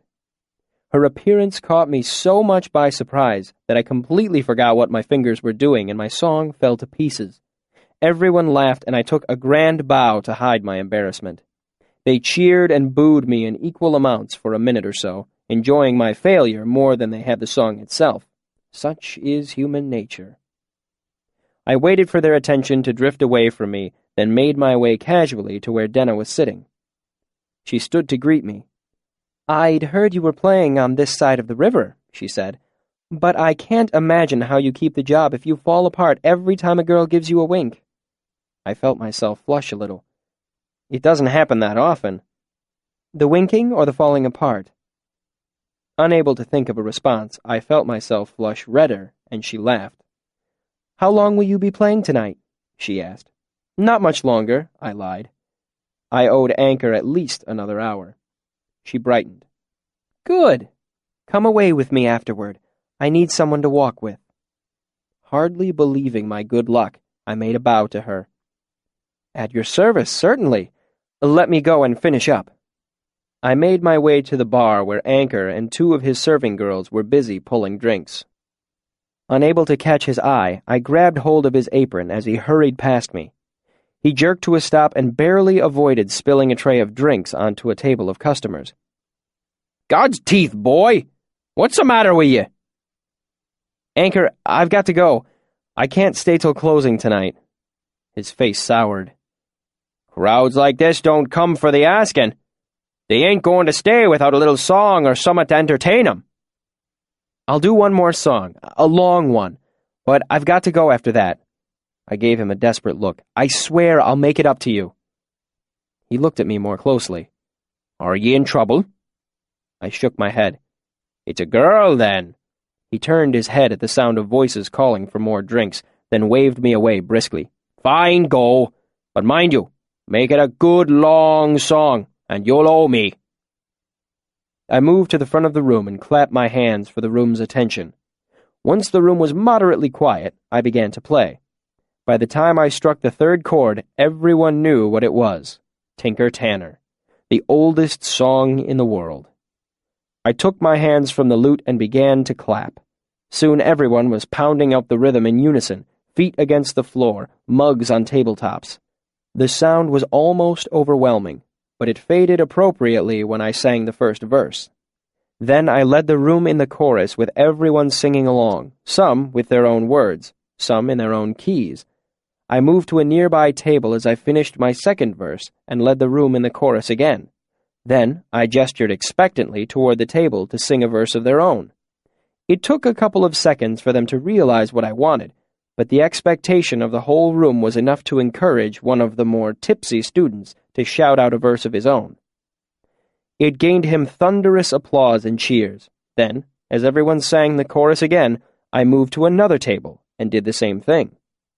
Before too long, Folk were taking initiative to sing out their own verses when the chorus was over. I made my way to where Denna waited by the outer door, and together we slipped out into the early evening twilight. "That was cleverly done," she said as we began to stroll away from the tavern. "How long do you think they'll keep it up?" "That will all depend on how quickly Anchor manages to pull down drinks for the lot of them." I came to a stop at the edge of the alley and ran between the back of Anchor's tavern and the bakery next door. "If you will excuse me a moment, I have to put my loot away." "In an alley?" she asked. "In my room." Stepping lightly, I moved quickly up the side of the building. Right foot rain barrel, left foot window ledge, left hand iron drain pipe, and I swung myself onto the lip of the first-story roof. I hopped across the alley to the roof of the bakery and smiled at her startled intake of breath. From there, it was a short stroll upward, and I hopped back across to the second-story roof of Anchor's. Tripping the latch to my window, I reached through and set my loot lightly on my bed before heading back down the way I had come. "Does Anchor charge a penny every time you use his stairs?"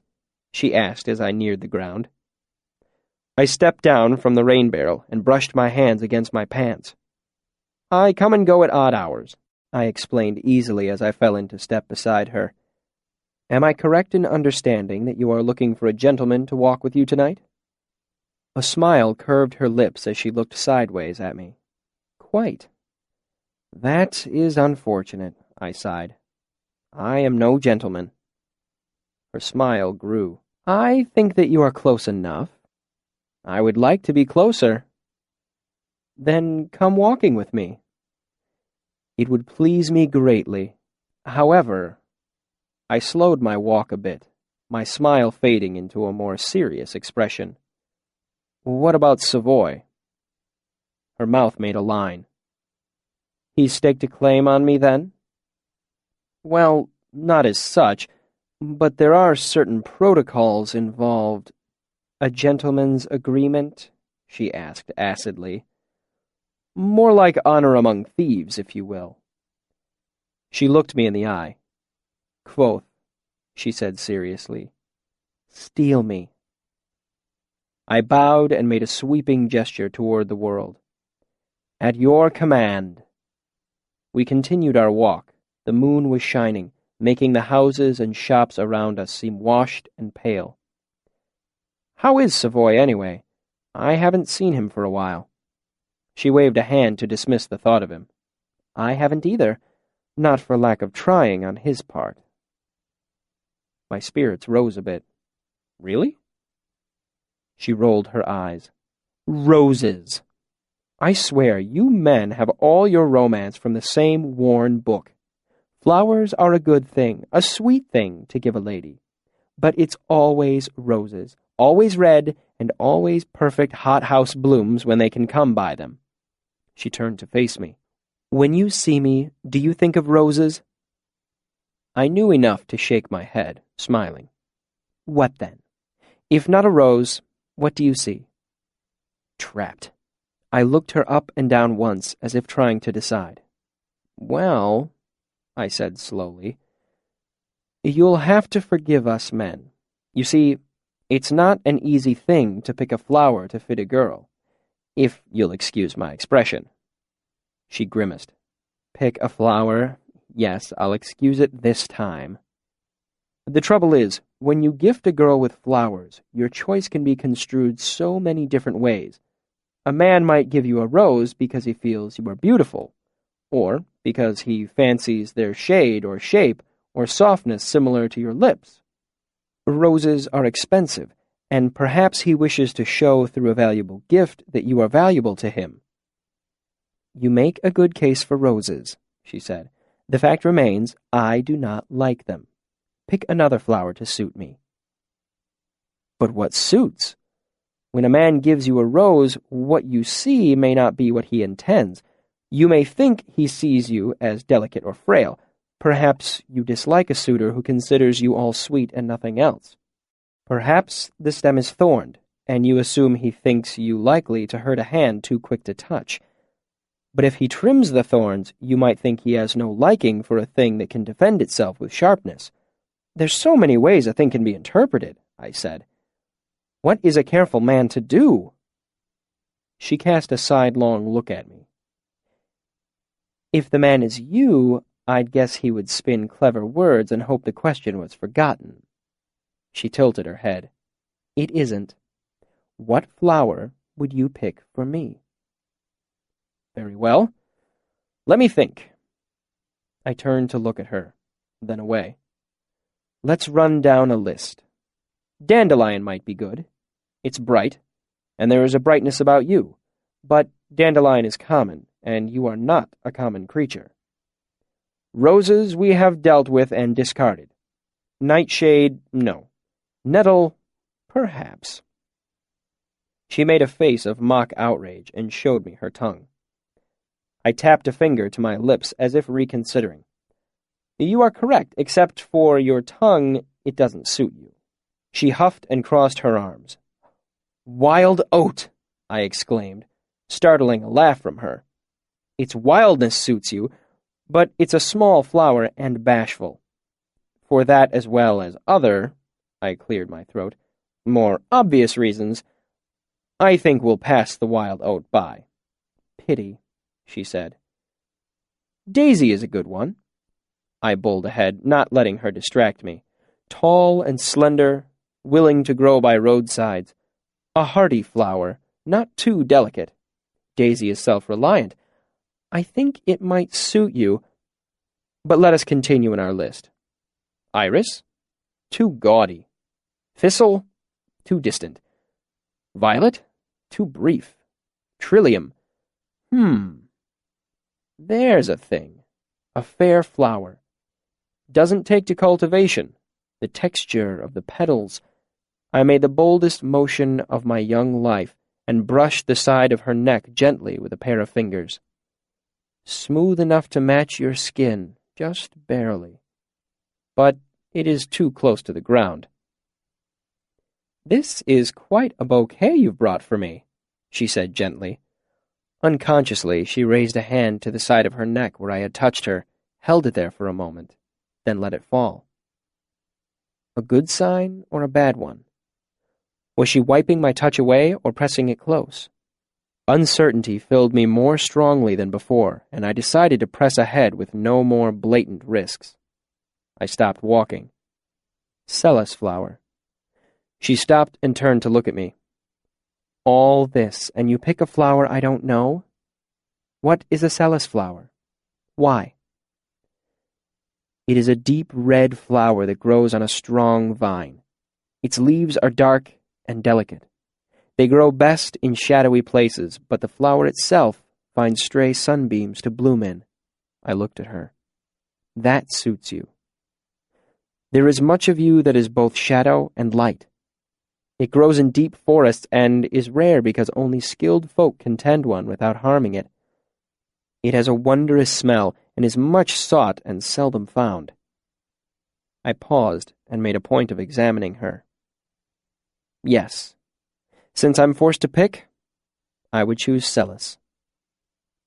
She looked at me, looked away. You think too much of me. I smiled. Perhaps you think too little of yourself. She caught a piece of my smile and shone it back at me. You were closer earlier in your list. Daisies, simple and sweet. Daisies are the way to win my heart. I will remember it. We started walking again. What flower would you bring me? I teased, thinking to catch her off guard. A willow blossom, she said without a second's hesitation. I thought for a long minute. Do willows have blossoms? She looked up and to the side, thinking. I don't think so. A rare treat to be given one, then, I chuckled. Why a willow blossom? You remind me of a willow, she said easily. Strong, deep-rooted, and hidden. You move easily when the storm comes, but never farther than you wish. I lifted my hands as if fending off a blow. Cease these sweet words, I protested. You seek to bend me to your will, but it will not work. Your flattery is naught to me but wind. She watched me for a moment, as if to make sure my tirade was complete. "Beyond all other trees," she said with a curl of a smile on her elegant mouth, "the willow moves to the wind's desire." The stars told me 5 hours had passed, but it seemed hardly any time at all before we came to the oaken oar where she was staying in Imre. At the doorway, there was a moment that lasted for an hour as I considered kissing her.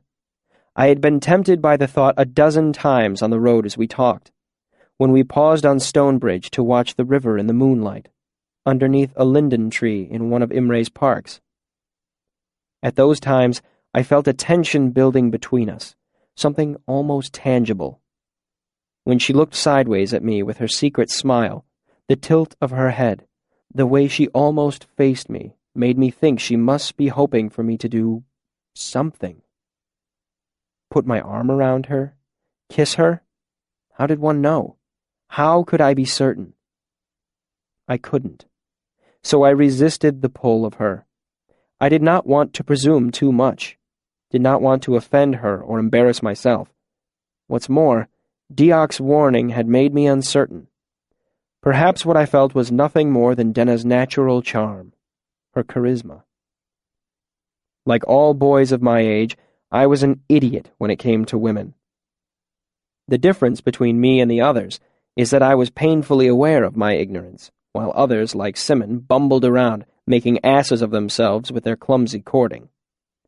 I could think of nothing worse than making some unwelcome advance toward Denna and having her laugh at the awkwardness of my attempt. I hate nothing more than doing things badly. So, I made my goodbyes and watched her enter the side door of the oaken oar. I took a deep breath and could hardly keep from laughing or dancing about. I was so full of her, the smell of the wind through her hair, the sound of her voice, the way the moonlight cast shadows across her face. Then, slowly, my feet settled to the ground. Before I had taken 6 steps, I sagged like a sail when the wind fades. As I walked back through the town, past sleeping houses and dark inns, my mood swung from elation to doubt in the space of 3 brief breaths. I had ruined everything. All the things I had said, things that seemed so clever at the time, were in fact the worst things a fool could say. Even now she was inside, breathing a sigh of relief to finally be rid of me. But she had smiled, had laughed. She hadn't remembered our first meeting on the road from Tarbean. I couldn't have made that much of an impression on her. "Steal me," she had said. I should have been bolder and kissed her at the end. I should have been more cautious. I had talked too much. I had said too little. Chapter 63. Walking and Talking. Willem and Simon were already well into their lunches when I arrived at our usual spot in the courtyard. "Sorry," I said as I set my loot on the cobblestones near the bench. "Got caught up haggling." I had been on the other side of the river buying a dram of quicksilver and a pouch of sea salt. The last had cost me dearly, but for once I wasn't concerned about money. If fortune smiled on me, I would be moving up the ranks in the fishery soon, and that meant my money troubles would soon be over. While shopping in Imre, I had also, quite by coincidence, wandered past the inn where Denna was staying, but she hadn't been there, or at the Aeolian, or in the park where we'd stopped to talk last night. All the same, I was in a fine mood. I tipped my loot case onto its side and flipped it open so the sun could warm the new strings, helping them stretch. Then I settled onto the stone bench under the pennant pole next to my 2 friends. "So, where were you last night?" Simon asked too casually. It was only then I remembered that the 3 of us had planned to meet up with Fenton and play corners last night. Seeing Denna had completely driven the plan from my mind. "Oh, God, I'm sorry, Sim. How long did you wait for me?" He gave me a look. "I'm sorry," I repeated, hoping I looked as guilty as I felt. "I forgot." Sim grinned, shrugging it off. "It's not a big deal.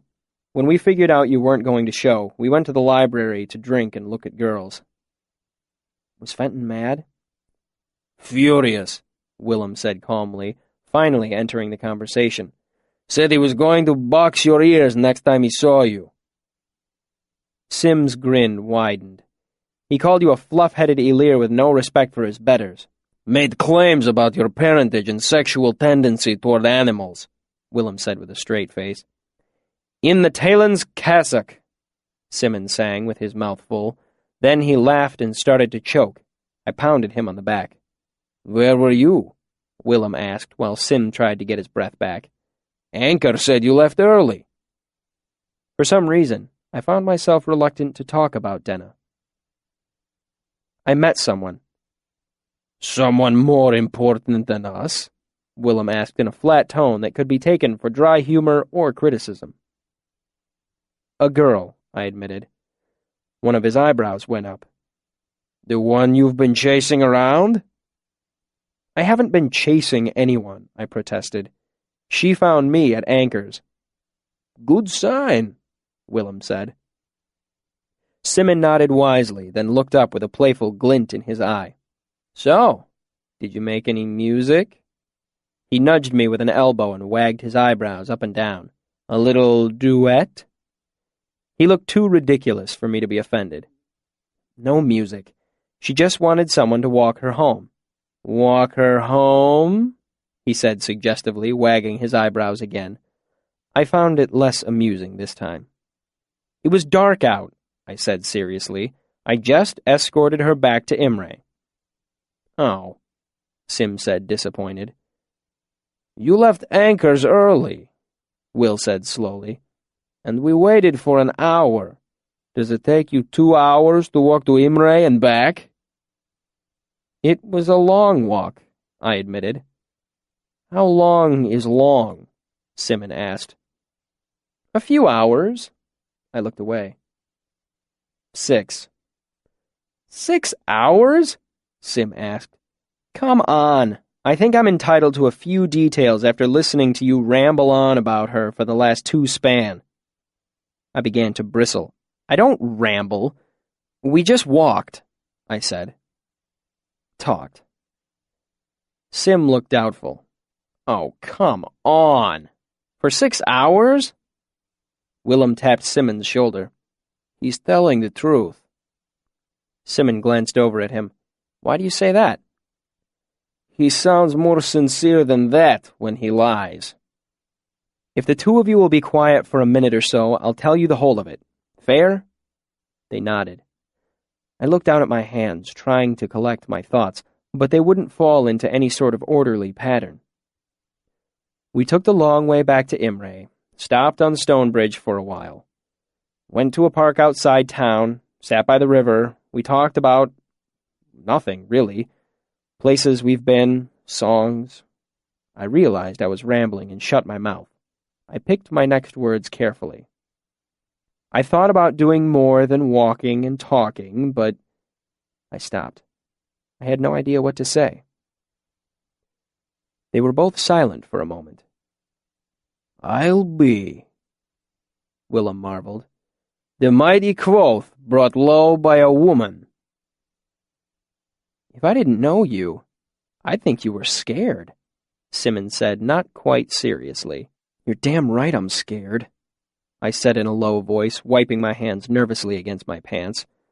You'd be too if you'd ever met her. It's all I can do to sit here instead of running off to Imre, hoping to see her through a store window or pass her crossing the street. I gave a shaky smile. Go then, Simon smiled and gave me a little push. Godspeed. If I knew a woman like that, I wouldn't be here eating lunch with the likes of you two. He brushed his hair away from his eyes and gave me another push with his free hand. Go on. I stayed where I was. It's not that easy. Nothing's ever easy with you, Willem muttered. Of course it's that easy, Simon laughed. Go tell her some of what you just told us. Right, I said with dark sarcasm, as if it were simple as singing. Besides, I don't know if she would want to hear it. She's something special.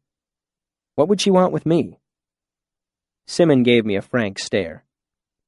She came looking for you. She obviously wants something. There was a moment of silence, and I hurried to change the subject while I had the chance. Manette's given me permission to start my journeyman project. Already? Sim gave me an anxious look. Will Kilvin go along with it? He's not a big one for cutting corners. I didn't cut any corners, I said. I just picked things up quickly. Willem gave an amused snort, and Sim spoke up before the two of us started to bicker. What are you doing for your project? Sympathy lamp? Everyone does a lamp, Willem said. I nodded. I want to do something different, maybe a Gearwin, but Manette told me to stick to the lamp. The belling tower struck 4. I got to my feet and gathered up my loot case, ready to head to class. You should tell her, Simmons said. If you like a girl, you have to let her know. How's that working out for you so far?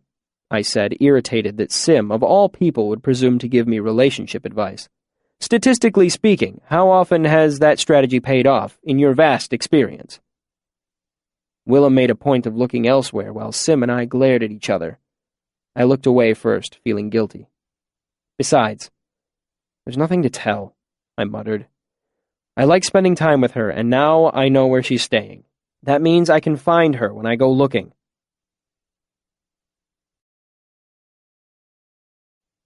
Chapter 64. 9 in the Fire. The next day, as luck would have it, I made a trip to Imre. Then, since I just happened to be in the neighborhood, I stopped by the Oak and Oar.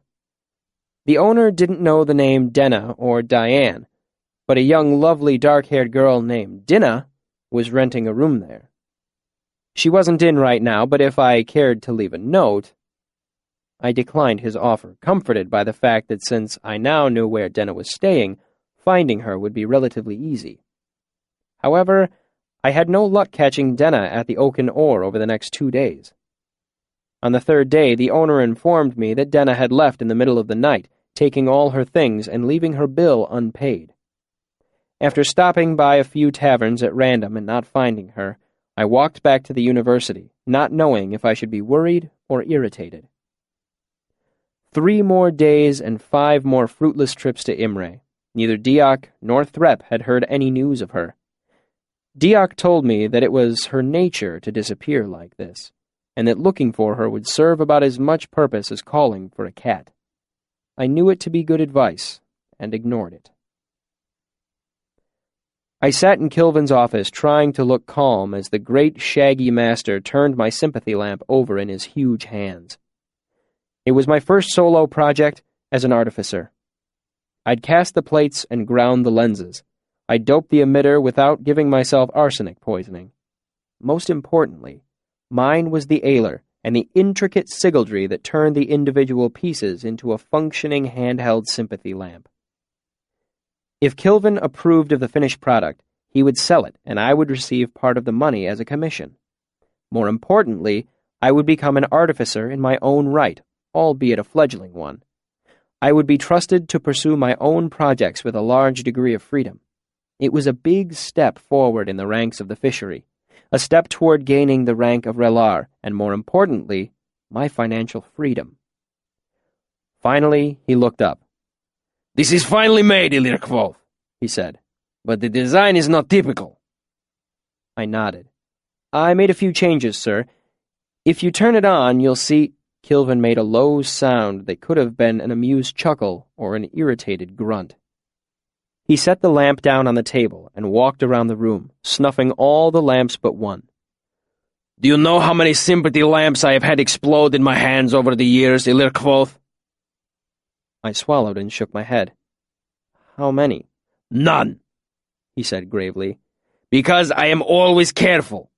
I am always absolutely sure of what I hold in my hands. You must learn patience, Ilirkvolf. A moment in the mind is worth 9 in the fire." I dropped my eyes and tried to look appropriately chastised.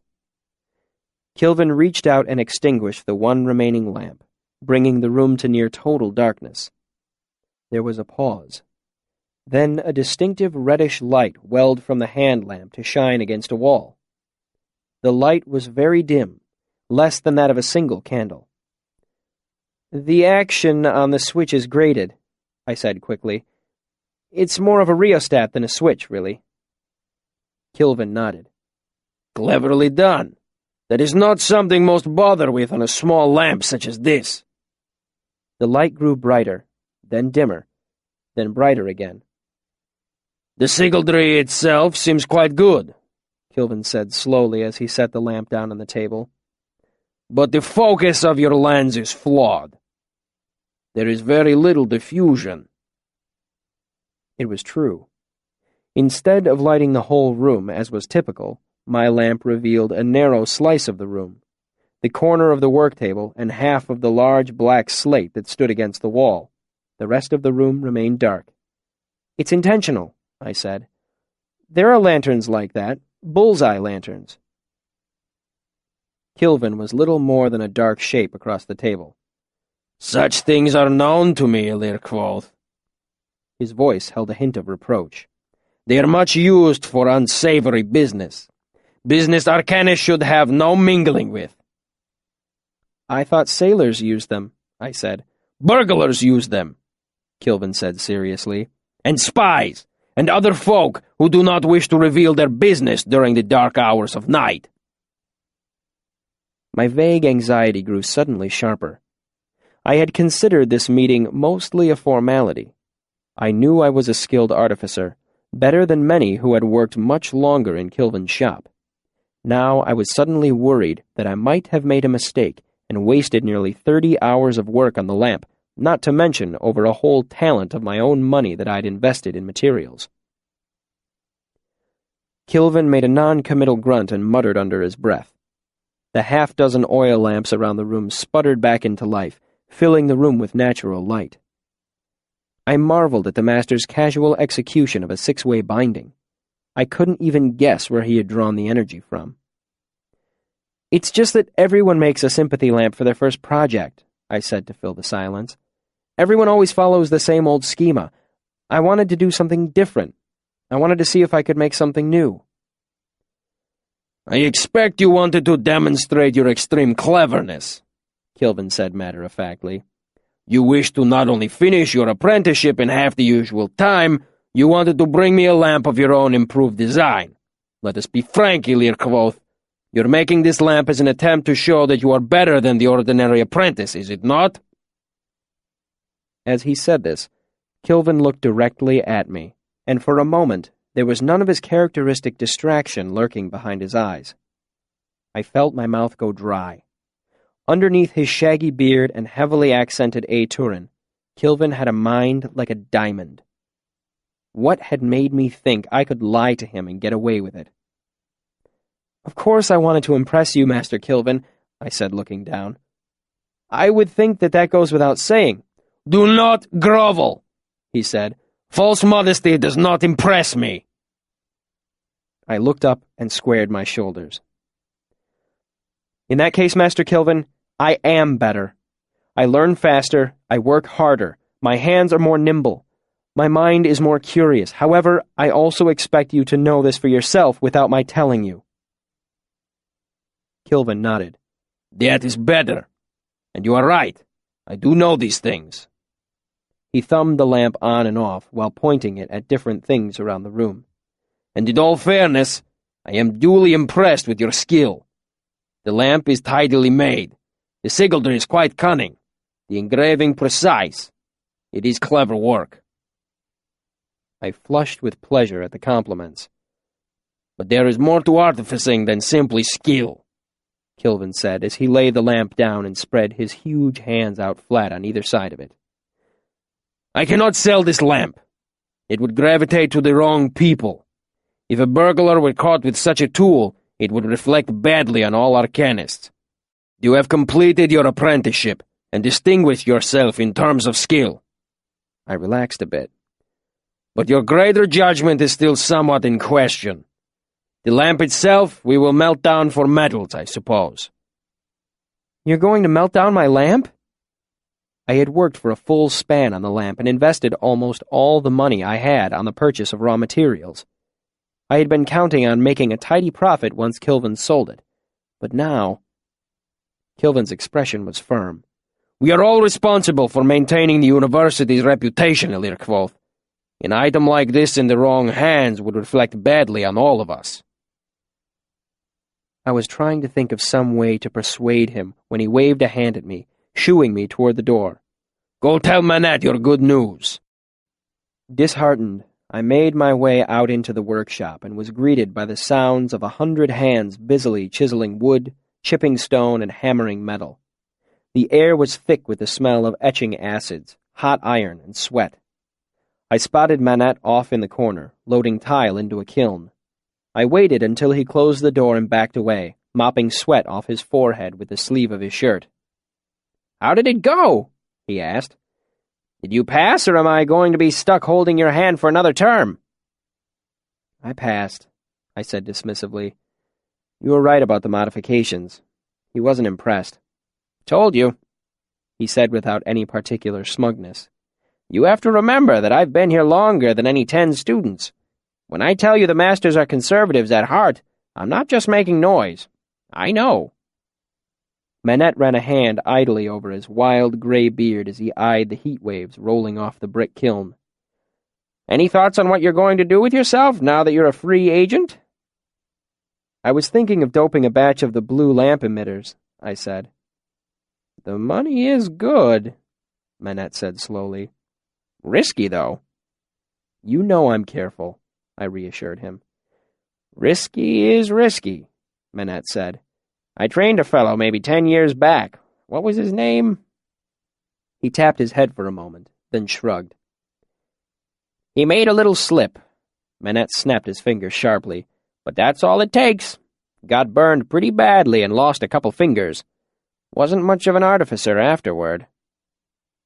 I looked across the room at Kamar with his missing eye and bald, scarred head. Point taken.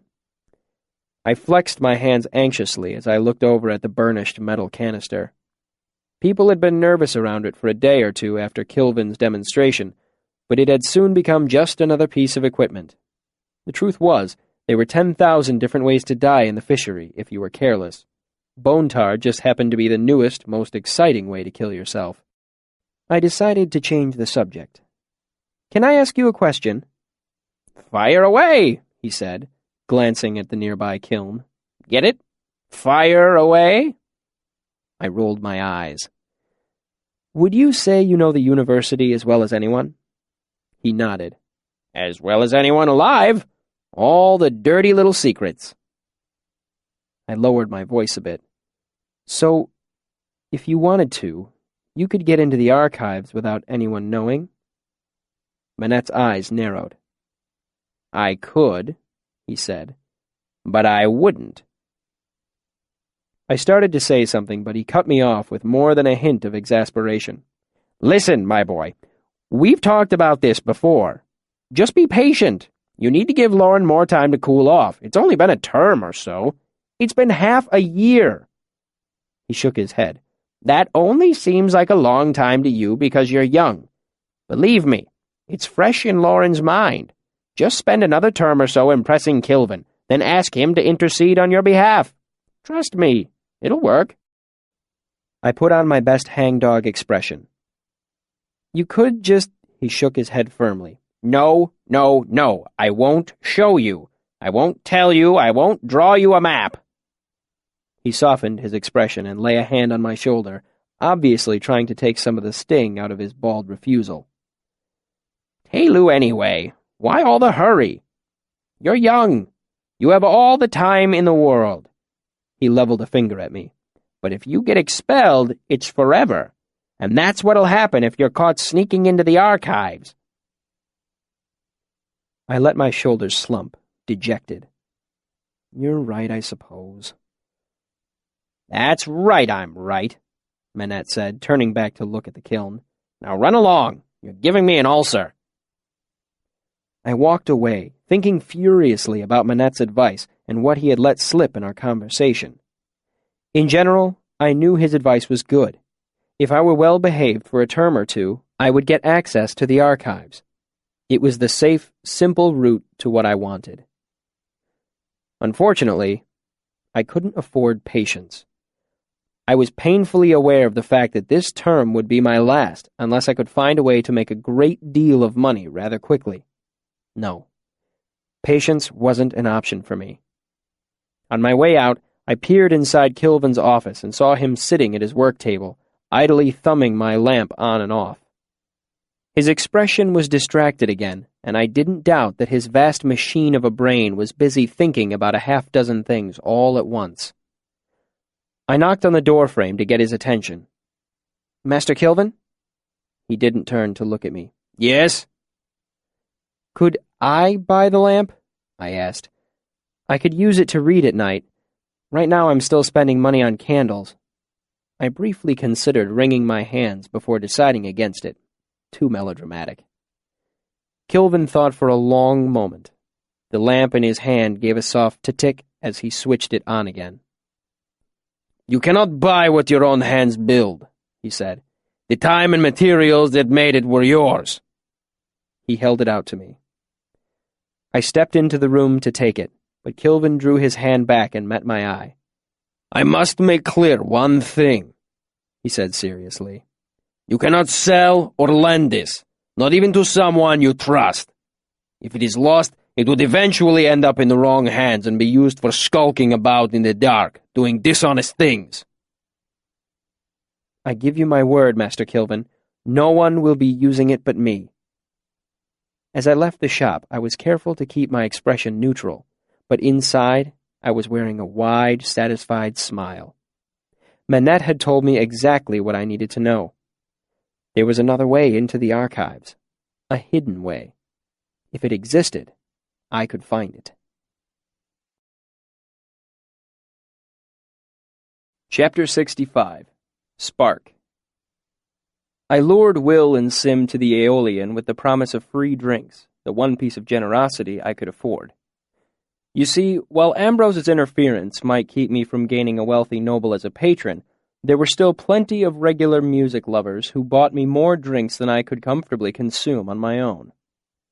There were two simple solutions to this.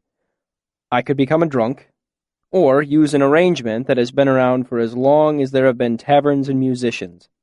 Attend to me as I draw back the curtain to reveal a long-kept minstrel's secret. Let's say you are out at an inn. You listen to me play. You laugh, cry, and generally marvel at my craft. Afterward, you want to show your appreciation, but you don't have the wherewithal to make a substantial gift of money like some wealthy merchant or noble. So you offer to buy me a drink. I, however, have already had a drink, or several drinks, or perhaps I am trying to keep a clear head. Do I refuse your offer? Of course not. That would just waste a valuable opportunity and most likely leave you feeling snubbed. Instead, I graciously accept and ask bartender for a Graysdale mead, or a Sauterne, or a particular vintage of white wine. The name of the drink isn't the important thing. The important thing is that the drink doesn't really exist. The bartender gives me water. You pay for the drink. I thank you graciously, and everyone walks away happy. Later, the bartender, the tavern, and the musician share your money 3 ways. Better yet, some sophisticated drinking establishments allow you to keep drinks as a sort of credit for future use.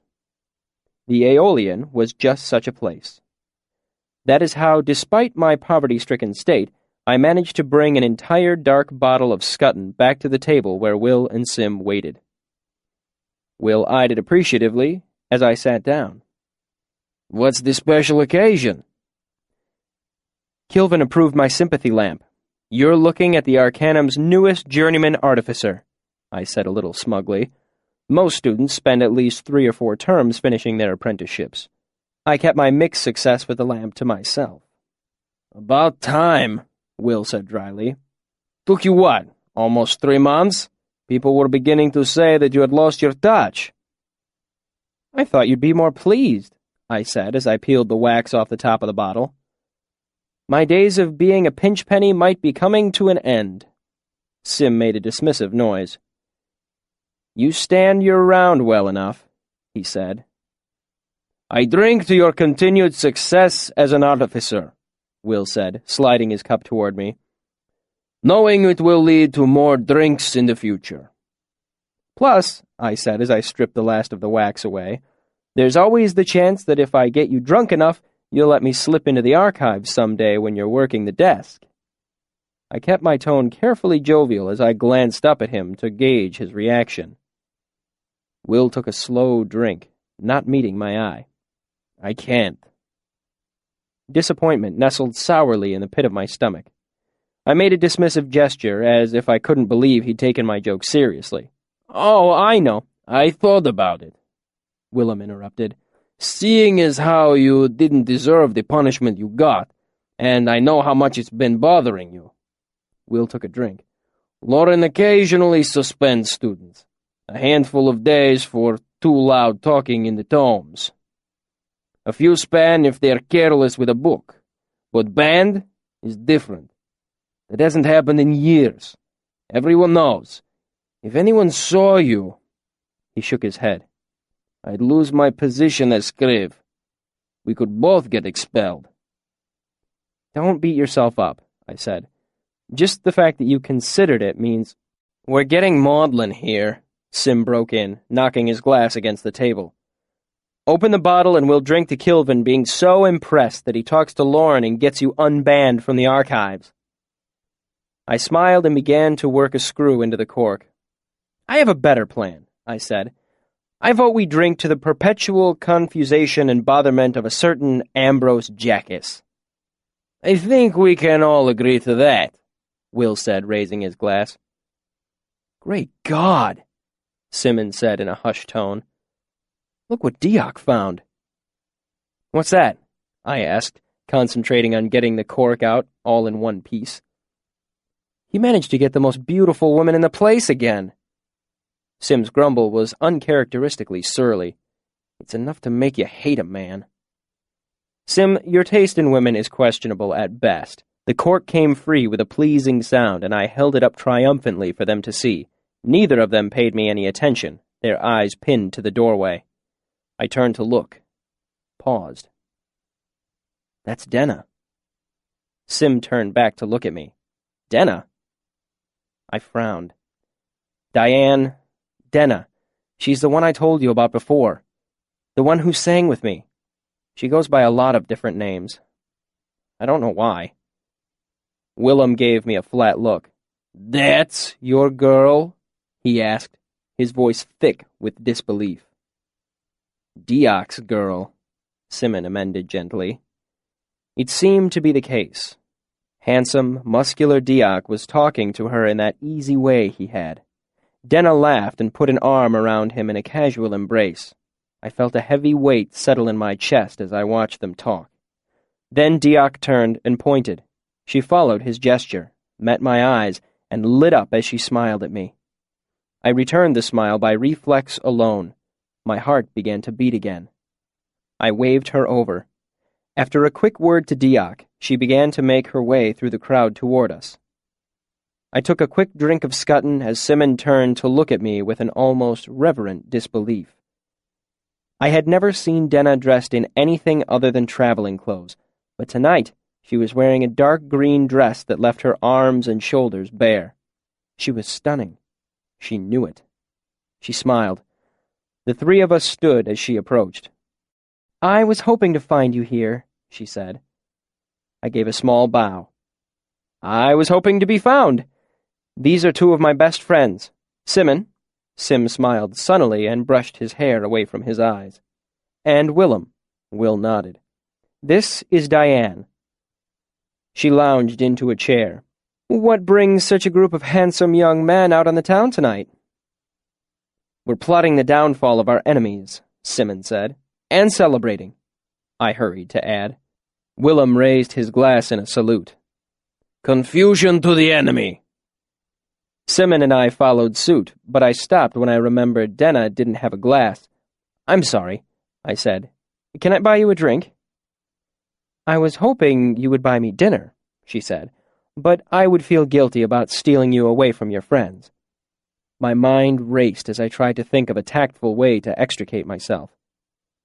You're making the assumption that we want him here, Willem said with a straight face. You'd do us a favor if you took him away. Denna leaned forward intently, a smile brushing the pink corners of her mouth. Really? Willem nodded gravely. He drinks even more than he talks. She darted a teasing look at me. That much? Besides, Simon chimed in innocently, he'd sulk for days if he missed a chance to be with you. He'll be completely worthless to us if you leave him here. My face grew hot, and I had this sudden urge to throttle Sim. Denna laughed sweetly. I suppose I better take him then. She stood with a motion like a willow wand, bending to the wind, and offered me her hand. I took it. I hope to see you again, Willem, Simon. They waved, and we started to make our way to the door. I like them, she said. Willem is a stone in deep water. Simon is like a boy splashing in a brook. Her description startled a laugh from me. I couldn't have said it better. You mentioned dinner? I lied, she said with an easy delight. But I would love the drink you offered me. How about the taps? She wrinkled her nose. Too many old men, not enough trees. It is a good night to be out of doors. I gestured toward the door. Lead the way. She did. I basked in her reflected light and the stares of envious men. As we left the Aeolian, even Diok looked a little jealous, but as I passed him, I caught a glimmer of something other in his eye. Sadness? Pity? I spared no time for it. I was with Denna. We bought a loaf of dark bread and a bottle of a Venice strawberry wine, then found a private place in one of the many public gardens scattered throughout Imre. The first of autumn's falling leaves danced along the streets beside us. Denna removed her shoes and danced lightly through the shadows, delighting in the feel of the grass beneath her feet. We settled on a bench beneath a great spreading willow, then abandoned it and found more comfortable seats on the ground at the foot of the tree. The bread was thick and dark, and tearing chunks of it gave us distraction for our hands. The wine was sweet and light, and after Denna kissed the bottle, it left her lips wet for an hour. It had the desperate feel of the last warm night of summer. We spoke of everything and nothing, and all the while I could hardly breathe for the nearness of her, the way she moved, the sound of her voice as it touched the autumn air. Your eyes were far away just then, she said. What were you thinking? I shrugged, buying a moment to think. I couldn't tell her the truth. I knew every man must compliment her, bury her in flattery more cloying than roses. I took a subtler path. One of the masters at the university once told me that there were 7 words that would make a woman love you. I made a deliberately casual shrug. I was just wondering what they were. Is that why you talk so much? Hoping to come on them by accident? I opened my mouth to retort. Then, seeing her dancing eyes, I pressed my lips together and tried to fight down my embarrassed flush. She lay a hand on my arm. Don't go quiet on my account, Kvothe, she said gently. I'd miss the sound of your voice. She took a drink of wine. Anyway, you shouldn't bother wondering. You spoke them to me when we first met. You said, I was just wondering why you're here. She made a flippant gesture. From that moment, I was yours. My mind flashed back to our first meeting in Rowan's caravan. I was stunned. I didn't think you remembered. She paused in tearing a piece of dark bread away from the loaf and looked up at me quizzically. Remember what? Remembered me. Remembered our meeting in Rowan's caravan. Come now, she teased. How could I forget the red-haired boy who left me for the university? I was too stunned to point out that I hadn't left her. Not really. You never mentioned it. Neither did you, she countered. Perhaps I thought that you had forgotten me. Forget you? How could I? She smiled at that, but looked down at her hands. You might be surprised what men forget, she said, then lightened her tone. But then again, perhaps not. I don't doubt that you've forgotten things, being a man yourself. I remember your name, Denna.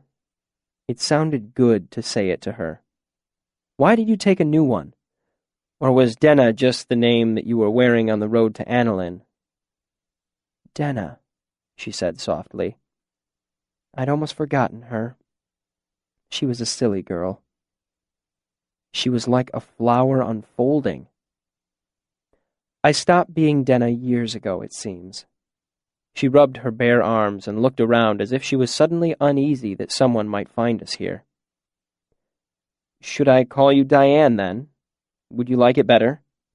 The wind stirred the hanging branches of the willow as she cocked her head to look at me. Her hair mimicked the motion of the trees. You are kind. I think I like Denna best from you. It sounds different when you say it. Gentle. Denna it is, I said firmly. What happened in Annalyn anyway? A leaf floated down and landed in her hair. She brushed it away absent-mindedly. Nothing pleasant, she said, avoiding my eyes. But nothing unexpected either. I held out my hand and she passed me back the loaf of bread. Well, I'm glad you made it back, I said. My Eloine. She made a decidedly unladylike noise. Please, if either of us is Savian, it's me. I'm the one that came looking for you, she pointed out. Twice. I look, I protested. I just don't seem to have a knack for finding you. She rolled her eyes dramatically. If you could recommend an auspicious time and place to look for you, it would make a world of difference. I trailed off gently, making it a question. Perhaps tomorrow? Denna gave me a sideways glance, smiling. You're always so cautious, she said. I've never known a man to step so carefully. She looked at my face as if it were a puzzle she could solve. I expect noon would be an auspicious time tomorrow. At the Aeolian? I felt a warm glow at the thought of meeting her again. I was just wondering why you're here, I mused aloud, remembering the conversation that seemed so long ago. You called me a liar afterward. She leaned forward to touch my hand in a consoling way. She smelled of strawberry, and her lips were a dangerous red even in the moonlight. How well I knew you, even then. We talked through the long hours of the night. I spoke subtle circles around the way I felt, not wanting to be overbold. I thought she might be doing the same, but I could never be sure. It was like we were doing one of those elaborate Modegan court dances, where the partners stand scant inches apart, but, if they are skilled, never touch. Such was our conversation. But not only were we lacking touch to guide us, it was as if we were also strangely deaf. So we danced very carefully, unsure what music the other was listening to. Unsure, perhaps, if the other was dancing at all. Diak was standing vigil at the door, same as always. He waved to see me. Master Quoth, I'm afraid you missed your friends. I thought I might have. How long have they been gone? Only an hour. He stretched his arms above his head, grimacing, then let them fall to his sides with a weary sigh. Did they seem put out that I abandoned them? He grinned. Not terribly. They happened on a couple of lovelies of their own. Not as lovely as yours, of course. He looked uncomfortable for a moment, then spoke slowly as if he were picking his words with great care. Looks, Quoth, I know it's not my place, and I hope you don't take it wrong. He looked around and suddenly spat. Damn! I'm no good at this sort of thing. He looked back at me and gestured vaguely with his hands. You see, women are like fires, like flames. Some women are like candles, bright and friendly. Some are like single sparks or embers, like fireflies for chasing on summer nights. Some are like campfires, all light and heat for a night and willing to be left after. Some women are like hearth fires, not much to look at, but underneath, They are all warm, red coal that burns a long, long while. But Diane is like a waterfall of spark pouring off a sharp iron edge that God is holding to the grindstone. You can't help but look, can't help but want it. You might even put your hand to it for a second, but you can't hold it. She'll break your heart. The evening was too fresh in my memory for me to pay much heed to Diak's warning. I smiled. Diak, my heart is made of stronger stuff than glass. When she strikes, she'll find it strong as iron-bound brass, or gold and adamant together mixed. Don't think I am unaware, some startled deer to stand transfixed by hunter's horns. It's she who should take care, for when she strikes, my heart will make a sound so beautiful and bright that it can't help but bring her back to me in winged flight. My words startled Diak into bemused laughter. God, you're brave. He shook his head. And young. I wish I were as brave and young as you. Still smiling, he turned to enter the Aeolian. Good night, Zen. Good night. Diak wished that he were more like me. It was as great a compliment as any I had ever been given. But even better than that was the fact that my days of fruitlessly searching for Denna were at an end. Tomorrow, at noon in the Aeolian, lunch and talking and walking, as she had phrased it, the thought filled me with a giddy excitement. How young I was, how foolish, how wise. Chapter 66. Volatile. I woke early the next morning, nervous at the thought of lunch with Denna. Knowing it would be useless to attempt to get back to sleep, I headed to the fishery. Last night's extravagant spending had left me with exactly 3 pennies in my pocket, and I was eager to take advantage of my newly earned position. Usually, I worked nights in the fishery. It was a different place in the mornings. There were only 15 or 20 people there pursuing their individual projects. In the evenings, there were usually twice that many. Kilvin was in his office, as always, but the atmosphere was more relaxed. Busy, but not bustling. I even saw Fella off in the corner of the shop, chipping carefully away at a piece of obsidian the size of a large loaf of bread. Small wonder I'd never seen her here before, if she made a habit of being in the shop this early. Despite Manette's warning, I decided to make a batch of blue emitters for my first project. Tricky work, as it required the use of bone tar, but they would sell fairly quickly, and the whole process would only take me 4 or 5 hours of careful work. Not only could I be done in time to meet with Denna at the Aeolian for lunch, but I might be able to get a small advance from Kilvin so I could have a bit of money in my purse when I went to meet her. I gathered the necessary tools and set up in one of the fume hoods along the eastern wall. I chose a place near a drench, one of the 500-gallon tanks of twice-tough glass that were spaced throughout the workshop.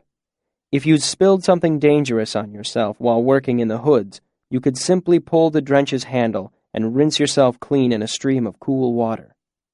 Of course, I would never need the drench so long as I was careful, but it was nice having it close, just in case. After setting up the fume hood, I made my way to the table where the bone tar was kept. Despite the fact that I knew it was no more dangerous than a stone saw or the sintering wheel, I found the burnished metal container unnerving. And today, something was different. I caught the attention of one of the more experienced artificers as he walked past. Jackson had the haggard look common to most artificers in the middle of large projects, as if he were putting off sleep until it was entirely finished. "Should there be this much frost?" I asked him, pointing out the tar canister. Its edges were covered in fine white tufts of frost, like tiny shrubs. The air around the metal actually shimmered with cold. Jackson peered at it, then shrugged. "Better too cold than not cold enough," he said with a humorless chuckle. Kaboom! I couldn't help but agree, and guessed that it might have something to do with the workshop being cooler this early in the morning. None of the kilns had been fired up yet, and most of the forge fires were still banked and sullen. Moving carefully, I ran through the decanting procedure in my head, making sure I hadn't forgotten anything. It was so cold that my breath hung white in the air. The sweat on my hands froze my fingers to the canister's fastenings the same way a curious child's tongue sticks to a pump handle in the dead of winter. I decanted about an ounce of the thick, oily liquid into a pressure vial and quickly applied the cap. Then I made my way back to the fume hood and started preparing my materials. After a few tense minutes, I began the long, meticulous process of preparing and doping a set of blue emitters. My concentration was broken 2 hours later by a voice behind me. It wasn't particularly loud, but it held a serious tone you never ignore in the fishery. It said, "Oh my God." Because of my current work, the first thing I looked at was the bone tar canister. I felt a flash of cold sweat roll over me when I saw black liquid leaking from one corner and running down the work table's leg to pool on the floor. The thick timber of the table's leg was almost entirely eaten away, and I heard a light popping and crackling as the liquid pooling on the floor began to boil. All I could think of was Kilvin's statement during the demonstration. "In addition to being highly corrosive, the gas burns when it comes in contact with air." Even as I turned to look, the leg gave way and the work table began to tip. The burnished metal canister tumbled down. When it struck the stone floor, the metal was so cold it didn't simply crack or dent. It shattered like glass. Gallons of the dark fluid burst out in a great splay across the workshop floor. The room filled with sharp crackling and popping sounds as the bone tar spread across the warm stone floor and started to boil. Long ago, the clever person who designed the fishery placed about 24 drains in the workshop to help with cleaning and managing spills. What's more, the workshop stone floor rose and fell in a gentle pattern of peaks and troughs to guide the spills toward those drains. That meant as soon as the container shattered, the wide spill of oily liquid began to run off in 2 different directions, heading for 2 different drains. At the same time, it continued to boil, forming thick, low clouds, dark as tar, caustic, and ready to burst into flame. Trapped between these 2 spreading arms of dark fog was Fella, who had been working by herself at an out-of-the-way table in the corner of the shop. She stood, her mouth half open in shock. She was dressed practically for work in the shop, light trousers and a gauzy linen shirt cuffed at the elbow. Her long, dark hair was pulled back into a tail, but still hung down to nearly the small of her back. She would burn like a torch. The room began to fill with frantic noise as people realized what was happening. They shouted orders or simply yelled in panic. They dropped tools and knocked over half-finished projects as they scrambled around. Fella hadn't screamed or called for help, which meant no one but me had noticed the danger she was in. If Kilvin's demonstration was any indication, I guess the whole shop could be a sea of flame and caustic fog in less than a minute. There wasn't any time. I glanced at the scattered projects on the nearby work table, looking for anything that could be of some help, but there was nothing. A jumble of basalt blocks, spools of copper wire, a half-inscribed hemisphere of glass that was probably destined to become one of Kilvin's lamps. And as easy as that, I knew what I had to do. I grabbed the glass hemisphere and dashed it against one of the basalt blocks. It shattered, and I was left with a thin, curved shard of broken glass about the size of my palm. With my other hand, I grabbed my cloak from the table and strode past the fume hood. I pressed my thumb against the edge of the piece of glass and felt an unpleasant tugging sensation, followed by a sharp pain. Knowing I'd drawn blood, I smeared my thumb across the glass and spoke a binding. As I came to stand in front of the drench, I dropped the glass to the floor, concentrated, and stepped down hard, crushing it with my heel. Cold, unlike anything I'd ever felt, stabbed into me. Not the simple cold you feel in your skin and limbs on a winter day. It hit my body like a clap of thunder. I felt it in my tongue and lungs and liver. But I got what I wanted. The twice-tough glass of the drench spiderwebbed into 1,000 fractures, and I closed my eyes just as it burst. 500 gallons of water struck me like a great fist, knocking me back a step and soaking me through to the skin. Then I was off, running between the tables. Quick as I wasn't quick enough. There was a blinding crimson flare from the corner of the workshop as the fog began to catch fire, sending up strangely angular tongues of violent red flame. The fire would heat the rest of the tar, causing it to boil more quickly. This would make more fog, more fire, and more heat. As I ran, the fire spread. It followed the two trails the bone tar made as it ran toward the drains. The flames shot up with startling ferocity, sending up two curtains of fire, effectively cutting off the far corner of the shop. The flames were already as tall as me and growing. Fella had worked her way out from behind the workbench and hurried along the wall toward one of the floor drains. Since the bone tar was pouring down the grate, there was a gap close to the wall, clear of flame or fog. Fella was just about to sprint past when dark fog began to boil up out of the grate. She gave a short, startled shriek as she backed away. The fog was burning even as it boiled up, engulfing everything in a roiling pool of flame. I finally made my way past the last table. Without slowing, I held my breath, closed my eyes, and jumped over the fog, not wanting to let the horrible, corrosive stuff touch my legs. I felt a brief, intense flash of heat on my hands and face, but my wet clothing kept me from being burned or catching fire. Since my eyes were closed, I landed awkwardly, banging my hip against the stone top of a work table.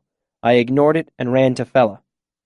She had been backing away from the fire toward the outer wall of the shop, but now she was staring at me, hands half raised protectively. "Put your arms down!" I shouted as I ran up to her, spreading my dripping wet cloak with both hands. I don't know if she heard me over the roar of the flames, but regardless, Fella understood. She lowered her hands and stepped toward the cloak. As I closed the final distance between us, I glanced behind and saw the fire was growing even faster than I'd expected. The fog clung to the floor over a foot deep, black as pitch.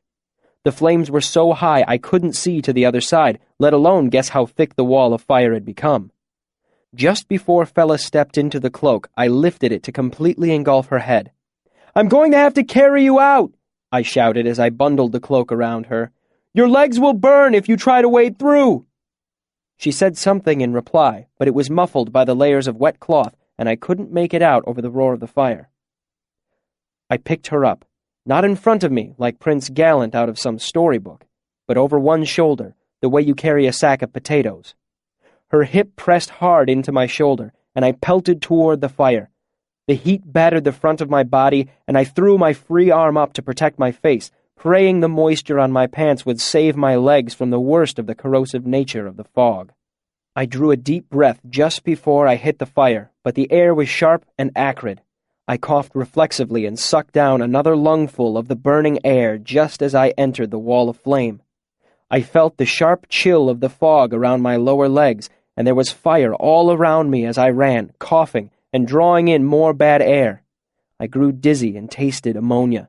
Some distant, rational part of my mind thought, of course, to make it volatile. Then nothing. When I awoke, the first thing that sprang to my mind was not what you might expect. Then again, it may not be that much of a surprise if you have ever been young yourself. "What time is it?" I asked frantically. "First bell after noon," a female voice said. "Don't try to get up."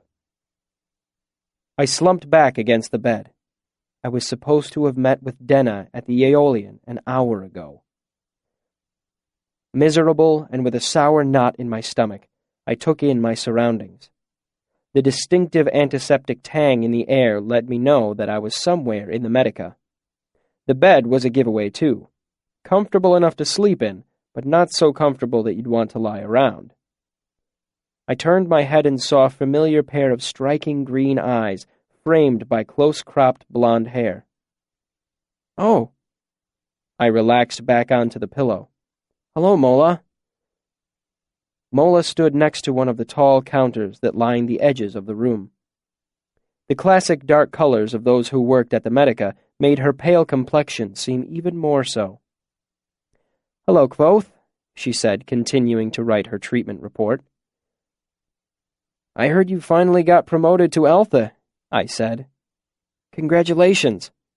Everyone knows you deserved it a long time ago. She looked up, her pale lips curving into a small smile. The heat doesn't seem to have damaged the gilding on your tongue. She laid down her pen. How does the rest of you feel?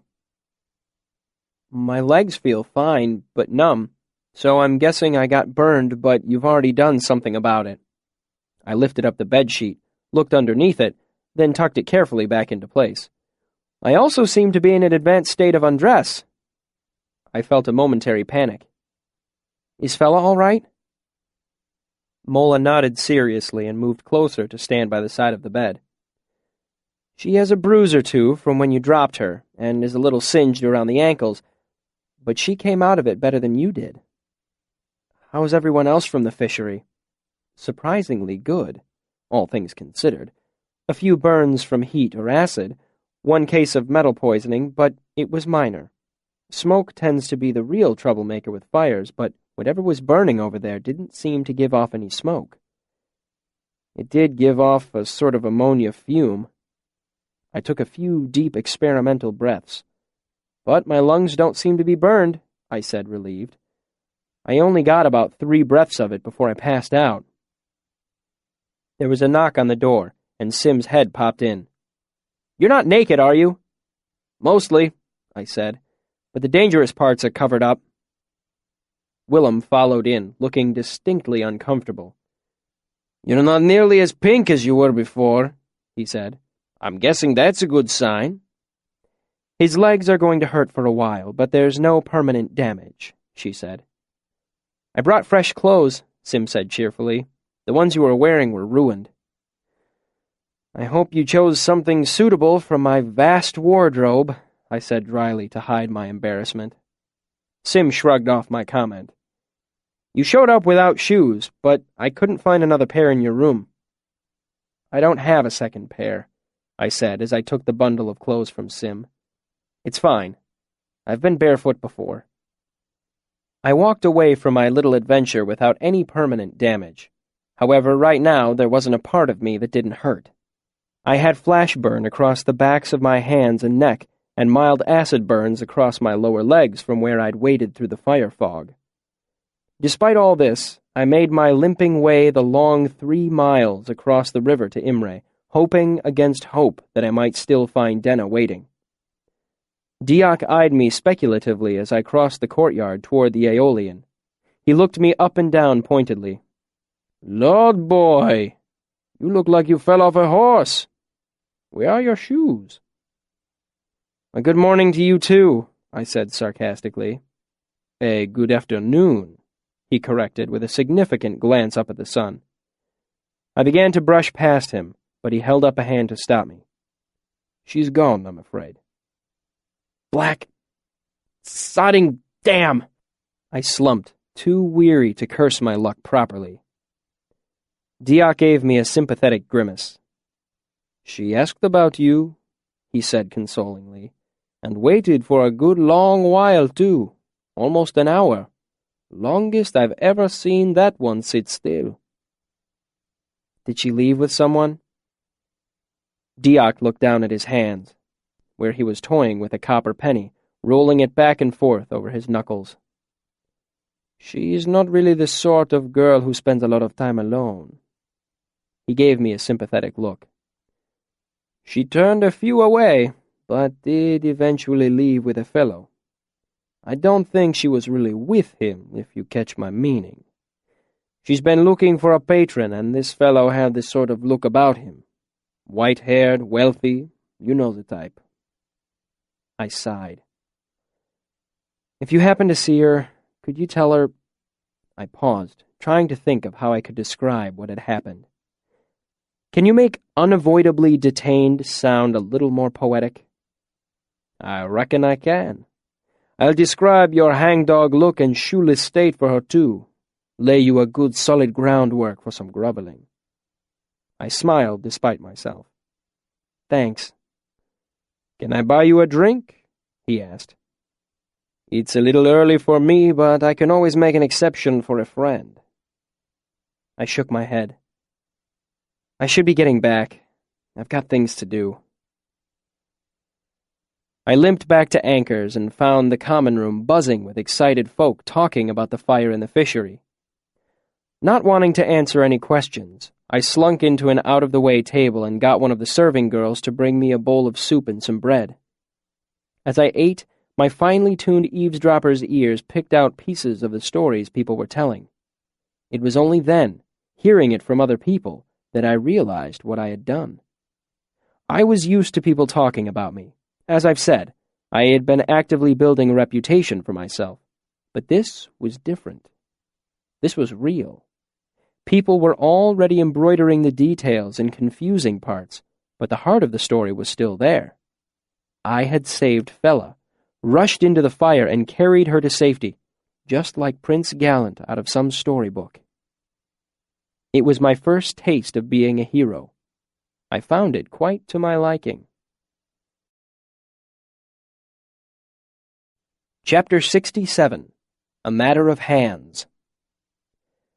After lunch at Anchor's, I decided to return to the fishery and see how much damage had been done. The stories I'd overheard implied that the fire had been brought under control fairly quickly. If that was the case, I might even be able to finish work on my blue emitters. If not, I might at least be able to reclaim my missing cloak. Surprisingly, the majority of the fishery made it through the fire without much damage at all, but the northeast quarter of the shop was practically destroyed. There was nothing left but a jumble of broken stone and glass and ash. Bright blurs of copper and silver spread over broken tabletops and portions of the floor where various metals had been melted by the heat of the fire. More unsettling than the wreckage was the fact that the workshop was deserted.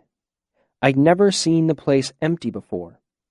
I knocked on Kilvin's office door, then peered inside. Empty. That made a certain amount of sense. Without Kilvin, there was no one to organize the cleanup. Finishing the emitters took hours longer than I'd expected. My injuries distracted me, and my bandaged thumb made my hand slightly clumsy. As with most artificing, this job required 2 skilled hands. Even the minor encumbrance of a bandage was a serious inconvenience. Still, I finished the project without incident and was just preparing to test the emitters when I heard Kilvin in the hallway, cursing in Siaru. I glanced over my shoulder just in time to see him stomp through the doorway toward his office, followed by one of Master Arwill's gillers. I closed the fume hood and walked toward Kilvin's office, mindful of where I set my bare feet. Through the window, I could see Kilvin waving his arms like a farmer shooing crows.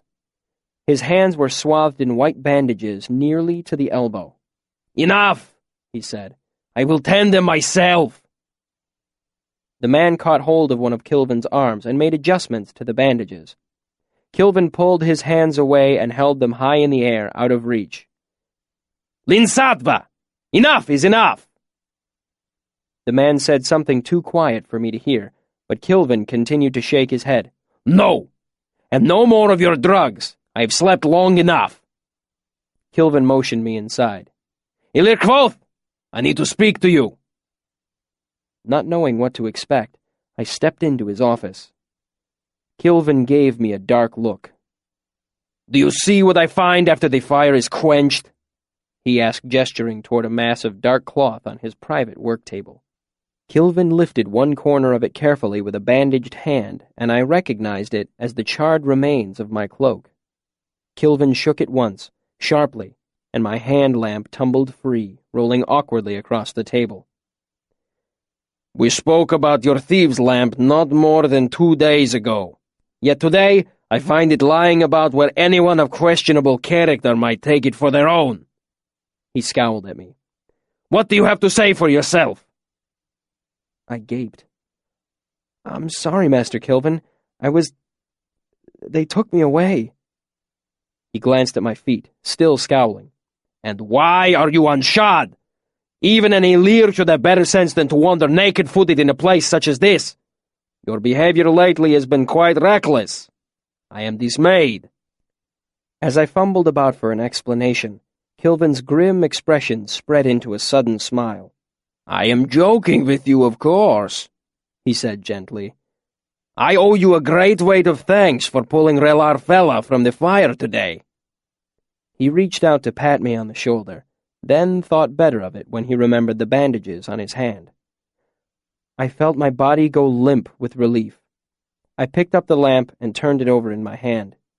It didn't seem to have been damaged by the fire or corroded by the bone tar. Kilvin brought out a small sack and laid it on the table as well.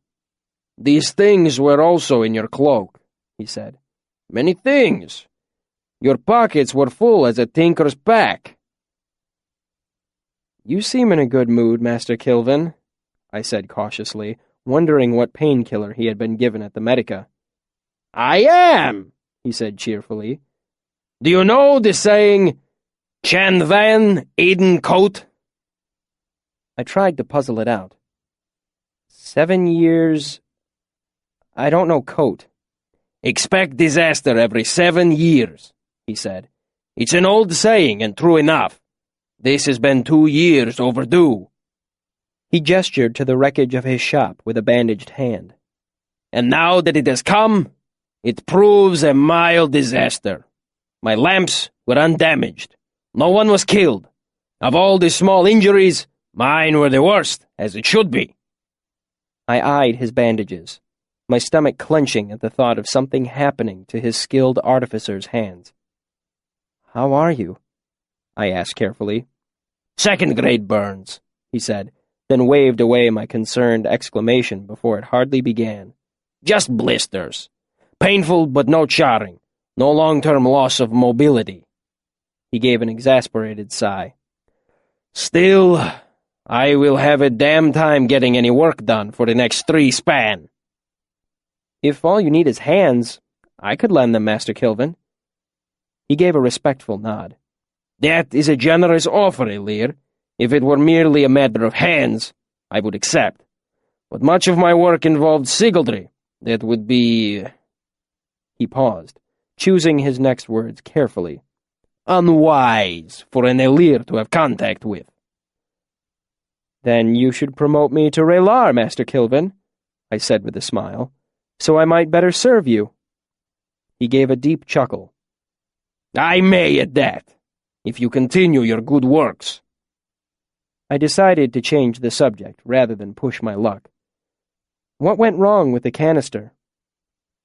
Too cold, Kilvin said. The metal was just a shell, protecting a glass container inside and keeping the temperature low. I suspect that the canister sigildry was damaged, so it grew colder and colder. When the reagent froze... I nodded, finally understanding.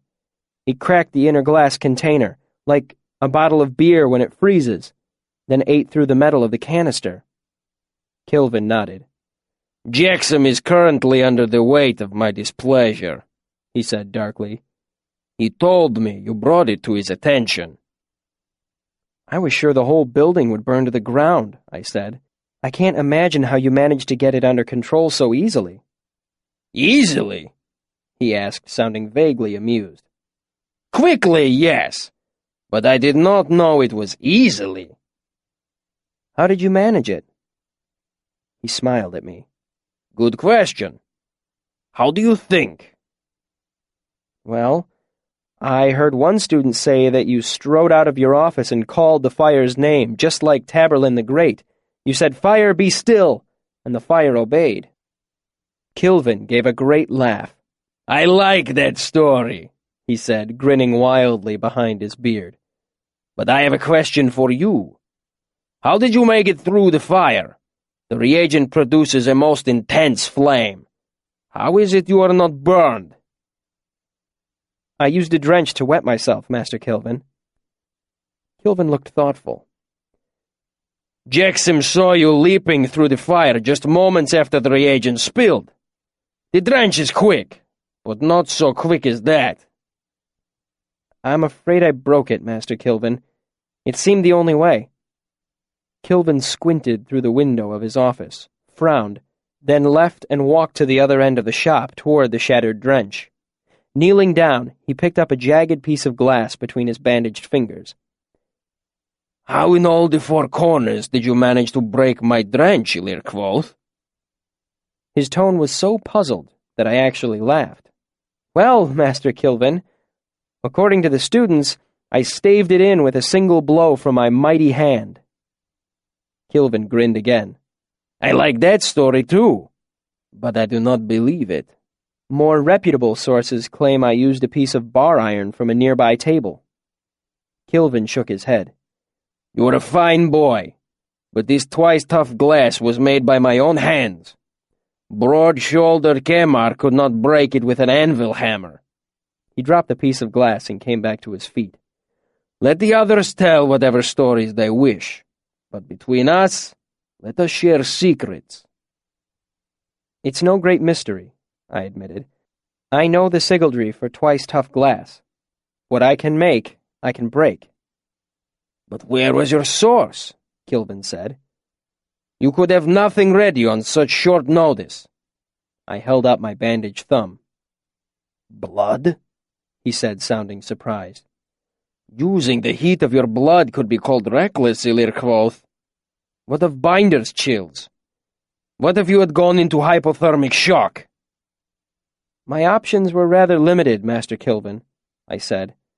Kilvin nodded thoughtfully. Quite impressive to unbind what I had wrought with nothing more than blood. He started to run a hand through his beard, then frowned in irritation when the bandages made this impossible. What of you, Master Kilvin? How did you manage to get the fire under control? Not using the name of fire, he conceded. If Ilodin had been here, matters would have been much simpler. But as the name of fire is unknown to me, I was left to my own devices. I gave him a cautious look, not sure whether he was making another joke or not. Kilvin's deadpan humor was hard to detect at times. Ilodin knows the name of fire? Kilvin nodded. There may be one or two others here at the university, but Ilodin has the surest grip of it. The name of fire, I said slowly. And they could have called it, and the fire would have done what they said? Like Taborlin the Great? Kilvin nodded again. But those are just stories, I protested. He gave me an amused look. Where do you think the stories come from, Ilirkvoth? Every tale has deep roots somewhere in the world. What sort of name is it? How does it work? Kilvin hesitated for a moment, then shrugged his massive shoulders. It is troublesome to explain in this language. In any language. Ask Ilodin. He makes a habit of studying such things. I knew firsthand how helpful Ilodin would be. So how did you stop the fire? There is little mystery in it, he said.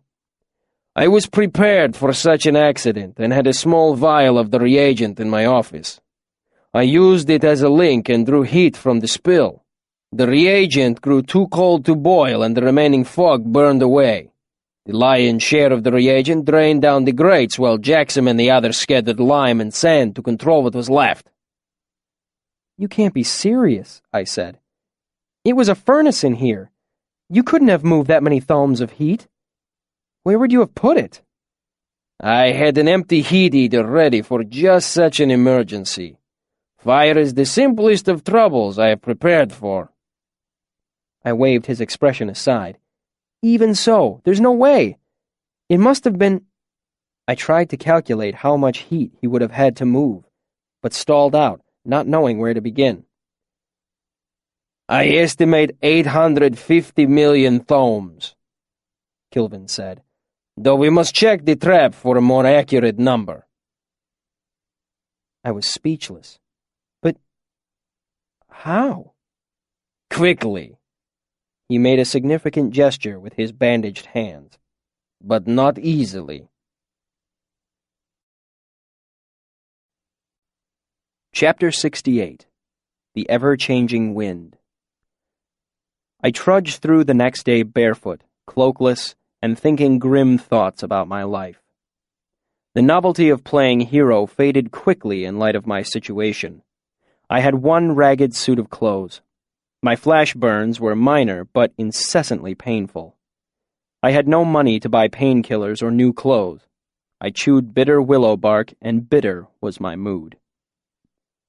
My poverty hung around my neck like a heavy stone. Never before had I been more aware of the difference between myself and the other students. Everyone attending the university had a safety net to fall back on. Sim's parents were Aturan nobility. Will came from a wealthy merchant family in the Shald. If things got rough for them, they could borrow against their family's credit or write a letter home. I, on the other hand, couldn't afford shoes. I only owned one shirt. How could I hope to stay in the university for the years it would take me to become a full arcanist? How could I hope to advance in the ranks without access to the archives? By noon, I had worked myself into such a grim mood that I snapped at Sim during lunch, and we bickered like an old married couple. Willem offered no opinion, keeping his eyes carefully on his food.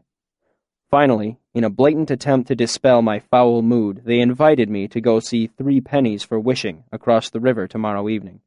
I agreed to go, as I heard the players were doing Feltemi's original and not one of the expurgated versions. It was well suited to my mood, full of dark humor, tragedy, and betrayal. After lunch, I found Kilvin had already sold half my emitters. Since they were going to be the last blue emitters made for some time, the price was high, and my share was slightly over 1.5 talents. I expected Kilvin might have padded the price a little, which rankled my pride a bit, but I was in no position to look a gift horse in the mouth. But even this did nothing to improve my mood. Now I could afford shoes and a second-hand cloak. If I worked like a dog for the remainder of the term, I might be able to earn enough to eke out my interest to Devi and tuition as well. The thought brought me no joy. More than ever, I was aware how tenuous my situation was. I was a hair's breadth away from disaster. My mood spiraled downward, and I skipped advanced sympathy in favor of going over the river to Imre. The thought of seeing Denna was the only thing that had the potential to raise my spirits a little. I still needed to explain to her why I'd missed our lunch date. On my way to the Aeolian, I bought a pair of low boots, good for walking and warm enough for the winter months ahead. It nearly emptied my purse again. I sullenly counted my money as I left the cobbler's shop, 3 jots and a drab. I'd had more money living on the streets of Tarbean. "Your timing's good today," Diok said as I approached the Aeolian. "We've got someone waiting for you." I felt a foolish grin spread to my face and clapped him on the shoulder as I headed inside. Instead of Denna, I spotted Fela sitting at a table by herself. Stanchion stood nearby, chatting with her. When he saw me approaching, he waved me over and wandered back to his usual perch at the bar, clapping me affectionately on the shoulder as he walked by. When she saw me, Fela came to her feet and rushed toward me. For a second, I thought she was going to run into my arms as if we were reunited lovers in some overacted Aturan tragedy. But she pulled up short of that, her dark hair swinging. She was lovely as always, but with a heavy purpling bruise darkening one of her high cheekbones. "Oh no," I said, my hand going to my face in sympathetic pain. "Is that from when I dropped you? I'm so sorry." She gave me an incredulous look, then burst out laughing. "You're apologizing for pulling me out of a fiery hell?" "Just the part where I passed out and dropped you. It was sheer stupidity. I forgot to hold my breath and suck down some bad air. Were you hurt anywhere else?" "Nowhere I can show you in public," she said with a slight grimace, shifting her hips in a way I found most distracting. "Nothing too bad, I hope." She put on a fierce expression. "Yes, well, I expect you to do a better job next time. A girl gets her life saved, she expects gentler treatment all around." "Fair enough," I said, relaxing. "We'll treat this as a practice run." There was a heartbeat of silence between us, and Fela's smile faded a bit. She reached out halfway to me with one hand, then hesitated and let it fall back to her side. "Seriously, Kvothe, that was the worst moment of my whole life. There was fire everywhere." She looked down, blinking. "I knew I was going to die. I really knew it. but I just stood there like some scared rabbit." She looked up, blinking away tears, and her smile burst out again, dazzling as ever. "Then you were there, running through the fire. It was the most amazing thing I've ever seen. It was like... Have you ever seen Dayonica?" I nodded and smiled. "It was like watching Tarsus bursting out of hell.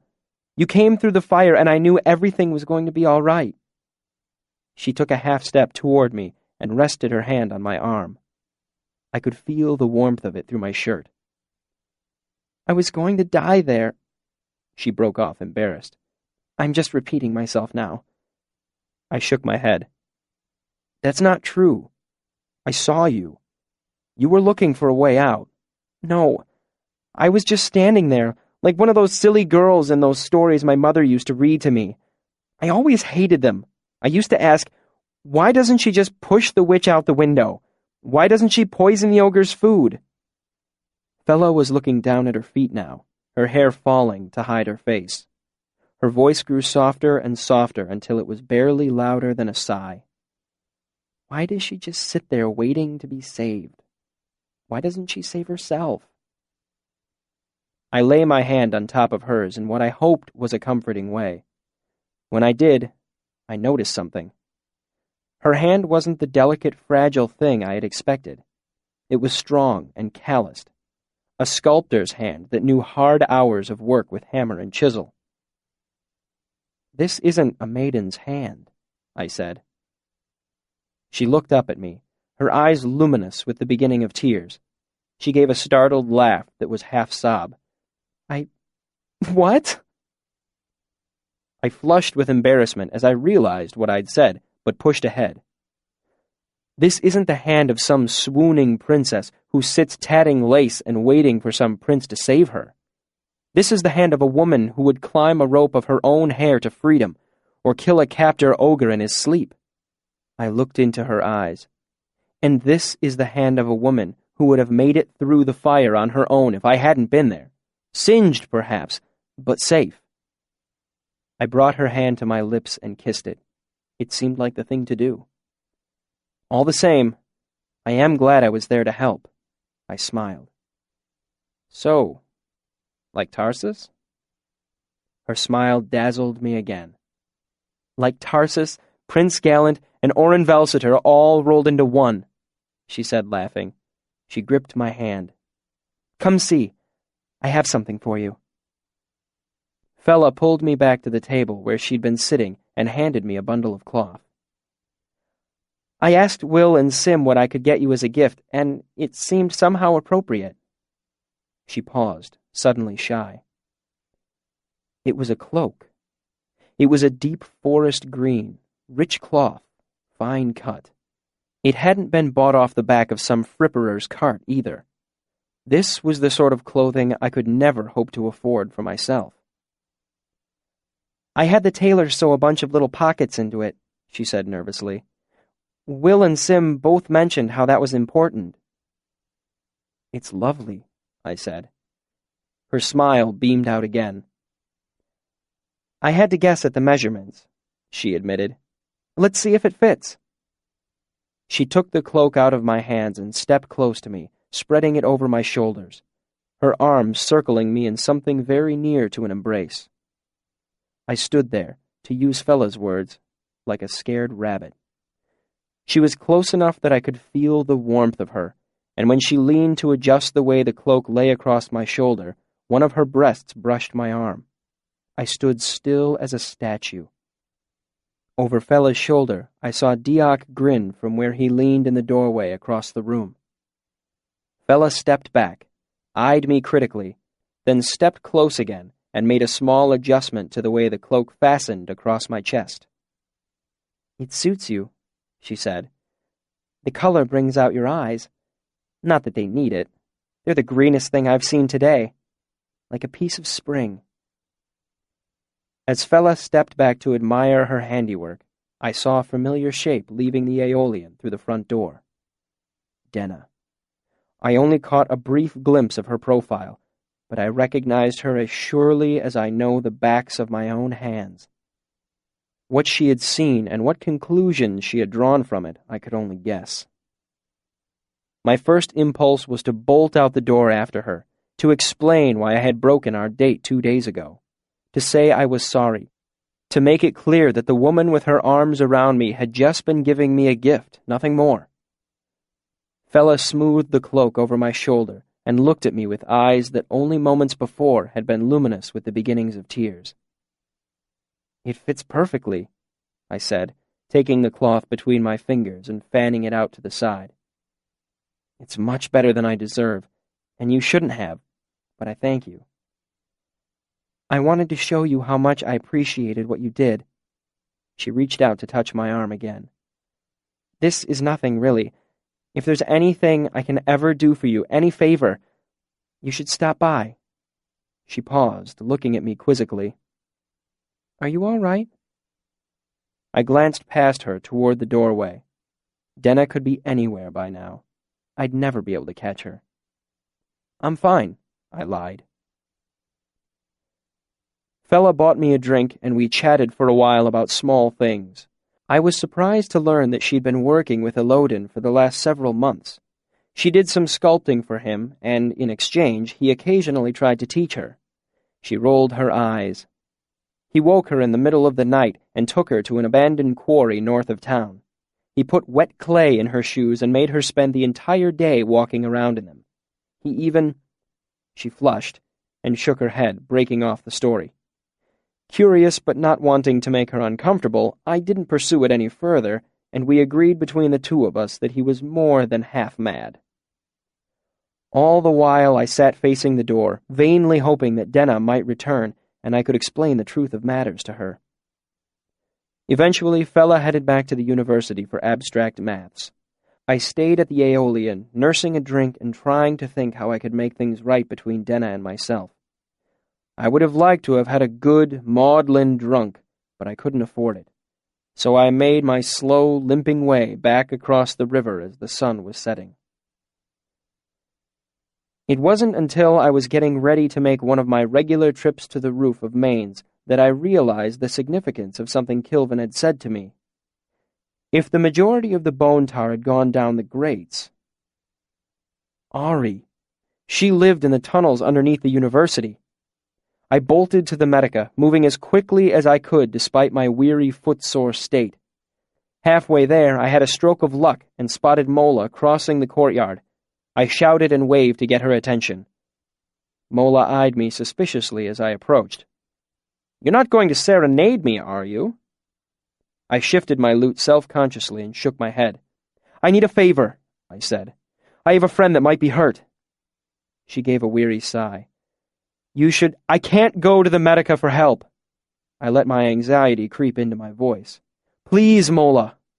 I promise it won't take more than a half hour or so, but we have to go now. I'm worried I might be too late already." Something in my tone convinced her. "What's the matter with your friend?" "Maybe burns, maybe acid, maybe smoke. Like the people who were caught in the fishery fire yesterday. Maybe worse." Mola started walking. "I'll get my kit from my room." "I'll wait here if you don't mind." I took a seat on a nearby bench. "I'll just slow you down." I sat and tried to ignore my various burns and bruises, and when Mola returned, I led her to the southwestern side of Maine's where there were a trio of decorative chimneys. "We can use these to get on the roof." She gave me a curious look, but seemed content to hold on to her questions for now. I made my slow way up the chimney, using the protruding pieces of fieldstone as hand and footholds. This was one of the easiest ways onto the roof of Maine's. I'd chosen it partly because I wasn't sure of Mola's climbing ability, and partly because my own injuries had left me feeling less than athletic. Mola joined me on the roof. She still wore her dark uniform from the Medica, but had added a gray cloak from her room. I took a roundabout path so we could stay on the safer sections of Maine's. It was a cloudless night, and there was a sliver of moon to light our way. "If I didn't know better," Mola said as we made our way around a tall brick chimney, "I'd think that you were luring me somewhere quiet for a sinister purpose." "What makes you think that I'm not?" I asked lightly. "You don't seem like the type," she said. "Besides, You can barely walk. If you tried anything, I'd just push you off the roof." "Don't spare my feelings," I said with a chuckle. "Even if I weren't half crippled, you could still throw me off this roof." I stumbled a little on an unseen ridge and nearly fell because my battered body was slow to respond. I sat on a piece of roof slightly higher than the rest and waited for the momentary dizziness to pass. "Are you all right?" Mola asked. "Probably not." I pushed myself to my feet. "It's just over this next roof," I said. "It might be best if you stood back a ways and stayed quiet, just in case." I made my way to the edge of the roof. I looked down at the hedges and the apple tree. The windows were dark. "Ari?" I called softly. "Are you there?" I waited, growing more nervous by the second. "Ari, are you hurt?" Nothing. I began to curse under my breath. Mola crossed her arms. "Right, I think I've been plenty patient here. Care to tell me what's going on?" "Follow me and I'll explain." I headed for the apple tree and began to climb carefully down. I walked around the hedge to the iron grate. The ammonia smell of bone tar wafted up from the grate, faint but persistent. I tugged on the grate, and it lifted a few inches before catching on something. "I made a friend a few months ago," I said, nervously sliding my hand between the bars. "She lives down here. I'm worried that she might be hurt. A lot of the reagent went down the drains from the fishery." Mola was silent for a while. "You're serious?" I felt around in the dark under the grate, trying to figure out how Ari kept it closed. What sort of person would live down there? "A frightened person," I said. "A person who's afraid of loud noises and people and the open sky.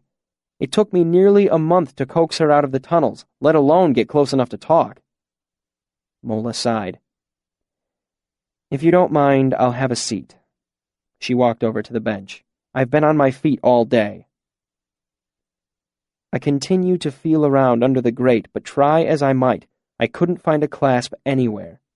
Growing increasingly frustrated, I grabbed the grate and tugged on it hard, again and again. It made several echoing metallic thumps, but didn't come free. "Kvothe?" I looked up to the edge of the roof and saw Ari standing there, a silhouette against the night sky. Her fine hair made a cloud around her head. "Ari!" The tension poured out of me, leaving me feeling weak and rubbery. "Where have you been?" "There were clouds," she said simply as she walked around the edge of the roof toward the apple tree. "So I went looking for you on top of things. But the moon's coming out, so I came back." Ari scampered down the tree, then pulled up short when she saw Mola's cloaked form sitting on the bench. "I brought a friend to visit, Ari," I said in my gentlest tones. "I hope you don't mind." There was a long pause. "Is he nice?" "It's a she, and yes, she's nice." Ari relaxed a bit and came a few steps closer to me. "I brought you a feather with a spring wind on it, but since you were late—" She looked at me gravely. "You get a coin instead." She held it out at arm's length, pinched between her thumb and forefinger. "It will keep you safe at night, as much as anything can, that is." It was shaped like an Aturan penance piece, but it gleamed silver in the moonlight. I'd never seen a coin like it. Kneeling, I opened my loot case and brought out a small bundle. "I've got some tomatoes, beans, and something special." I held out the small sack I'd spent most of my money on 2 days ago, before all my troubles had started. "Sea salt." Ari took it and peered inside the small leather sack. "Why, this is lovely, Kvothe. What lives in the salt?" Trace minerals, I thought. Chromium, basalt, malleum, iodine. Everything your body needs but probably can't get from apples and bread and whatever you manage to scrounge up when I can't find you. "The dreams of fish," I said, "and sailors' songs." Ari nodded, satisfied, and sat down, spreading out the small cloth and arranging her food with the same care as always. I watched her as she began to eat, dipping a green bean into the salt before taking a bite. She didn't seem hurt, but it was hard to tell by the pale moonlight. I needed to be sure. "Are you okay, Ari?" She cocked her head at me, curious. "There was a big fire. A lot of it went down the grates. Did you see it?" "Holy God, yes," she said, her eyes wide. "It was all over, and all the shrews and raccoons were running everywhere, trying to get out." "Did any of it get on you?" I asked. "Did you get burned?"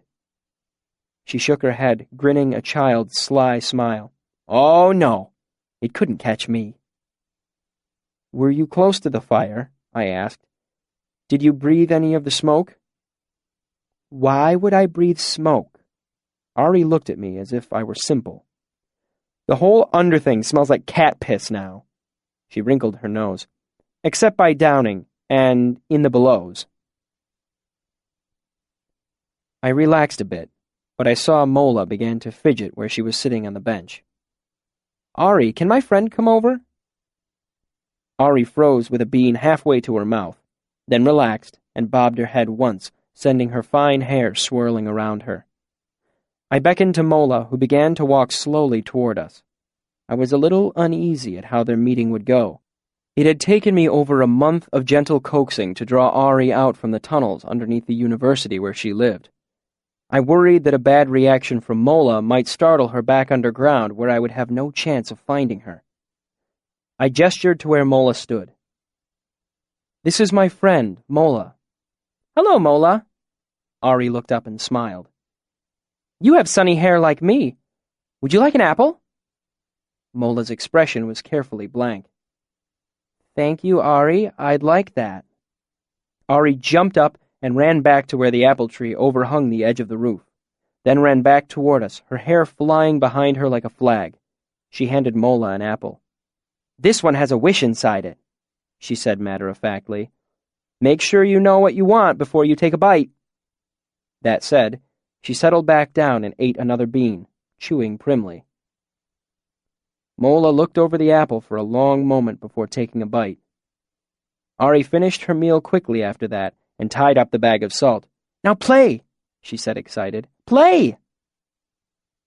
Smiling, I brought out my lute and brushed my hands over the strings. Thankfully, my injured thumb was on my cording hand, where it would be a relatively minor inconvenience. I looked at Mola as I turned the strings. "You can go if you like," I told her. "I wouldn't want to accidentally serenade you." "Oh, you mustn't go!" Ari turned to Mola, her expression deathly serious. "His voice is like a thunderstorm, and his hands know every secret hidden deep beneath the cool, dark earth." Mola's mouth quirked into a smile. "I suppose I could stay for that." So I played for both of them, while overhead the stars continued in their measured turning. "Why haven't you told anyone?" Mola asked me as we made our way across the rooftops. "It didn't seem like anyone's business," I said. "If she wanted people to know she was there, I imagined she'd tell them herself." "You know what I mean," Mola said, irritated. "I know what you mean," I sighed. "But what good would come of it? She's happy where she is." "Happy?" Mola sounded incredulous. "She's ragged and half-starved. She needs help. Food and clothes." "I bring her food," I said, "and I'll bring her clothes too as soon—" I hesitated, not wanting to admit my abject poverty, at least not in so many words. "As soon as I can manage it." "Why wait? If you just told someone—" "Right," I said sarcastically. "I'm sure Jameson would rush out here with a box of chocolates and a feather bed if he knew there was a starveling, half-cracked student living under his university. They'd crock her, and you know it." "Not necessarily." She didn't even bother finishing, knowing what I'd said was true. "Mola, if people come looking for her, she'll just rabbit down into the tunnels. They'll scare her away, and I'll lose what chance I have to help her." Mola looked down at me, her arms folded across her chest. "Fine. For now. But you'll have to bring me back here later. I'll bring her some of my clothes. They'll be too big for her, but they'll be better than what she has." I shook my head. "It won't work. I brought her a second-hand dress a couple span ago. She says wearing someone else's clothes is filthy. Mola looked puzzled. She didn't look Sealdish. Not even a little. Maybe she was just raised that way. Do you feel any better? Yes, I lied. You're shaking. She stretched out a hand. Here, lean on me. Pulling my new cloak close around me, I took her arm and made my slow way back to Anchor's. Chapter 69. Wind or Women's Fancy. Over the next 2 span, my new cloak kept me warm on my occasional walks to Imre, where I was consistently unsuccessful in finding Denna. I always had some reason to cross the river, borrowing a book from Devi, meeting Threp for lunch, playing at the Aeolian, but Denna was the real reason. Kilvin sold the rest of my emitters, and my mood improved as my burns healed. I had money to spare for luxuries such as soap and a second shirt to replace the one I'd lost. Today, I had gone to Imre for some basal filings I needed for my current project, a large sympathy lamp using 2 emitters I'd saved for myself. I hoped to turn a tidy profit. It may seem odd that I was constantly buying materials for my artificing over the river, but the truth was merchants near the university frequently took advantage of the students' laziness and raised their prices. It was worth the walk for me if I could save a couple of pennies. After I finished my errand, I headed to the Aeolian. Diak was at his usual post, leaning against the doorway. "I've been keeping an eye out for your girl," he said. Irritated at how transparent I must seem, I muttered, "She's not my girl." Diak rolled his eyes. "Fine. The girl. Denna, Diane, Diane, whatever she's calling herself these days. I haven't seen hide nor hair of her. I even asked around a little. Nobody's seen her in a full span. That means she's probably left town. It's her way. She does it at the drop of a hat." I tried not to let my disappointment show. "You didn't have to go to the trouble," I said. "But thanks all the same." "I wasn't asking entirely on your account," Diak admitted. "I have a fondness for her myself." "Do you now?" I said as neutrally as I could manage. "Don't give me that look. I'm not any sort of competition." He gave a crooked smile. "Not this time around, at any rate. I might not be one of you university folk, but I can see the moon on a clear night. I'm smart enough not to stick my hand in the same fire twice." I struggled to get my expression back under control, more than slightly embarrassed. I don't usually let my emotions go parading around on my face. "So, you and Denna?" "Stanchion still gives me a hard time about chasing after a girl half my age." He shrugged his broad shoulders sheepishly. "For all that, I am still fond of her. These days she reminds me of my littlest sister more than anything." "How long have you known her?" I asked, curious. "I wouldn't say I really know her, lad. But I met her, about 2 years back? Not that long. Maybe a year and a little change." Diak ran both of his hands through his blonde hair and arched his back in a great stretch, the muscles in his arms straining against his shirt. Then he relaxed with an explosive sigh and looked out at the nearly empty courtyard. "The door won't be busy for hours yet. Come, give an old man an excuse to sit and have a drink." He jerked his head in the direction of the bar. I looked at Diak, tall, muscular, and tan. "Old man? You've still got all your hair in your teeth, don't you? What are you, 30? "Nothing makes a man feel older than a young woman." He laid a hand on my shoulder. "Come on, share a drink with me." We made our way over to the long mahogany bar, and he muttered as he looked over the bottles. "Beer dulls a memory. Brand sets it burning, but wine is best for a sore heart's yearning."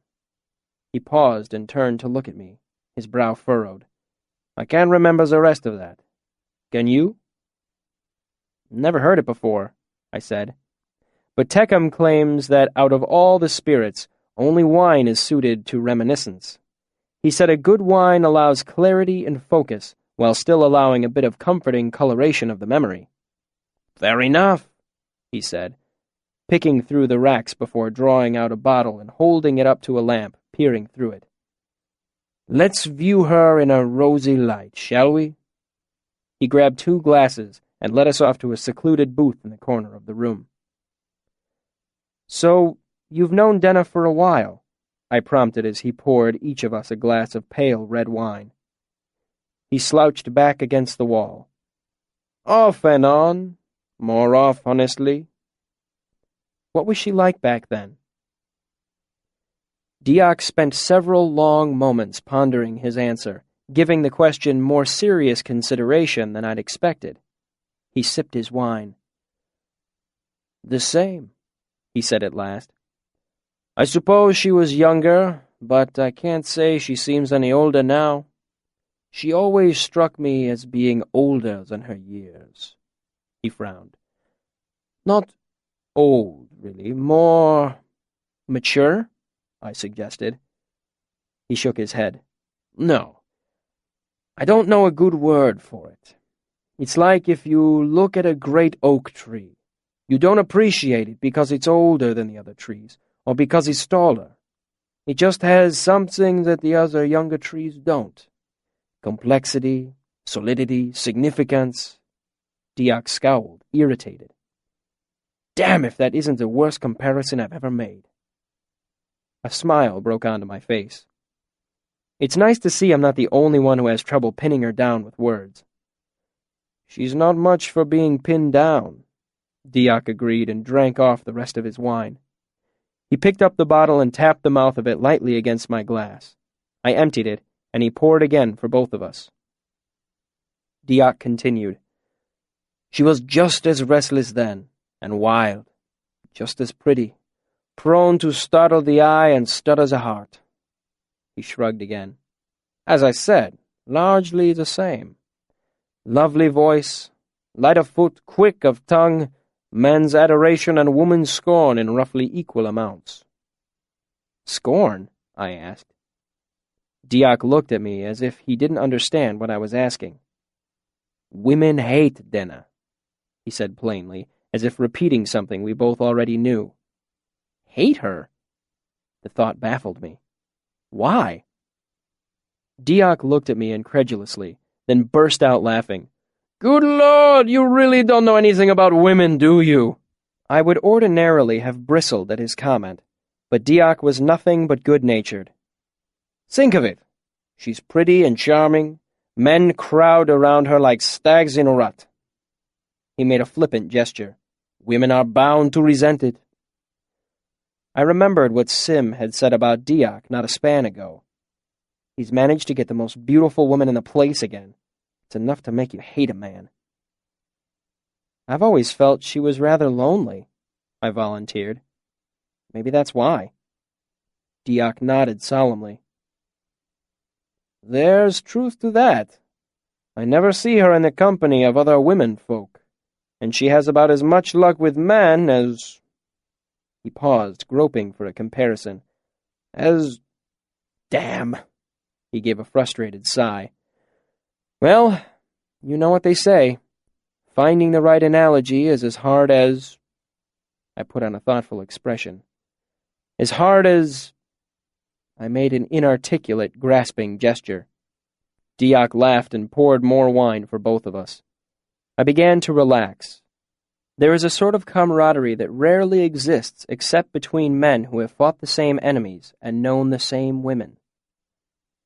Did she tend to disappear back then, too? I asked. He nodded. No warning, just suddenly gone. Sometimes for a span, sometimes for months. No fickleness in flight like that of wind or woman's fancy, I quoted. I meant it to be musing, but it came out bitter. Do you have any guess as to why?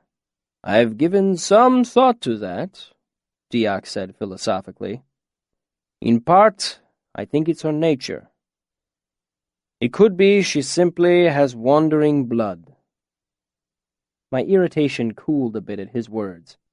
Back in my troupe, my father occasionally made us pull up stakes and leave a town despite the fact that we were welcome and the crowds were generous. Later, he would often explain his reasoning to me. A glare from the constable, too many fond sighs from the young wives in town. But sometimes he had no reason. "We Rue are meant to travel, son. When my blood tells me to wander, I know enough to trust it." "Her circumstances are probably responsible for most of it," Diak continued. "Circumstances?" I asked, curious. She never talked of her past when we were together, and I was always careful not to press her. I knew what it was like, not wanting to talk too much about your past. "Well, she doesn't have any family or means of support. No long-standing friends able to help her out of a tight spot if the need arises." "I haven't got any of those things either," I groused, the wine making me a little surly. "There's more than a little difference there," Diak said with a hint of reproach. "A man has a great many opportunities to make his way in the world. You found yourself a place at the university, and if you hadn't, you would still have options." He looked at me with a knowing eye. "What options are available to a young, pretty girl with no family, no dowry, no home?" He began to hold up fingers. "There's begging and whoring, or being some lord's mistress, which is a different slice of the same loaf, and we know our Denna doesn't have it in her to be a kept woman or someone's dox." "There's other work to be had," I said, holding up fingers of my own. "Seamstress, weaver, serving girl." Diak snorted and gave me a disgusted look. "Come now, lad, you're smarter than that. You know what those places are like, and you know that a pretty girl with no family ends up being taken advantage of just as often as a whore, and paid less for her trouble." I flushed a bit at his rebuke, more than I would have normally, as I was feeling the wine. It was making my lips and the tips of my fingers a little numb. Diak filled our glasses again. "She's not to be looked down on for moving where the wind blows her. She has to take her opportunities where she finds them. If she gets the chance to travel with some folk who like her singing, or with a merchant who hopes her pretty face will help him sell his wares, who's to blame her for pulling up stakes and leaving town? And if she trades on her charm a bit, I'll not look down on her because of it. Young gents court her, buy her presents, dresses, jewelry." He shrugged his broad shoulders. "If she sells those things for money to live, there's nothing wrong with that. They are gifts freely given, and hers to do with as she pleases." Diak fixed me with a stare. "But what is she to do when some gent gets too familiar, or gets angry at being denied what he considers bought and paid for? What recourse does she have? No family, no friends, no standing, no choice. None but to give herself over to him, all unwilling." Diak's face was grim. "Or to leave. Leave quickly and find better weather. Is it any surprise, then, that she is harder to lay hands on than a wind-blown leaf?" He shook his head, looking down at the table. "No, I do not envy her life, nor do I judge her." His tirade seemed to have left him spent and slightly embarrassed. He didn't look up at me as he spoke. "For all that, I would help her if she would let me." He glanced up at me and gave a chagrined smile. "But she's not the sort to be beholden to anyone. Not one whit, not a hair's breadth." He sighed and dribbled the last drops of the bottle evenly into our glasses. "You've shown her to me in a new light," I said honestly. "I'm ashamed I didn't see it for myself." "Well, I've had a head start on you," he said easily. "I've known her longer." "Nevertheless, I thank you," I said, holding up my glass. He held up his own. "To Diane," he said, "most lovely. To Denna, full of delight, young and unbending, bright and fair. Ever sought, ever alone. So wise and so foolish, I said. So merry and so sad. Gods of my fathers, Diak said reverently, keep her always so, unchanging, past my understanding and safe from harm. We both drank and set down our glasses. Let me buy the next bottle, I said. It would tap out my slowly hoarded line of credit with the bar, but I found myself increasingly fond of Diak, and the thought of not standing my round with him was too galling to consider. Stream, stone, and sky, he swore, rubbing at his face. I dare not. Another bottle, and we'd be slitting our wrists into the river before the sun goes down. I made a gesture to a serving girl. Nonsense, I said. We'll just change to something less maudlin than wine. I didn't notice I was being followed when I returned to the university. Perhaps my head was so full of Denna that there was little room left for anything else. Perhaps I had been living civilized for so long that the hard-earned reflexes I'd picked up in Tarbean were starting to fade. The blackberry brand probably had something to do with it as well. Diak and I had talked for a long while, and between us, drank half a bottle of the stuff. I had brought the remainder of the bottle back with me, as I knew Simon had a taste for it. Small matter why I didn't notice them, I suppose.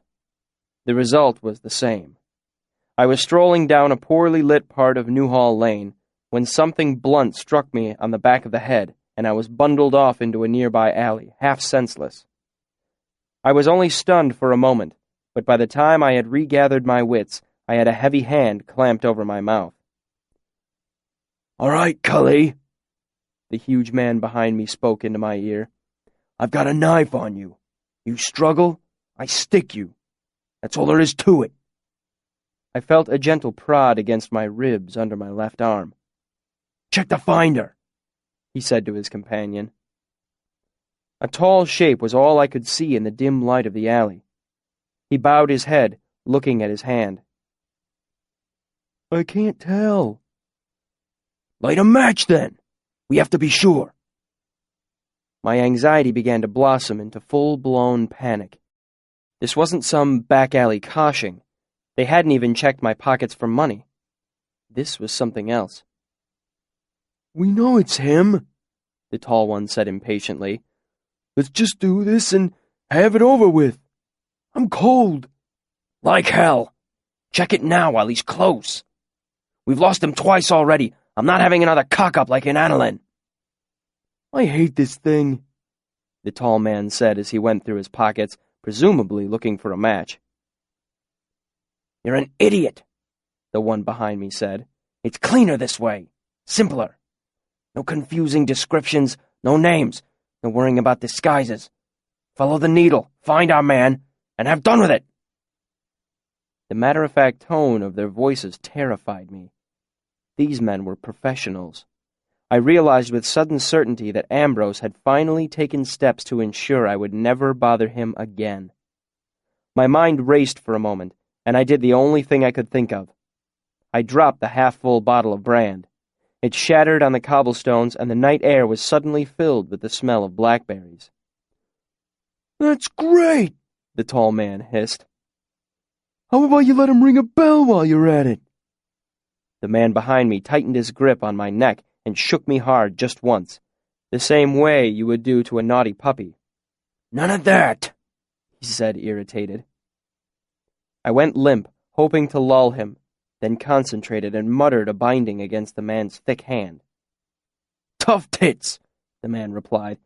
"If you stepped in glass, it's your own damn Ah!" He let out a startled shout as the pool of brand around our feet caught fire. I took advantage of his momentary distraction and twisted away from him, but I wasn't quite quick enough. His knife tore a bright line of pain across my ribs as I pulled away and began pelting down the alley. But my flight was short-lived. The alley dead-ended against a sheer brick wall. There were no doors, no windows, nothing to hide behind or use to get a leg up on the wall. I was trapped. I turned to see the two men blocking the mouth of the alley. The large one was stamping his leg furiously, trying to extinguish it. My left leg was burning as well, but I didn't spare a thought for it. A little burn would be the least of my problems if I didn't do something quick. I looked around again, but the alley was distressingly clean. Not even any decent garbage to use as a makeshift weapon. I frantically ran through the contents of my cloak's pockets, desperately trying to form some sort of plan. Some pieces of copper wire were useless. Salts, could I throw in their eyes? No. Dried apple, pen and ink, a marble, string, wax. The large man finally beat out the flames, and the two of them began to make their slow way down the alley. The light from the circle of burning brand flickered across the blades of their knives. Still going over my countless pockets, I found a lump that I didn't recognize. Then I remembered. It was the sack of basalt shavings I had bought to use for my sympathy lamp. Basalt is a light, silvery metal used in certain alloys that I would be using to construct my lamp. Manette, ever the careful teacher, had taken care to describe the dangers of every material we used. If it gets hot enough, basalt burns with an intense, white-hot flame. I hurriedly untied the pouch. The trouble was, I didn't know if I could make this work. Things like candle wicking or alcohol are easy to light. They just need a focused flash of heat to get them going. Basalt was different. It needed a great deal of heat to ignite, which is why I wasn't worried about carrying it around in my pocket. The men came a few slow steps closer, and I flung the handful of basalt shavings in a wide arc. I tried to get it close to their faces, but didn't hold much hope. The shavings had no real heft. It was like throwing a handful of loose snow. Lowering one hand to the flame licking at my leg, I focused my ailer. The wide pool of burning brand winked out behind the two men, leaving the alley in pitch darkness, but there still wasn't enough heat.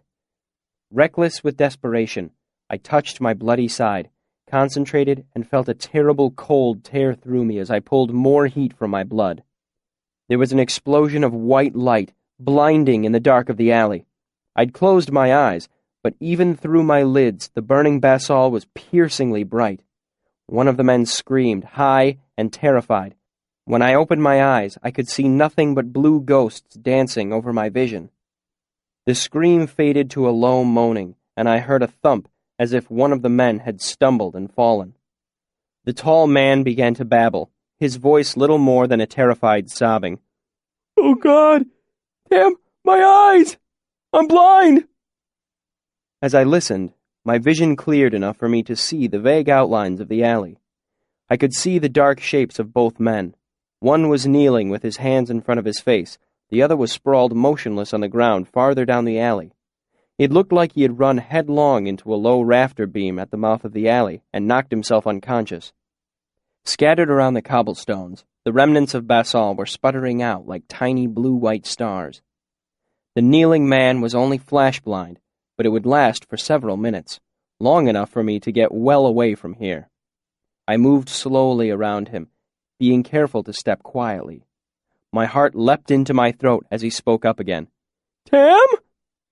The man's voice was high and frightened. "I swear, Tam, I'm blind! The kid called down lightning on me!" I saw him go down onto all fours and begin to feel around with his hands. "You were right. We shouldn't have come here. No good comes of meddling with these sort of folk." Lightning. Of course. He didn't know a thing about real magic. It gave me a thought. I took a deep breath, settling my nerves. "Who sent you?" I demanded in my best Tamerlane the Great voice. It wasn't as good as my father's, but it was good. The big man gave a wretched moan and stopped feeling around with his hands. "Oh, sir, don't do anything." "I'm not asking again," I cut him off angrily. "Tell me who sent you, and if you lie to me, I'll know." "I don't know a name," he said quickly. "We just get half the coin and a hair. We don't know names. We don't actually meet, I swear." A hair. The thing they had called a finder was probably some sort of dowsing compass. Though I couldn't make anything that advanced, I knew the principles involved. With a piece of my hair, it would point toward me no matter where I ran. "If I ever see either of you again, I will call down worse than fire and lightning, I said menacingly as I edged toward the mouth of the alley. If I could get hold of their finder, I wouldn't have to worry about them tracking me down again. It had been dark, and the hood of my cloak had been up. They might not even know what I looked like. "Thank you, sir," he babbled. "I swear you won't see hide or hair of us after this. Thank you." I looked down at the fallen man. I could see one of his pale hands against the cobblestones, but it was empty. I looked around, wondering if he had dropped it. It was more likely that he'd tucked it away. I moved closer still, holding my breath. I reached into his cloak, feeling for pockets, but his cloak was pinned under his body. I took gentle hold of his shoulder and eased him slowly. Just then, he let out a low moan and rolled the rest of the way onto his back under his own power. His arm flopped loosely onto the cobbles, bumping my leg. I would like to say I simply took a step away, knowing that the tall man would be groggy and still half-blind.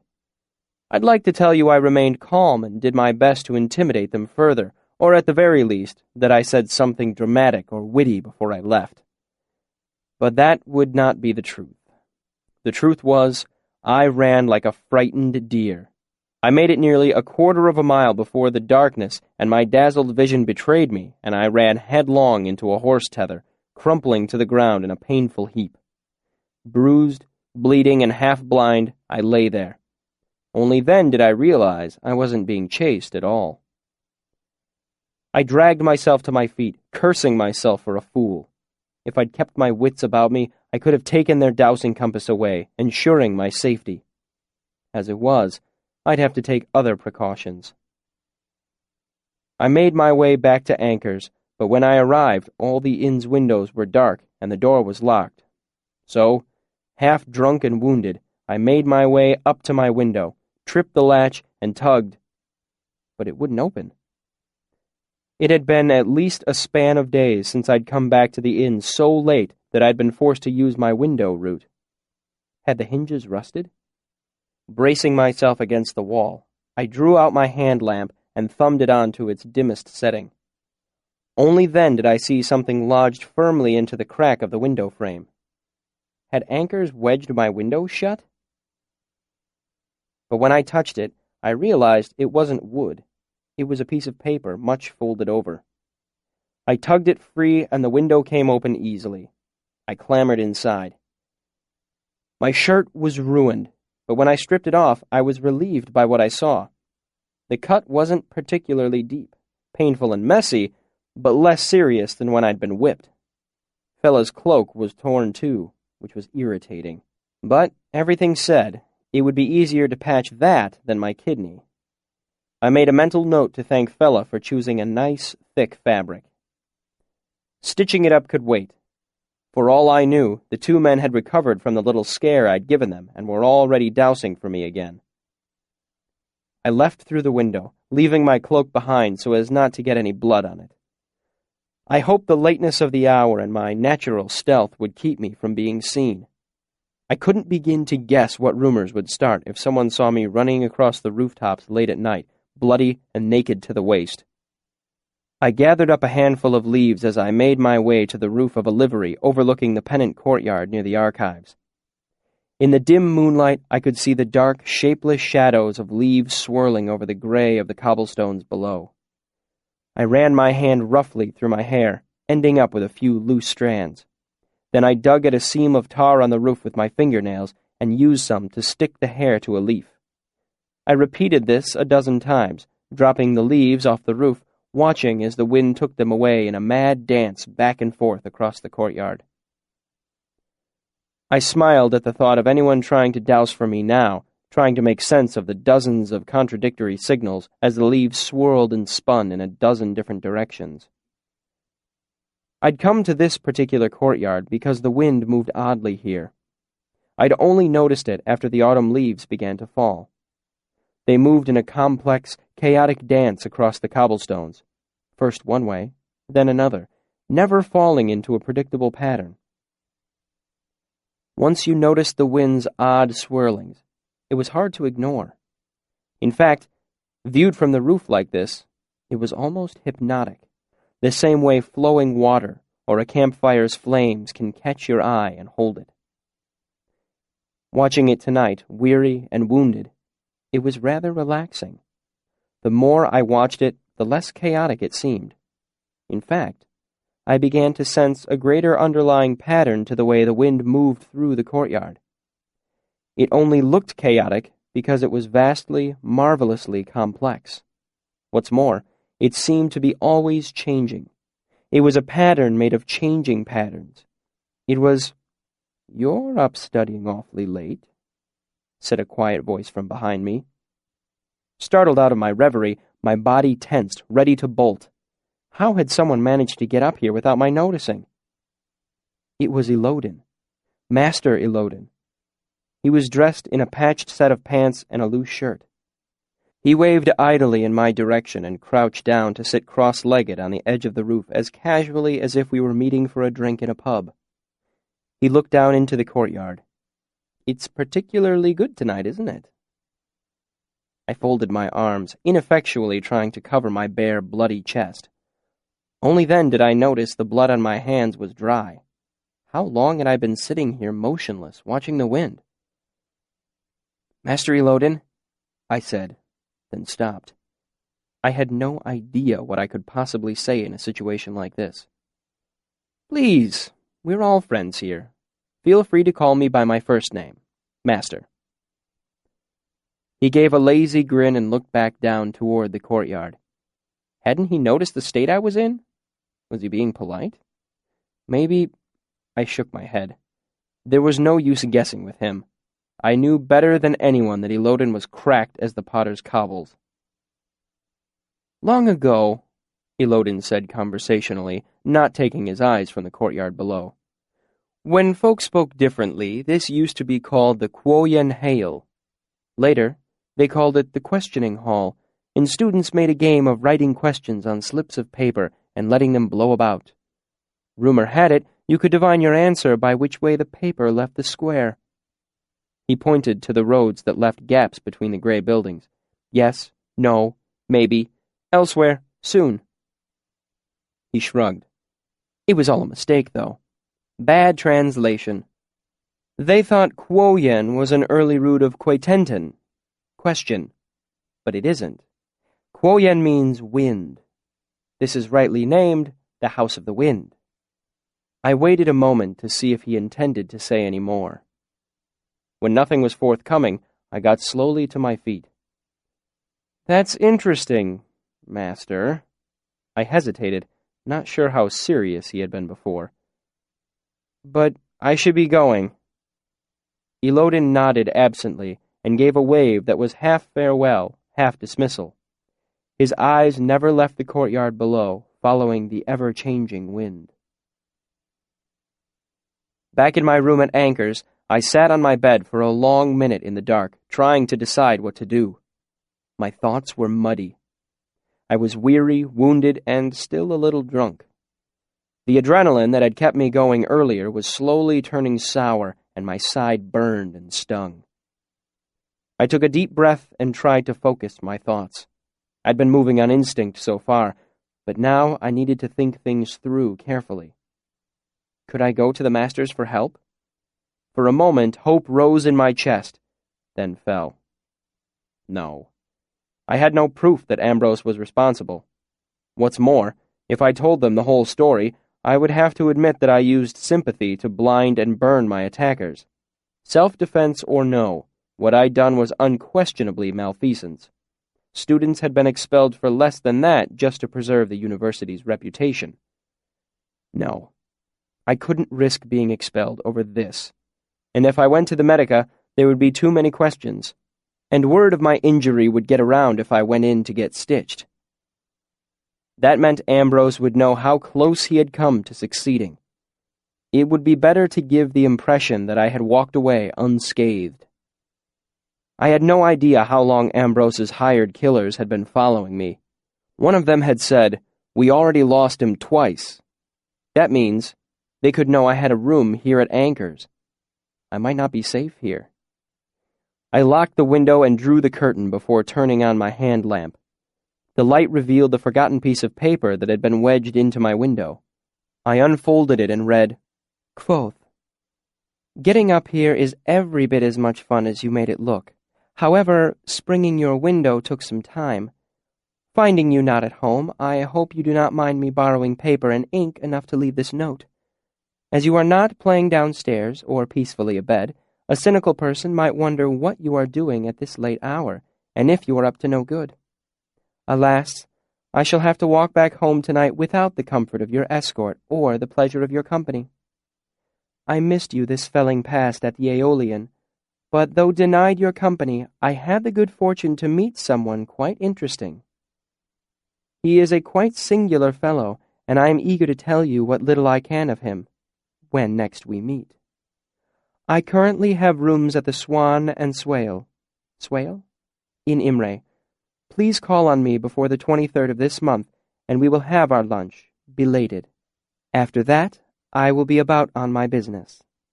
Your friend and apprentice housebreaker, Denna. Postscript. Please rest assured that I did not notice the disgraceful condition of your bed linens, and did not judge your character thereby. Today was the 28th. The letter didn't have a date, but it had probably been there for at least a span and a half. She must have left it only a few days after the fire in the fishery. I briefly tried to decide how I felt about it. Flattered that she had tried to find me, furious that the note had gone unfound until now. As to the matter of the fellow that she had met, it was far too much for me to deal with at the moment, weary, wounded, and still somewhat the worse for drink. Instead, I quickly cleaned the shallow cut as best I could using my wash basin. I would have put some stitches in it myself, but I couldn't get a good angle. It started bleeding again, and I cut off the cleaner pieces of my ruined shirt to fashion a makeshift bandage. Blood. The men who tried to kill me still had the dowsing compass, and I'd undoubtedly left some of my blood on his knife. Blood would be vastly more effective in a dowsing compass than a simple hair. That meant that even if they didn't already know where I lived, they might be able to find me despite the precautions I'd taken. I moved around my room quickly, stuffing everything of value into my travel sack, as I didn't know when it would be safe to return. Under a stack of papers, I found a small folding knife I'd forgotten about after I'd won it off Sim playing corners. It would be worth next to nothing in a fight, but that was better than nothing at all. Then I grabbed my lute and cloak and snuck downstairs into the kitchen, where I was lucky enough to find an empty Valagian wine pot with a wide mouth. It was a minor piece of luck, but I was glad for whatever I could get at this point. I headed east and crossed the river, but didn't go all the way into Imre proper. Instead, I headed south a bit to where a few docks, a seedy inn, and a handful of houses perched on the bank of the wide Omethi River. It was a small port that serviced Imre, too small to have a name of its own. I stuffed my bloody shirt into the wine pot and made it watertight with a piece of sympathy wax. Then I dropped it in the Omethi River and watched it bob slowly downstream. If they were dowsing for my blood, it would seem like I was heading south, running. Hopefully, they'd follow it. I need a water skin, if you have one, or a bottle of water if you don't, and some food that we'll keep on the road. Hard sausage, cheese, flatbread. Apples? She asked. Got some lovely red jennies this morning. Good for the road. I nodded. And whatever else you have that's cheap and will travel. A drab doesn't go far, she said with a glance down at the bar. I shook out my purse and was surprised to see 4 drabs and a copper halfpenny I hadn't accounted for. I was practically rich. She gathered up my money and headed back to the kitchen. I fought off the momentary pang at being utterly destitute again and ran a quick mental inventory of what I had in my travel sack. She came back with 2 loaves of flatbread, a thick, hard sausage that smelled of garlic, a small cheese sealed in wax, a bottle of water, 6 gorgeous bright red apples, and a small sack of carrots and potatoes. I thanked her kindly and stuffed the lot into my sack. 70 miles. I could make it today if I had a good horse, but good horses cost money. I breathed in the smell of rancid fat as I knocked on Devi's door. I stood there for a minute, fighting the urge to fidget impatiently. I had no idea if Devi would be awake at such an early hour, but it was a risk I had to take. Devi opened the door and smiled when she saw me. "Well, here's a pleasant surprise." She opened the door wider. "Come in, sit down." I gave her my best smile. "Devi, She frowned. "Come in," she said more firmly. "I don't discuss business on the landing." I came in and she closed the door behind me. "Take a seat, unless you'd rather have a bit of a lie down." She nodded playfully toward the huge curtained bed in the corner of the room. "You won't believe the story I heard this morning," she said, laughter hiding in her voice. Despite the urgency I felt, I forced myself to relax. Devi was not one to be rushed. If I tried, it would only irritate her. "What did you hear?"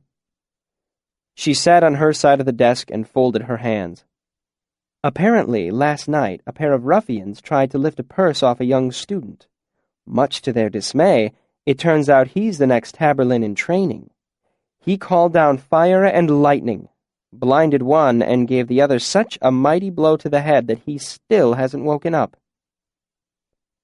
I sat quietly for a moment as I absorbed the information. An hour ago, this would have been the best news I could have heard. Now it was hardly more than a distraction. Still, despite the urgency of my other errand, I couldn't ignore the chance to gather some information about the crisis closer to home. "They weren't just trying to rob me," I said. Devi laughed. "I knew it was you. They didn't know anything about him except for that he had red hair, but that was enough for me." "Did I really blind the one?" I asked. "And the other's still unconscious?" "I honestly don't know," Devi admitted. "News travels quickly among us unsavory types, but it's mostly gossip." My mind was spinning quickly along a new plan now. "Would you care to spread a little gossip of your own?" I asked. "That depends." She gave a wicked smile. "Is it terribly exciting?" "Drop my name," I said. "Let them know exactly who it was. Let them know I'm mad as hell, and I'll kill the next ones that come after me. I'll kill them and whoever hired them, the middlemen, their families, their dogs, the whole lot." Devi's delighted expression faded to something closer to distaste. "That's a little grim, don't you think? I appreciate that you're attached to your purse." She gave me a playful look. "And I have a vested interest there myself, but there's no—" "They weren't thieves," I said. "They were hired to kill me." Devi gave me a skeptical look. I tugged up the corner of my shirt to show my bandage. "I'm serious. I can show you where one of them cut me before I got away." Frowning, she stood up and came around the other side of the desk. "All right, show me." I hesitated, then decided that I was better off humoring her, as I still had favors to ask. I took off my shirt and lay it on the desk. "That bandage is filthy," she said, as if it was a personal offense. "Get rid of it." She walked to a cabinet at the back of the room and came back with a black physicker's kit and a wash basin. She washed her hands, then looked at my side. "You haven't even had it stitched?" she said incredulously. "I've been rather busy," I said, "with the running like hell and hiding all night." She ignored me and set about cleaning my side with a cool efficiency that let me know she'd studied in the Medica. "It's messy, but not deep," she said. "It's not even all the way through the skin in some places." She stood up and pulled a few things out of her bag. "You'll still need stitches." "I would have done it myself," I said, but you're an idiot who didn't even make sure this was cleaned properly," she finished. "If this gets infected, it would serve you right." She finished cleaning my side and rinsed her hands in the bowl. "I want you to know I'm doing this because I have a soft spot for pretty boys, the mentally infirm, and people who owe me money. I consider this protecting my investment." "Yes, ma'am." I sucked in air when she applied the antiseptic. "I thought you weren't supposed to bleed," she said matter-of-factly. "There's another legend proven false." Speaking of, moving as little as possible, I reached out and pulled a book out of my travel sack, then laid it on her desk. I brought back your copy of Mating Habits of the Common Dracus. You were right. The engravings added a lot to it. I knew you'd like it. There was a moment of silence as she began stitching me back together.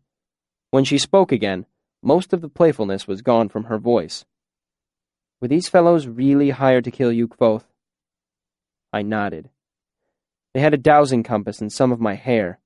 That's how they knew I was a redhead. Lord and Lady, wouldn't that just send Kilvin into a froth? She shook her head.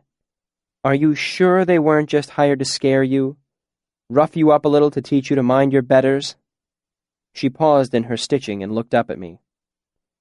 You weren't stupid enough to borrow money off of Heffron and his boys, were you? I shook my head. You're the only hawk for me, Devi, I smiled. In fact, that's why I stopped by today, and here I thought you merely enjoyed my company, she said, turning back to her needlework. I thought I detected a tinge of irritation in her voice. Let me finish this first.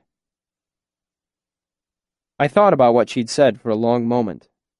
The tall man had said, let's do him, but that could mean any number of things. It's possible they weren't trying to kill me, I admitted slowly. He had a knife, though. You don't need a knife to give someone a beating. Devi snorted. And I don't need blood to get people to settle their debts, but it certainly helps. I thought about it as she tied off the final stitch and began to wrap me in a fresh bandage. Maybe it was meant to be a simple beating. An anonymous message from Ambrose telling me to mind my betters. Maybe it was a simple attempt to scare me off. I sighed, trying not to move too much as I did so. I'd like to believe that's the case, but I really don't think so. I think they were really after blood. That's what my gut tells me. Her expression grew serious. In that case, I will spread the word a little, she said. I don't know about the part about killing their dogs, but I'll drop a few things into the rumor mill so people will think twice about taking that sort of job. She chuckled low in her throat. Actually, they're already thinking twice after last night. This will make them think 3 times. I appreciate it. Small trouble to me, she said dismissively as she stood up and brushed off her knees. A small favor to help a friend. She washed her hands in the basin, then dried them carelessly on her shirt.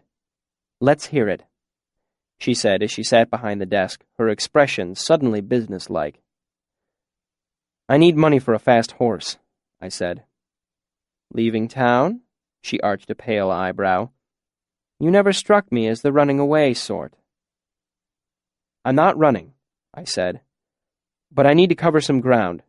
70 miles before it gets much afternoon. Devi widened her eyes a bit. A horse that could make that trip is going to cost, she said. Why not just buy a post note and switch out fresh horses all the way? Faster and cheaper.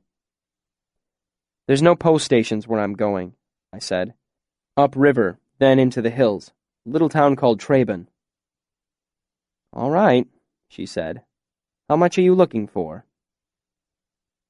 I'll need money to buy a fast horse with no dickering, plus lodging, food, maybe bribes. 20 talents. She burst out laughing, then regained her composure and covered her mouth. No. I'm sorry, but no. I do have a soft spot for charming young men like yourself, but it's not on my head. I have my loot, I said, sliding the case forward with my foot, for collateral, plus anything else in here. I put my travel sack on the desk.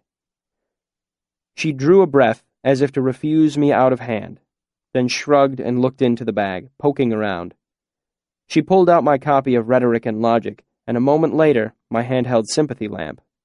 Hello, she said curiously, thumbing on the switch and pointing the light toward the wall.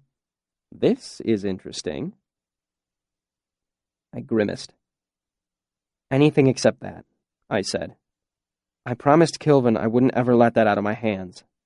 I gave my word. She gave me a frank look. Have you ever heard the expression, beggars can't be choosers? I gave my word, I repeated. I unpinned my silver talent pipes from my cloak and slid them across her desk so they lay near rhetoric and logic. Those aren't easy to come by, you know. Devi looked at the lute, the book, and the pipes, and drew a long, slow breath. Quoth, I can tell that this is important to you, but the numbers just don't add. You're not good for that much money. You're barely good for the 4 talents you owe me. That stung, mostly because I knew it to be the truth. Devi thought about it for another second, then shook her head firmly. No, just the interest. In 2 months, you'd owe me over 35 talents.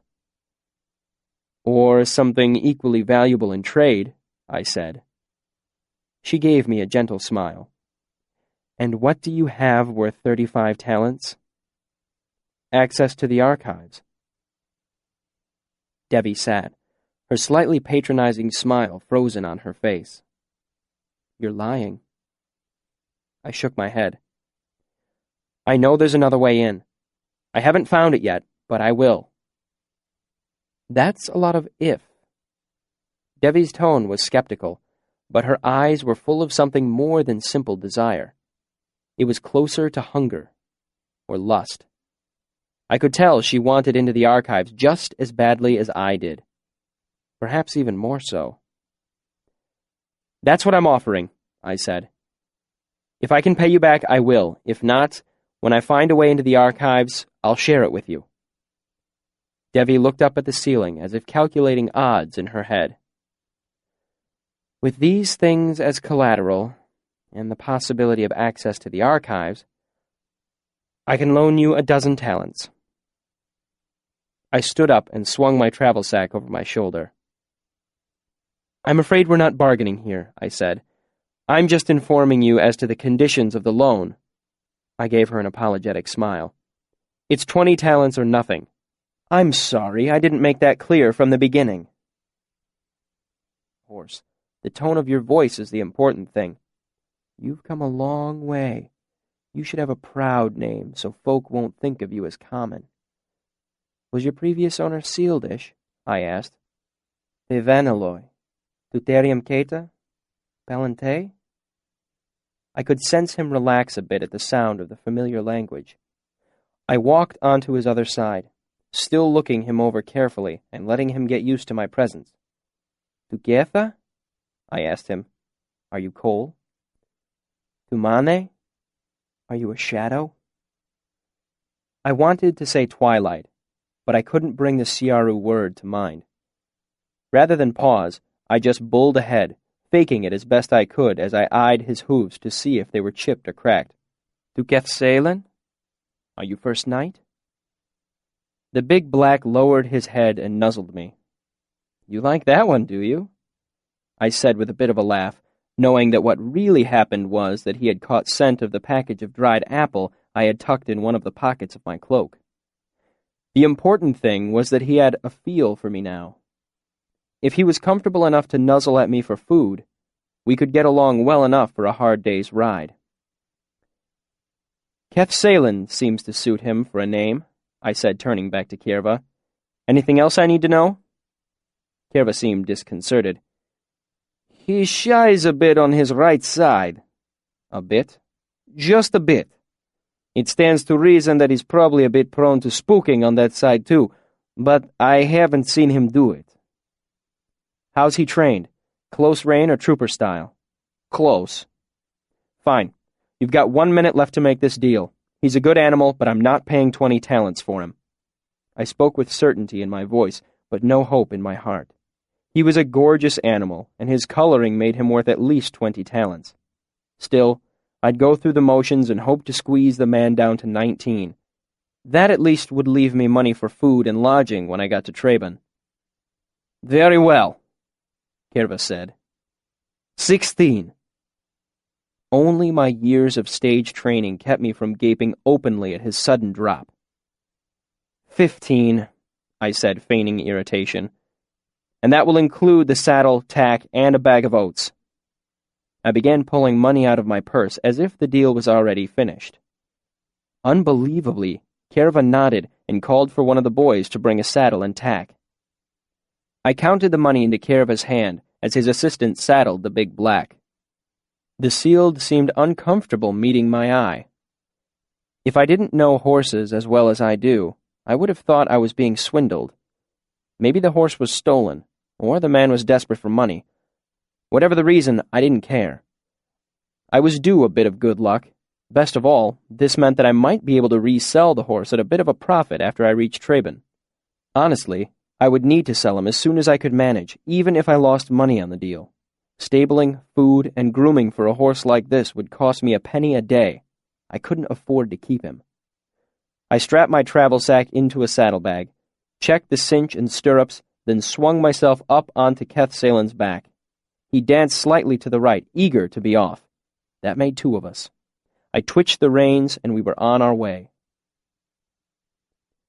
Most problems with horses have nothing to do with the horses themselves. They stem from the ignorance of the rider. Folk shoe their horses badly, saddle them improperly, feed them poorly, then complain that they were sold a half-lame, swayback, ill-tempered hack. I knew horses. My parents had taught me to ride and care for them, while most of my experience had been with sturdier breeds, bred to pull rather than to race. I knew how to cover ground quickly when I needed to. When they're in a hurry, most folk push their mount too hard too soon. They head out at a dead gallop, then find themselves with a horse lame or half dead inside an hour. Pure idiocy. Only a 12-color bastard treats a horse that way.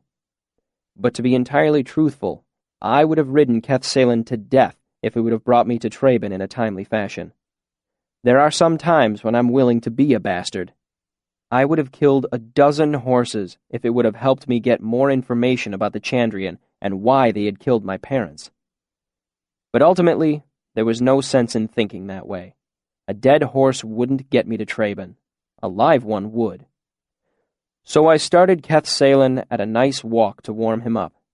He was eager to go faster, probably sensing my own impatience, and that would have been fine if I'd only needed to go a mile or 3. But I needed him for at least 50, maybe 70, and that meant patience. I had to rein him back down to a walk twice before he resigned himself to it. After a mile, I trotted him for a bit. His gait was smooth, even for a Kershane, but a trot is jarring no matter what, and it pulled at the new stitches in my side. I urged him up to a canter after another mile or so.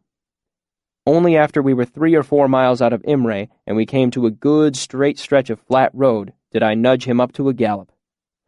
Finally, given the chance to run, he surged ahead. The sun had just finished burning away the morning dew, and farmers harvesting wheat and barley in the fields looked up as we thundered past. Kethsalen was fast. So fast that the wind tore at my cloak, stretching it behind me like a flag. Despite the fact that I knew I must cut quite the dramatic figure, I quickly grew tired of the drag on my neck, unfastened the cloak, then stuffed it into a saddlebag. When we passed through a stand of trees, I brought Salen back down to a trot. That way he got a little rest, and we didn't run the risk of rounding a corner and barreling into a fallen tree or slow-moving cart. When we came out into pasture land, I could see our way was clear. I gave him his head again, and we practically flew. After an hour and a half of this, Salen was sweating and breathing hard, but he was doing better than I was. My legs were a rubbery mess. I was fit enough, and young, but I hadn't been in the saddle for years. Riding uses different muscles than walking, and riding at a gallop is just as hard as running unless you want to make your horse work twice as hard for every mile. Suffice to say, I welcomed the next stretch of trees. I hopped out of the saddle and walked to give both of us a well-deserved break. I cut one of my apples down the middle and gave him the larger half. I figured we'd come about 30 miles, and the sun wasn't even fully at zenith. "That's the easy bit," I told him, stroking his neck fondly. "Lord, but you are lovely. You're not half blown yet, are you?" We walked for about 10 minutes. Then we had the good luck to come across a little creek with a wooden bridge running across it. I let him drink for a long minute, then pulled him away before he took too much. Then I mounted up and gaited him back up to a gallop by slow stages. My legs burned and ached as I leaned over his neck, The drumming of his hooves was like a counterpoint to the slow song of the wind endlessly burning past my ears. The first snag came about an hour later, when we had to cross a wide stream. It wasn't treacherous by any means, but I had to unsaddle him and carry everything across rather than risk it getting wet. I couldn't ride him for hours wearing a wet harness. On the other side of the river, I dried him off with my blanket and resaddled him. It took half an hour, which meant he had gone from being rested to being cold, so I had to warm him up gently, slow walk to trot, to canter. That stream cost me an hour all told. I worried if there was another one, the chill would get into Salen's muscles. If that happened, Telu himself wouldn't be able to bring him up to a gallop again. An hour later, I passed through a small town, hardly more than a church and a tavern that happened to be next to each other. I stopped long enough to let Salen drink a bit from a trough. I stretched my numb legs and looked up anxiously at the sun. After that, the fields and farms grew fewer and farther between. The trees grew thicker and denser. The road narrowed and was not in good repair, rocky in places, washed out in others. It made for slower and slower going, but truth be told, neither myself nor Kethsalen had much more galloping left in us. Eventually, we came to another stream crossing the road, not much more than a foot deep at the most. The water had a hard, sharp, foul smell that let me know there was a tannery upstream, or a refinery. There wasn't any bridge, and Kethsalen made his way slowly across, placing his hooves gingerly on the rocky bottom. I wondered idly if it felt good, like when you dandle your feet in the water after a long day's walking. The stream didn't slow us down much, but over the next half hour, we had to cross it 3 separate times as it wound back and forth across the road. It was an inconvenience more than anything, never much deeper than 1.5 feet. Each time we crossed it, the acrid smell of the water was worse, solvents and acids. If not a refinery, then at least a mine. I kept my hands on the reins, ready to pull Salen's head up if he tried to drink, but he was smarter than that. A long canter later, I came up over a hill and looked down onto a crossroads at the bottom of a small, grassy valley. Right under the signpost was a tinker with a pair of donkeys, one of them loaded so high with bags and bundles that it looked ready to tip over, the other conspicuously unburdened.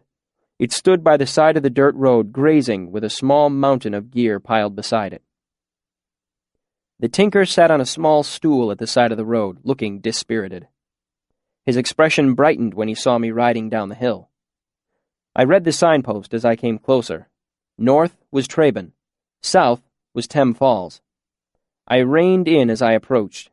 Kethsalen and I could both use the rest, and I was not in enough of a hurry to be rude to a tinker, not by half. If nothing else, the fellow could tell me how far I had left to go before I came to Traben. "Hello there," he said, looking up at me, shading his eyes with one hand. "You've got the look of a lad that's wanting something." He was older, balding, with a round, friendly face. I laughed. "I'm wanting a lot of things, Tinker, but I don't think you've got any of them in your packs." He gave me an ingratiating smile. "Well now, don't go assuming." He stopped and looked down for a moment, thoughtfully. When he met my eyes again, his expression was still kind, but more serious than before. "Listen, I'll be honest with you, son. My little donkey has got herself a stone bruise in her forehoof and can't carry her load. I'm stuck here until I come by some manner of help." "Normally nothing would make me happier than to help you, Tinker," I said, "but I need to get to Traben as quickly as I can." "That won't take much doing." He nodded over the hill to the north. "You're only about a half-mile out. If the wind was blowing southerly, you could smell the smoke." I looked in the direction he gestured and saw chimney smoke rising from behind the hill. A great wave of relief washed over me.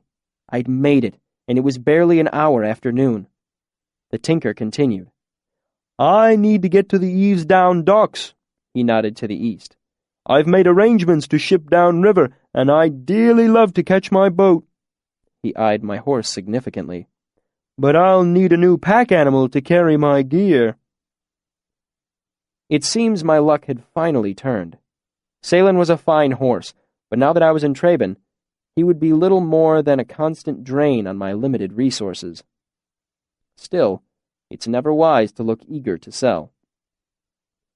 "This is an awful lot of horse to be used for packing," I said, patting Kethsalen's neck. "He's a full-blooded Kershayan, and I can tell you I've never seen a better horse in all my days." The tinker looked him over skeptically. "He's knackered is what he is," he said. "He hasn't got another mile left in him." I swung off the saddle, staggering a bit when my rubbery legs almost buckled underneath me. "You should give him more credit, Tinker. He's come all the way from Imre today." The tinker chuckled. "You're not a bad liar, boy, but you need to know when to stop. If the bait's too big, the fish won't bite." I didn't need to pretend to be horrified. "I'm sorry I didn't properly introduce myself." I held out my hand. "My name is Kvothe. I'm a trooper and one of the Edema Rue. Never on my most desperate day would I lie to a tinker." The tinker shook my hand. "Well," he said, slightly taken aback, "my sincere apologies to you and your family. It's rare to see one of your folk alone on the road." He looked the horse over critically. "All the way from Imre, you say?" I nodded. "That's what, almost 60 miles? Hell of a ride." He looked at me with a knowing smile. "How are your legs?" I grinned back at him. "Let's just say I'll be glad to be on my own feet again. He's good for another 10 miles, I'd guess, but I can't say the same for myself." The tinker looked over the horse again and gave a gusty sigh. "Well, as I said, you've got me over a bit of a barrel. How much do you want for him?" "Well," I said, "Kethsalen here's a full-blooded Kershayan, and his color is lovely, you have to admit. Not a patch on him but isn't black. Not a white whisker." The tinker burst out laughing. "I take it back," he said. "You're a terrible liar." "I don't see what's so funny," I said a little stiffly. The tinker gave me an odd look. "Not a white whisker, no?" He nodded past me toward Salen's hindquarters. "But if he's all black, then I'm Orrin Velseter." I turned to look and saw that Kethsalen's left hind foot had a distinct white sock that went halfway up to his hock. Stupefied, I walked back and bent down to look. It wasn't a clean white, more of a washed-out gray. I could smell the faint odor of the stream we had splashed through on the last leg of our journey. Solvents. "That shim bastard," I said incredulously. "He sold me a dyed horse." "Didn't the name tip you off?" the tinker chuckled. "Kethsalen? Lord, boy, someone's been thumbing their nose at you." "His name means twilight," I said. The tinker shook his head. "Your Siaru is rusty. Kethsalen would be first night. Salen means sock. His name is one sock." I thought back to the horse trader's reaction when I'd picked the name. No wonder the fellow had seemed so disconcerted. No wonder he had dropped the price so quickly and easily. He thought I knew his little secret. The tinker laughed at my expression and clapped me on the back. "Don't sweat it, lad. It happens to the best of us from time to time." He turned away and began to rummage through his bundles. "I think I have something you'll like. Let me offer you a trade." He turned around and held out something black and gnarled like a piece of driftwood. I took it from him and looked it over. It was heavy and cold to the touch. "A lump of slag iron?" I asked. "Are you out of magic beans?" The tinker held out a pin in his other hand. He held it about a handspan away, then let go. Instead of falling, the pin snapped to the side and clung to the smooth blob of black iron. I drew in an appreciative breath. A lodenstone? I've never seen one of these. "Technically, it's a Traben stone," he said matter-of-factly, "as it's never been near Loden, but you're near enough. There's all manner of people who would be interested in that beauty down Imre way." I nodded absently as I turned it over in my hands. I'd always wanted to see a drawstone, ever since I was a child. I pulled the pin away, feeling the strange attraction it had to smooth black metal. I marveled. A piece of star iron in my hand. "How much do you figure it's worth?" I asked. The tinker sucked his teeth a little. "Well, I'm figuring right here and now it's worth just about one full-blooded Kershane pack mule." I turned it over in my hand, pulled the pin away, and let it snap back again. "Trouble is, Tinker, I put myself into debt with a dangerous woman in order to buy this horse. If I don't sell it well, I'm going to be in a desperate way." He nodded. "Piece of sky iron of that size? If you take less than 18 talents, you're cutting a hole in your own purse. Jewelers will buy it, or rich folk who want it for the novelty." He tapped the side of his nose. "But if you head to the university, you'll do better. Artificers have a great love for lodenstone. Alchemists, too. If you find one in the right mood, you'll get more." It was a good deal. Manette had taught me lodenstone was quite valuable and difficult to come by, not only for its galvanic properties, but because pieces of sky iron like this often had rare metals mingled with the iron. I held out my hand. "I'm willing to make it a deal." We shook hands solemnly. Then, just as the tinker began to reach for the reins, I asked, "And what will you give me for his tack and saddle?" I was a little worried that the tinker might take offense at my wheedling, but instead he smiled a sly smile. "That's a clever lad," he chuckled. "I like a fellow who's not afraid to push for a little extra. What would you like, then? I've got a lovely woolen blanket here, or some nice rope." He pulled a coil of it out of the donkey's packs. "Always good to have a piece of rope with you. Ooh, how about this?" He turned around with a bottle in his hands and winked at me. "I've got some lovely Avenish fruit wine. I'll give you all 3 for your horse's gear." "I could use a spare blanket," I admitted. Then a thought occurred to me.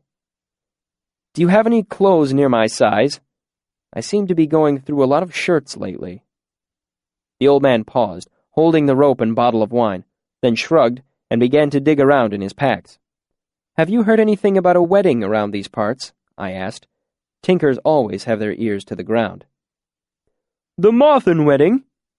He tied off one pack and began to dig through another. "I hate to tell you, but you missed it. Happened yesterday." My stomach clenched at his casual tone. If there had been a massacre, the tinker would certainly have heard.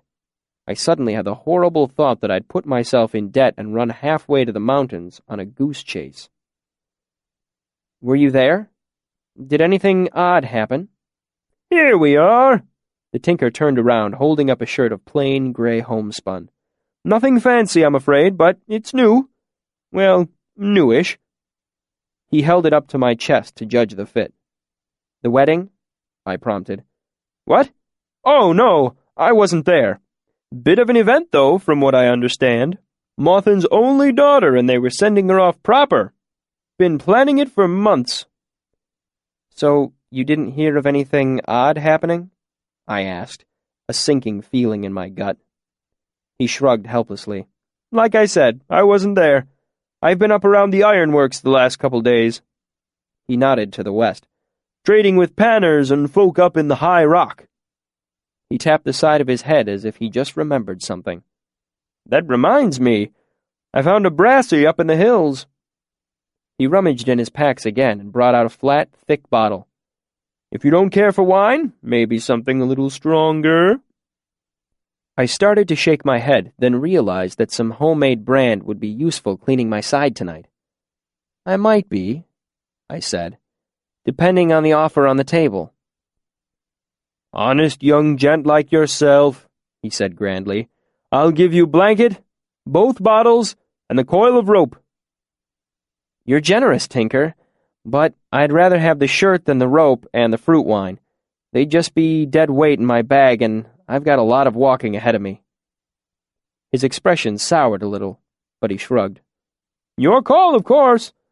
Blanket, shirt, brand, and 3 jots." We shook hands, and I took time to help him load Keth Salen because I had a vague feeling that I'd insulted him by turning down his previous offer. 10 minutes later, he was heading east, and I made my way north over the green hills into Traben. I was glad to walk the last half-mile under my own power, as it helped me work the stiffness from my legs and back. As I crested the hill, I saw Traben sprawling out below, tucked into a low bowl made by the hills. It wasn't a large town by any means, perhaps 100 buildings sprawling around a dozen winding, packed dirt streets. In the early days with the troupe, I'd learned how to size up a town. It's a lot like reading your audience when you're playing in a tavern. The stakes are higher, of course. Play the wrong song in a tavern, and people might hiss you, but misjudge an entire town, and things can get uglier than that. So I sized up Traben. It was off the beaten path, halfway between a mining town and a farming town.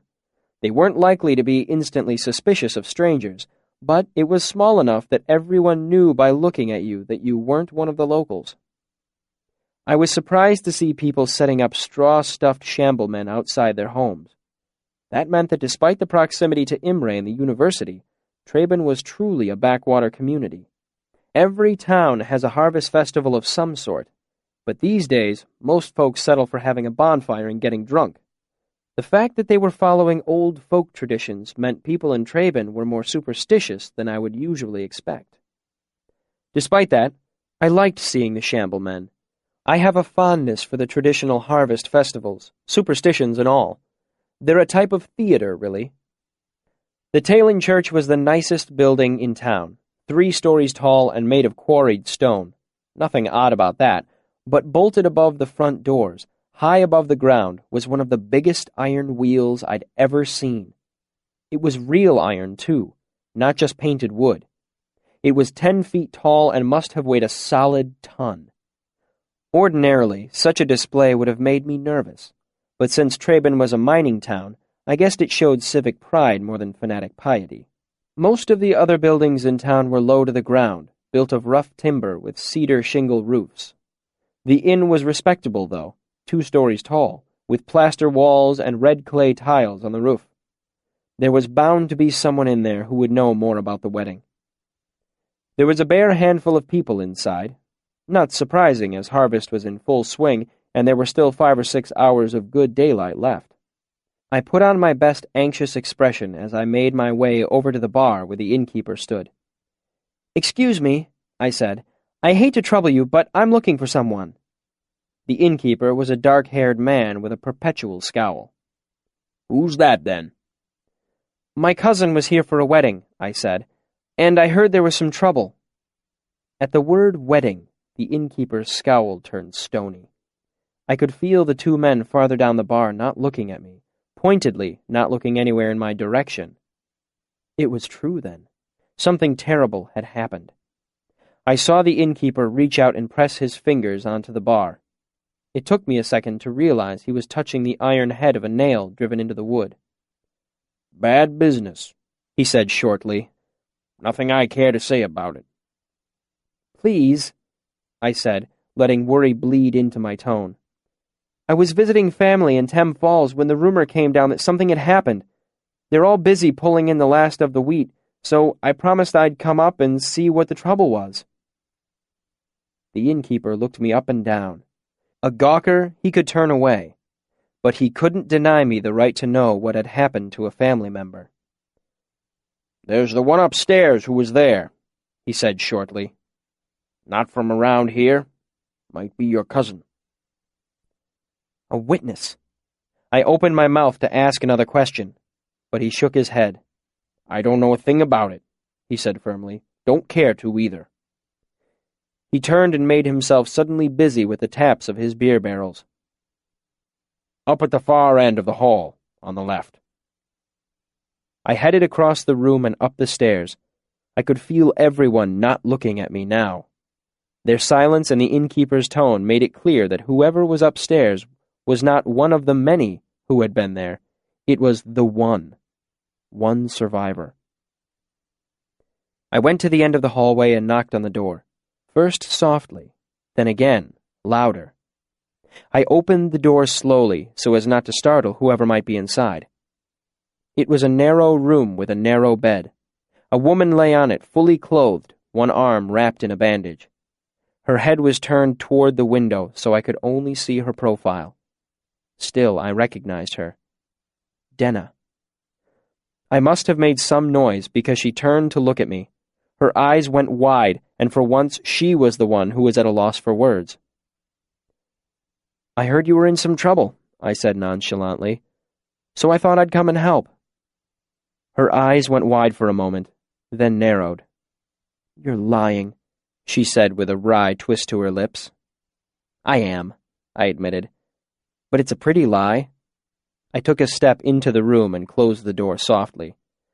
"I would have come if I'd known." "Anyone can make the trip after they get the news," she said dismissively. "It takes a special sort of man to show up when he doesn't know there's trouble." She sat up and turned to face me, swinging her legs over the side of the bed. Now that I looked more closely, I noticed that she had a bruise high on one temple in addition to the bandage on her arm. I took another step toward her. "Are you all right?" I asked. "No," she said bluntly, "but I could be a damn sight worse off."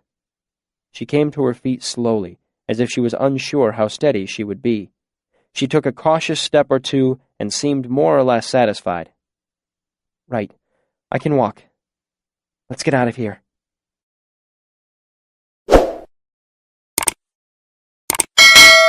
Don't forget to subscribe.